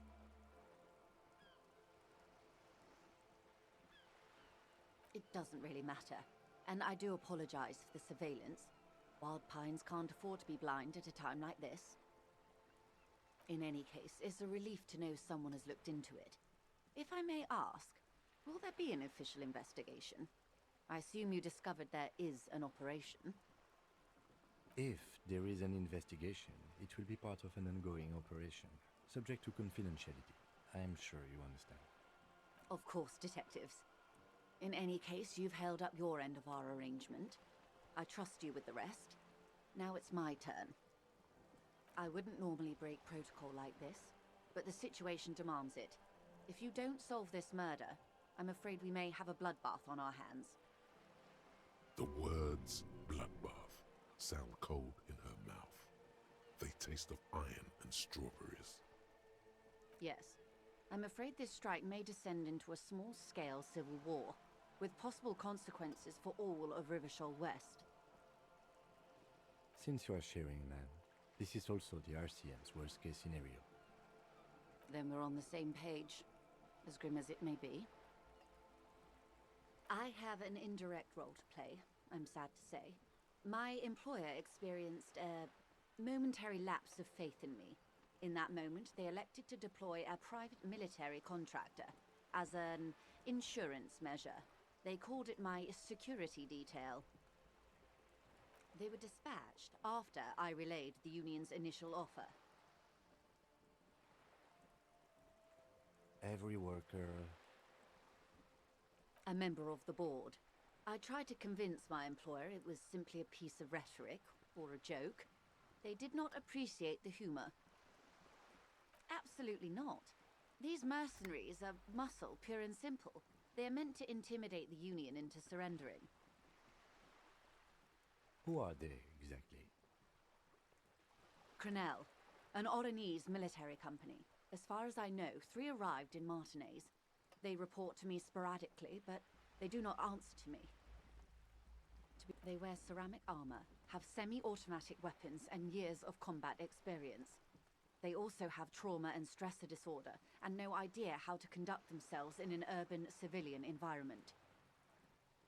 So, what happened? The story is, one of them, the colonel, I don't know his real name, sexually assaulted a local woman while he was drunk and separated from his unit. This allowed some of the more militant Union members to subdue him. He was taken out behind the whirling in rags and lynched last Sunday night. Nothing. Mr. Clare refuses to let me into the harbour. I have not been able to discuss this matter with anyone there. The remaining 2 Crenell contractors carry out their orders, for now. It's a smokescreen. In secret, they are conducting an independent military tribunal into the lynching. Once this investigation is concluded, executions will follow. What is the nature of this so-called investigation? Whether to execute one, some, or all of the Union militants.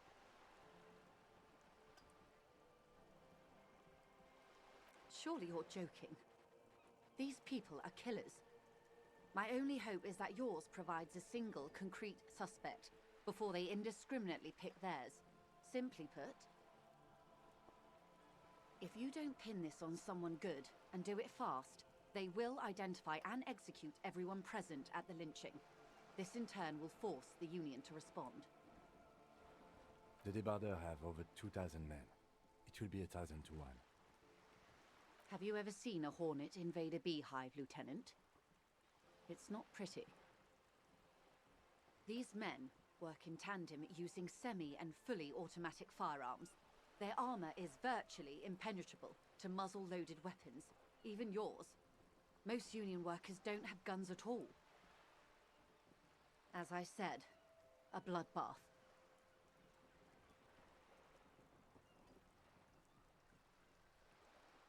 Too many things have already gone wrong. Nameless, badgeless detective of the citizens' militia. All we can do is keep that which is not from following suit. One single concrete suspect delivered into civil court, and I may be able to defuse this situation. Not much. Their public resume is relatively good, as far as private military contractors go. I believe they were once called Downwell. They boast a long list of clients: Saint-Baptiste, Welchman-Lorentz, Eendracht. A warning sign, however. The operations concerned all take place in third or fourth world countries. Guarding facilities, escort missions and such. Meaning they're used to operating in war zones. Yes. All the good conflict corridors, Supramundi, Yesut, the Seminese Islands, countries that don't have a good record reporting atrocious military conduct on their soil. Sadly, no. Before this happened, I had little interest in them. Now that I do, I don't have the resources. If you still have access to the ICP's database, You could run a better background check than I ever could.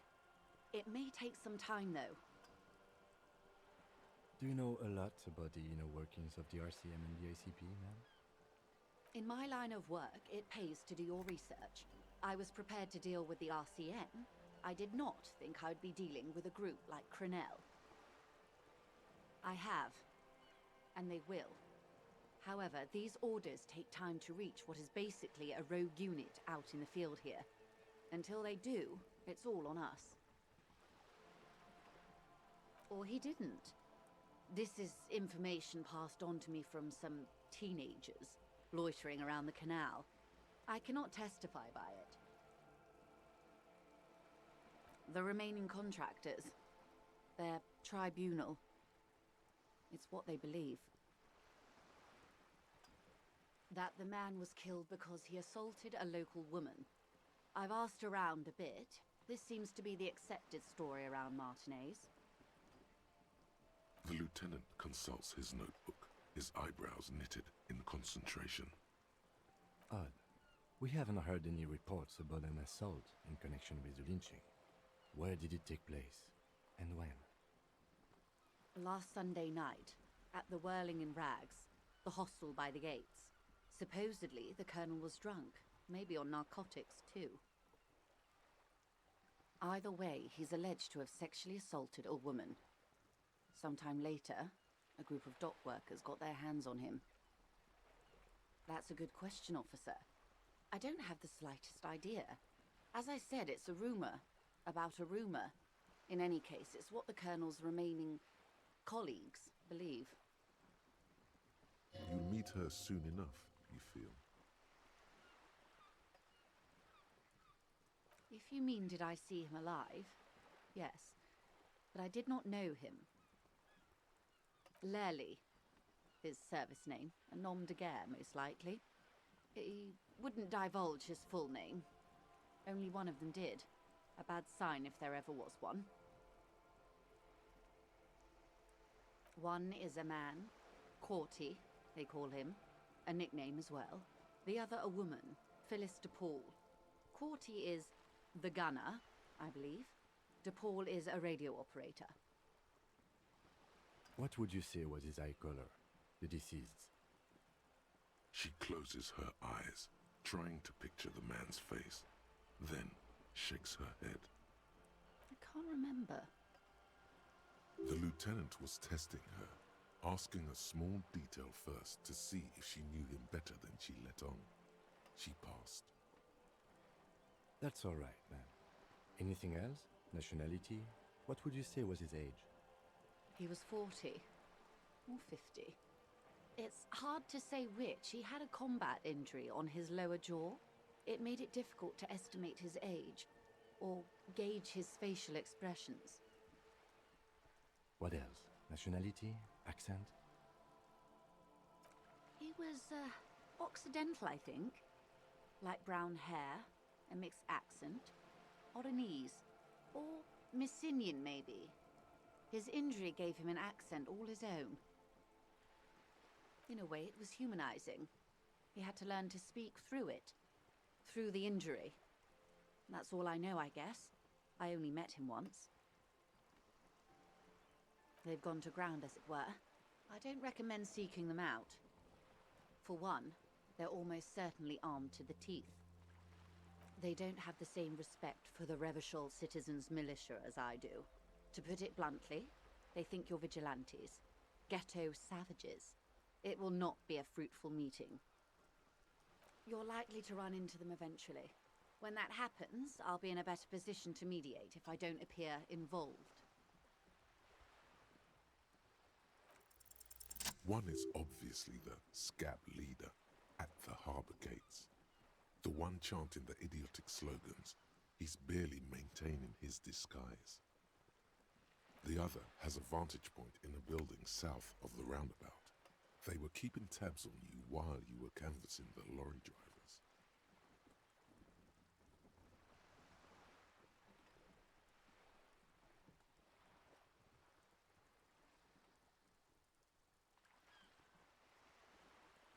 That may be so. I still hope you heed my advice. There's no need to kick the hornet's nest. For all your talk of averting this catastrophe, the situation at the gate is a powder keg. Does this not bother you? Of course it bothers me, Lieutenant. But my hands are tied. How would my employer react if it appeared I were intervening on behalf of the Union? Your concern may be appearances. Ours is keeping the peace. Would afford a good vantage point. In any case, it's practically inaccessible. Where is your radio for contacting them, if I may ask? Do you have an earpiece? Heavens no. I'm not an undercover agent. There's a short wave at the ship's wheel. I hope I can answer it better. Until the executions start? Truthfully, I don't know. It depends on their progress identifying the members of the lynch mob, and their impatience. They don't report their progress to you? Not on this matter. I'm afraid they consider this a personal initiative. It's a matter of days, not weeks. I am sorry to have been the bearer of bad news. If there is anything else I can help you with, please ask. She reaches for the photo, takes it, then holds it in her hand. For about half a minute, in silence. It was taken with a Trigat not long ago. This is the man's upper body. There were no more markings on his hands or legs. Her mouth is relaxed. The accordion lines near her mouth vanish. The pearls of her eyes move slowly on the photo's surface. Sorry. I was trying to see if I can read the web of interdependencies between these points. The stars. I can't. But that's how you read this story. The points themselves don't have letters, numbers, anything. Their size, location on the body, and distance from each other tells you what they represent. Port cities. On the oceans. This is an Oronese map of the waterways, a sailor's tattoo worn by wayfarers of the DeLorean century. As early as 300 years ago, the sailors would mark their bodies to map their travels. The sailor's soul would use it to fly back home if they should die abroad. This is a sort of contraption to be reeled back in by. The silver cord, they would call it. Quite a few. Vredefort, the Oronese capital, traditionally stands on the right shoulder. He started somewhere near here, I think. What next? Then he made his way to the Pretto Grande, through what I think must be the Stutz Canal, an artificial channel through the Occident. From the Pretto, he sailed to the Insulindic Ocean, first the Semines Islands, then this.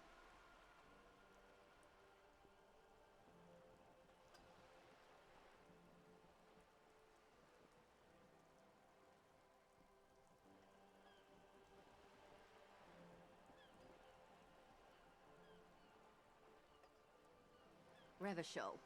Those are the two constants. Vredefort on the shoulder, and Revachol in the heart. They started the tradition of these maps right after the discovery of Insulinde, at the dawn of the Inter-Islary Age. The old world passing by, and the new world already here. You said you can't read it. I can't. This man was no sailor, and these are no ports. I can understand geographic fragments, but not their meaning. His platoon members? The other contractors, though I do not suggest you go and show them that picture. This man was their friend and comrade.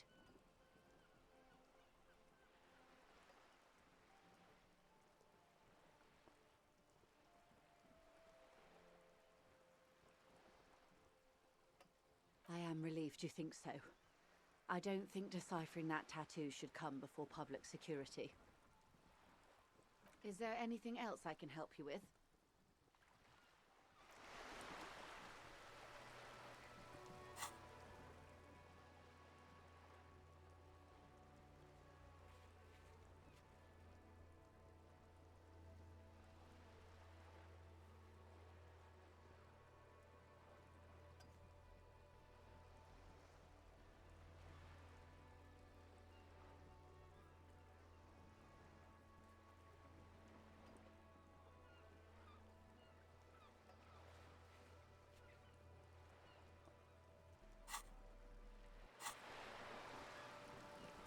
Yes?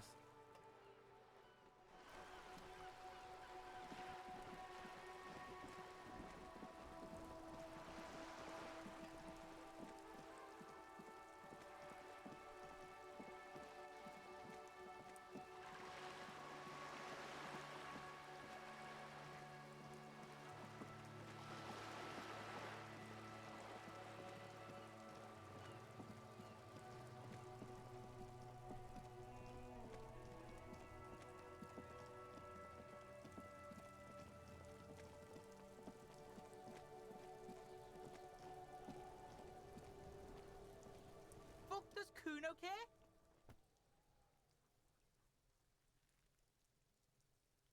The fuck about it? Kuno doesn't give a shit about the armor. Kuno's fuck gimp's got one big thing wrong with him. He's a fucking mutant. Look at him. Fucking growth hormone shit. He's a giant. The armor's too big for any man. Kuno doesn't give a shit about that freak armor. Kuno threw that shit away. Kuno tried to get the helmet on. It was too big. Kuno kicked that shit in the sea, rugby style. That shit means nothing to Kuno. Yeah, that shit means nothing to Kuno. Kuno doesn't give a shit about material shit. Kuno's a fucking monk. You wanna fuck on someone about that armor? Go fuck the mustached union fuck. The jolly troubadour shit at the gate. Yeah, cock in boot. You know that jolly union cow fucker? Came around talking about cows or some shit? Came around pretending like he cares about cows? He means Manana, the laid-back striker at the gates. Yeah, he's the one you want to talk to. He's fucking crazy about that armor shit. Coming here pretending like he likes cows. Trying to catch a peep at Kuno's armor. Yes, this troubadour has it. You can feel it. Fuck are you talking about? What is this contusion shit? He says you're stupid, Kuno. They want to make you stupid again. Oh, did Kuno make your shit sniffing harder? Obstruction of shit sniffing? This is Kuno's kingdom. Kuno fucking rules here. You hear the lieutenant hum.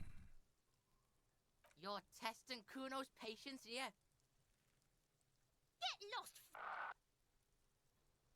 Kuno doesn't fucking care.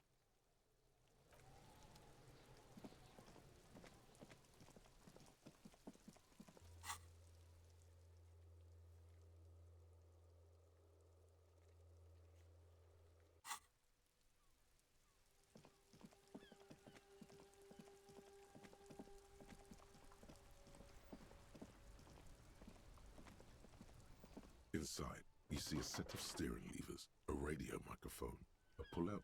This is Precinct 57. How may I assist you? Sir, officer. What's the number?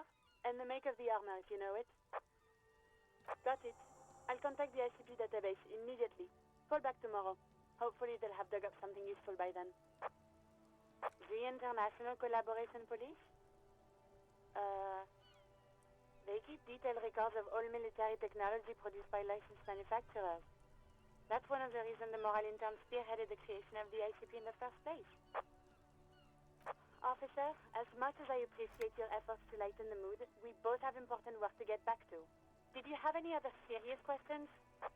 No, and I doubt they'll get back to me before tomorrow morning. Anything else? 57's over and out. In the cabin, you see a set.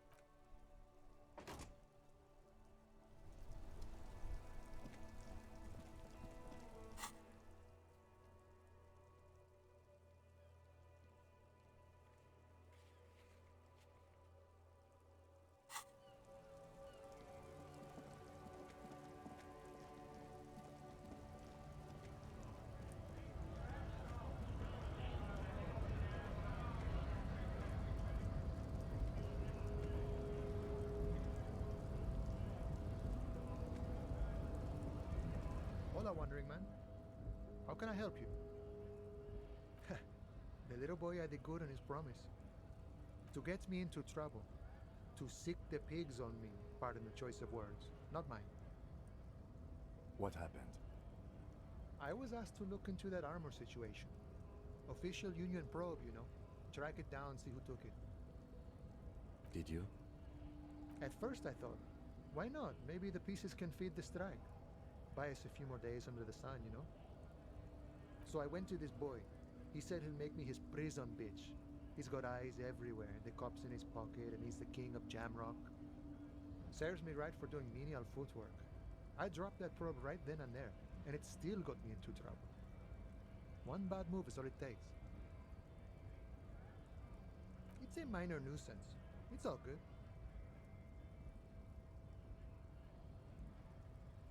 He thinks, not yet. Better to get this business out of the way. Sweeter then. I learned that people don't want to talk to a drunk Union man about some armor. What else? Not much. Technical stuff mostly. That was the interesting part. I did some research into this armadura. Let's say I have friends at the library. I didn't get into the material science, just how it comes off. How does it come off? In parts. 4 in total. The helmet was the first to go. The kid says he tore it off and kicked it into the sea. I believe him. The boots were still on the guy last I saw. Too hard to remove. So, as I count, there are 2 parts missing.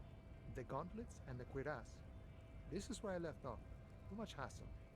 More like a job for some militia. Oh, they're just gone. They don't exist anymore, if they ever did at all. Forget about them. I did.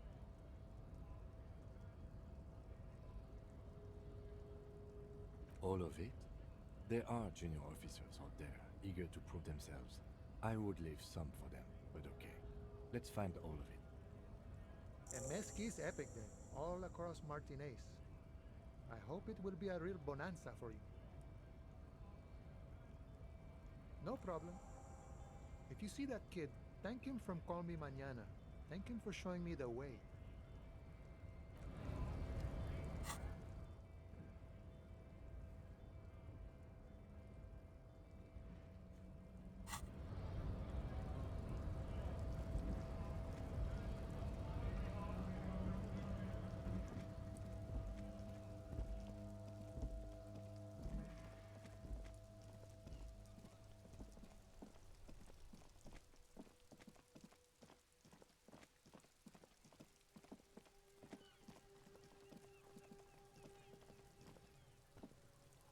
Fuck does Kuno care? So?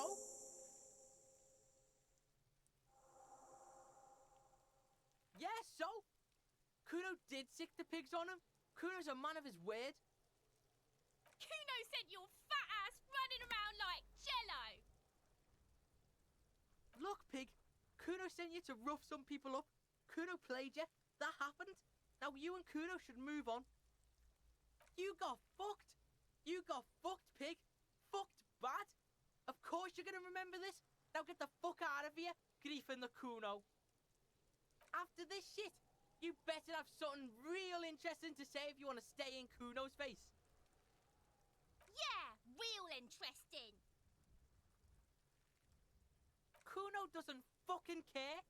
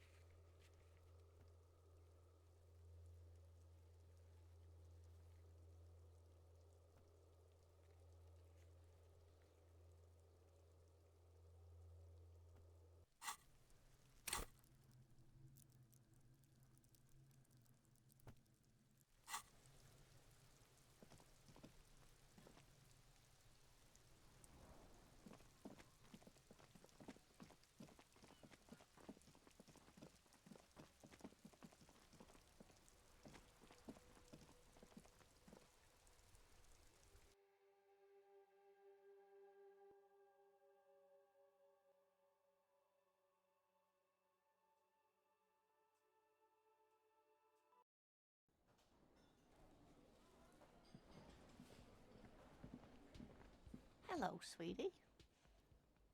Wait, who's Sweetie? Why, you are, officer.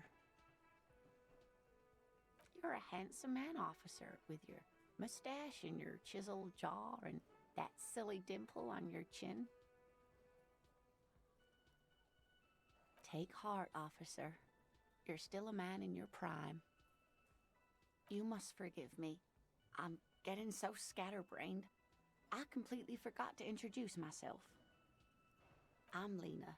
My husband Morel and I are staying with our friend Gary just down the street, but I come here for tea when they're away. This Lena is wacky enough for the motley crew. Hire her on the spot. Yes, dear. I'm a paraplegic. A paraplegic is someone with limited or no ability to use the lower half of their body.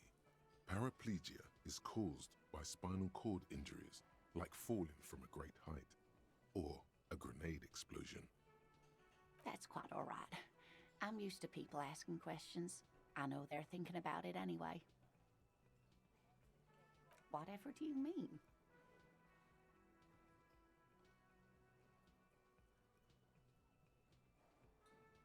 Sequence killers? Oh my. But I think you already have a partner, sweetie. A partner who needs you to help him get a corpse down from a tree.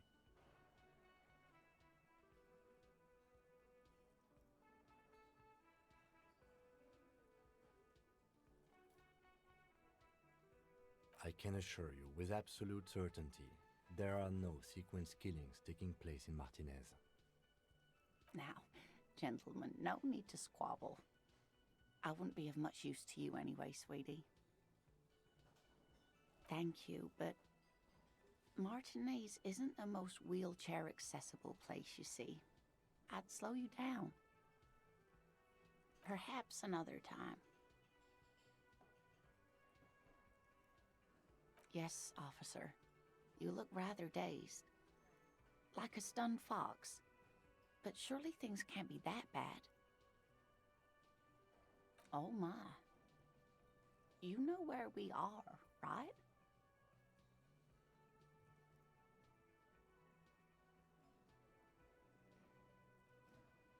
That's right. And where is the Whirling in Rags cafeteria itself located? Yes, indeed. We are in the fine city of Revachol. Yes, and Revachol?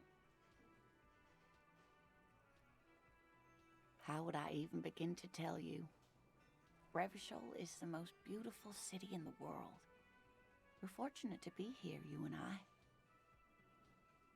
I haven't seen very many other cities personally, but everyone says so. Revachol is a rare jewel.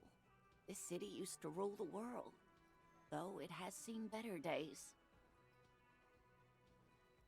Speaking of history, you know what year it is, yes? There. The year is 51, and spring has only just started. I'm sure there are better days ahead. She looks flustered, her hands smoothing out the creases in her blanket, even as she attempts to reassure you. The lieutenant studies you, rubbing his chin. I'm beginning to suspect that you might indeed be completely adrift in this reality, thinks the lieutenant. How can it be that bad? Never mind, we're in this now. I can tell that this is taxing for you, so I'll just ask one more question. What regime are we living under? What mode of government?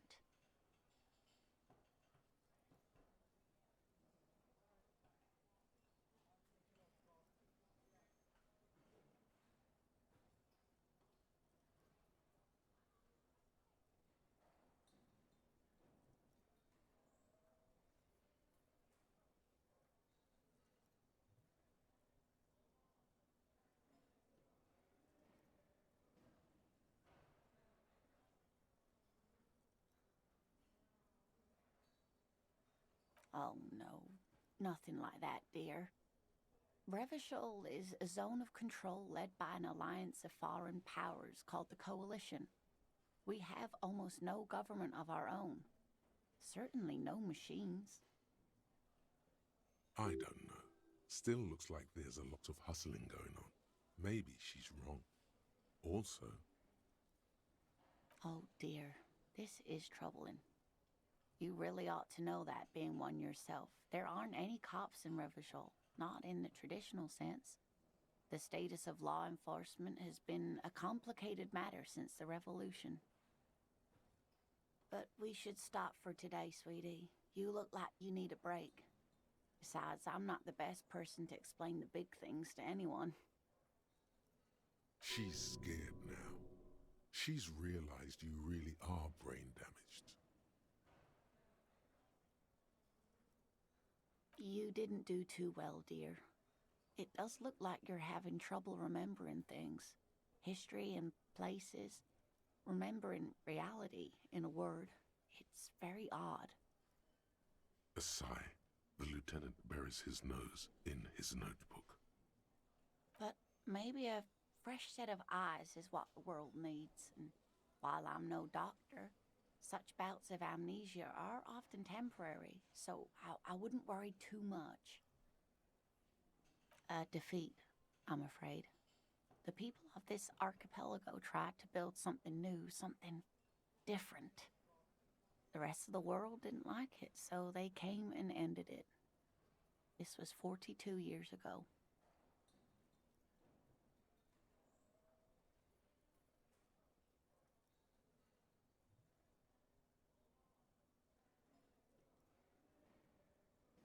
It has something to do with everything. I really don't know how to explain it better. Someone more educated in sweeping matters. Maybe you should ask. No, I'm not an encyclopedia. I won't be a guide either. I'm a detective. Of course. Then I don't know. Someone rich, maybe? Wealthy people are educated. Though I don't know where you would find a wealthy person in Martinez. That's a good point. This doesn't look like Rich Central. Of course, dear. Good luck with your case.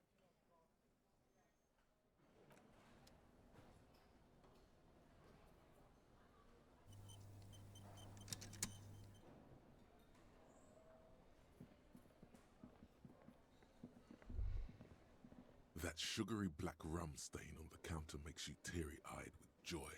It's almost touching how syrupy and sticky it is. How long have you been up already? Oh, excuse me. Do you have something better to do than lust for sweet syrupy rum and lemonade? With a twist of lemon? Maybe lime. Maybe who cares? Just rum.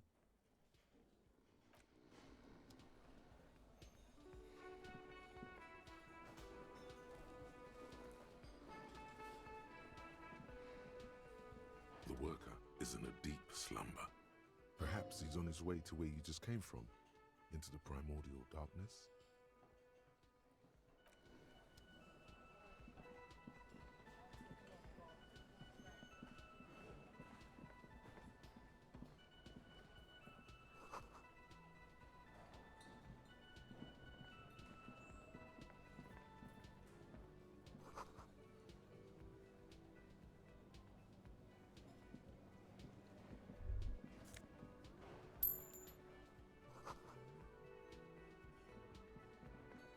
You see a heavy steel door with a prominent dimpled lock. It's painted blue. You immediately feel drawn to the color. Blue is for mystery. The cobalt blue surface feels rough to touch.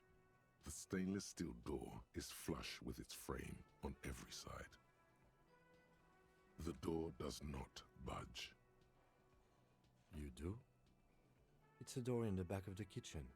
Why do you care where it leads?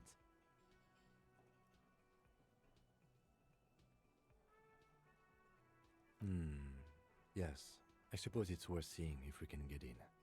Just to be thorough, as a side investigation. Gart is the person to ask about this, the cafeteria manager.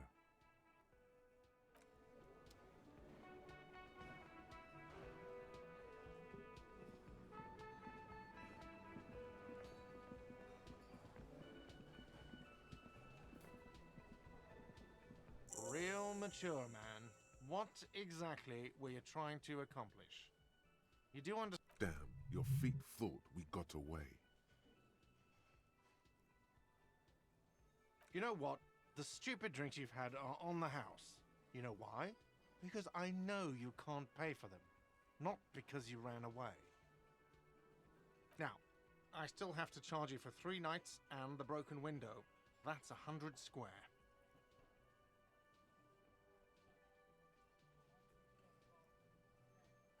Not entirely cool.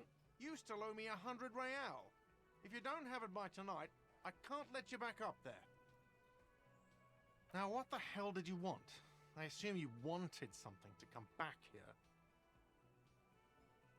What thing?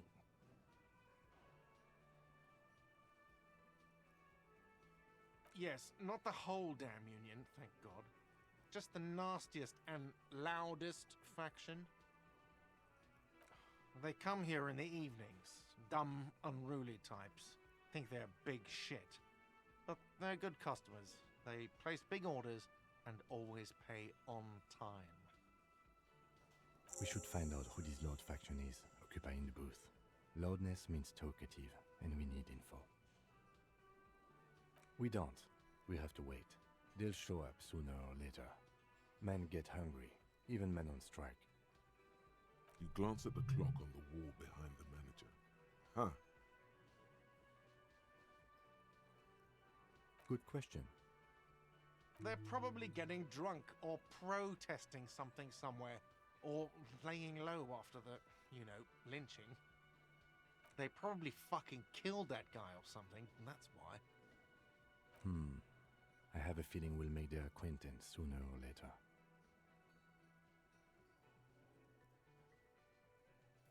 Oh yes, that door, sure. There's nothing mysterious about it. It's just a door. No, I don't have a key. I don't know how to get there. And I don't care either. It's not like I've been wondering about it for 10 years. It's just a frit warehouse, probably. Or some boring storage space with a bunch of old junk and dust. Junk and dust. He's attempting to maintain an air of indifference. It's absolutely not convincing. Fine, okay, a little. But my job doesn't leave me time for wondering about one locked door in one of the cafeterias I manage. So, I haven't opened it. I have cleaned the whole place 100 times over, though, after the animals. And I haven't found a key, so good luck with that. What? By the way, you should come back to this thing-based questionnaire if you see anything interesting in the whirling later. Another thing. Great. I love those. Yes? Yes. Have you got it? A lot. For the room and broken window, 100 real. Like what? I was rarely enjoying talking about the money you owe me. By the way, where is home? The address is coming up blank, and this place sure isn't it. But you've been at this hostel cafeteria for only 3 nights. Where were you before? You had to be somewhere. You don't really know, do you? A vague, blackened image doesn't sound like somewhere you can stay if you run out of money. You can try. Run some addresses in your head when you get the time. Maybe a street or an apartment will appear.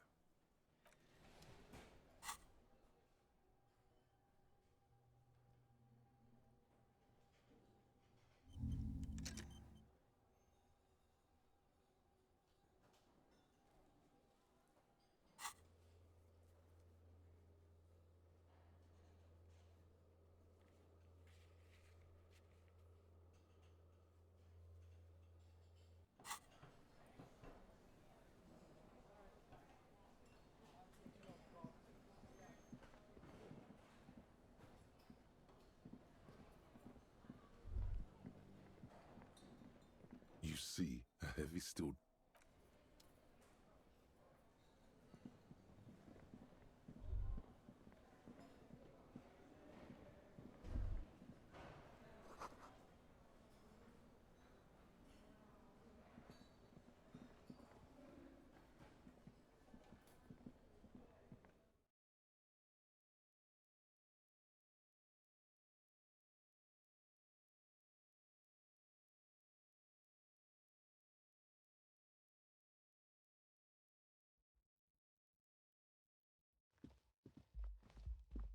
door is closed.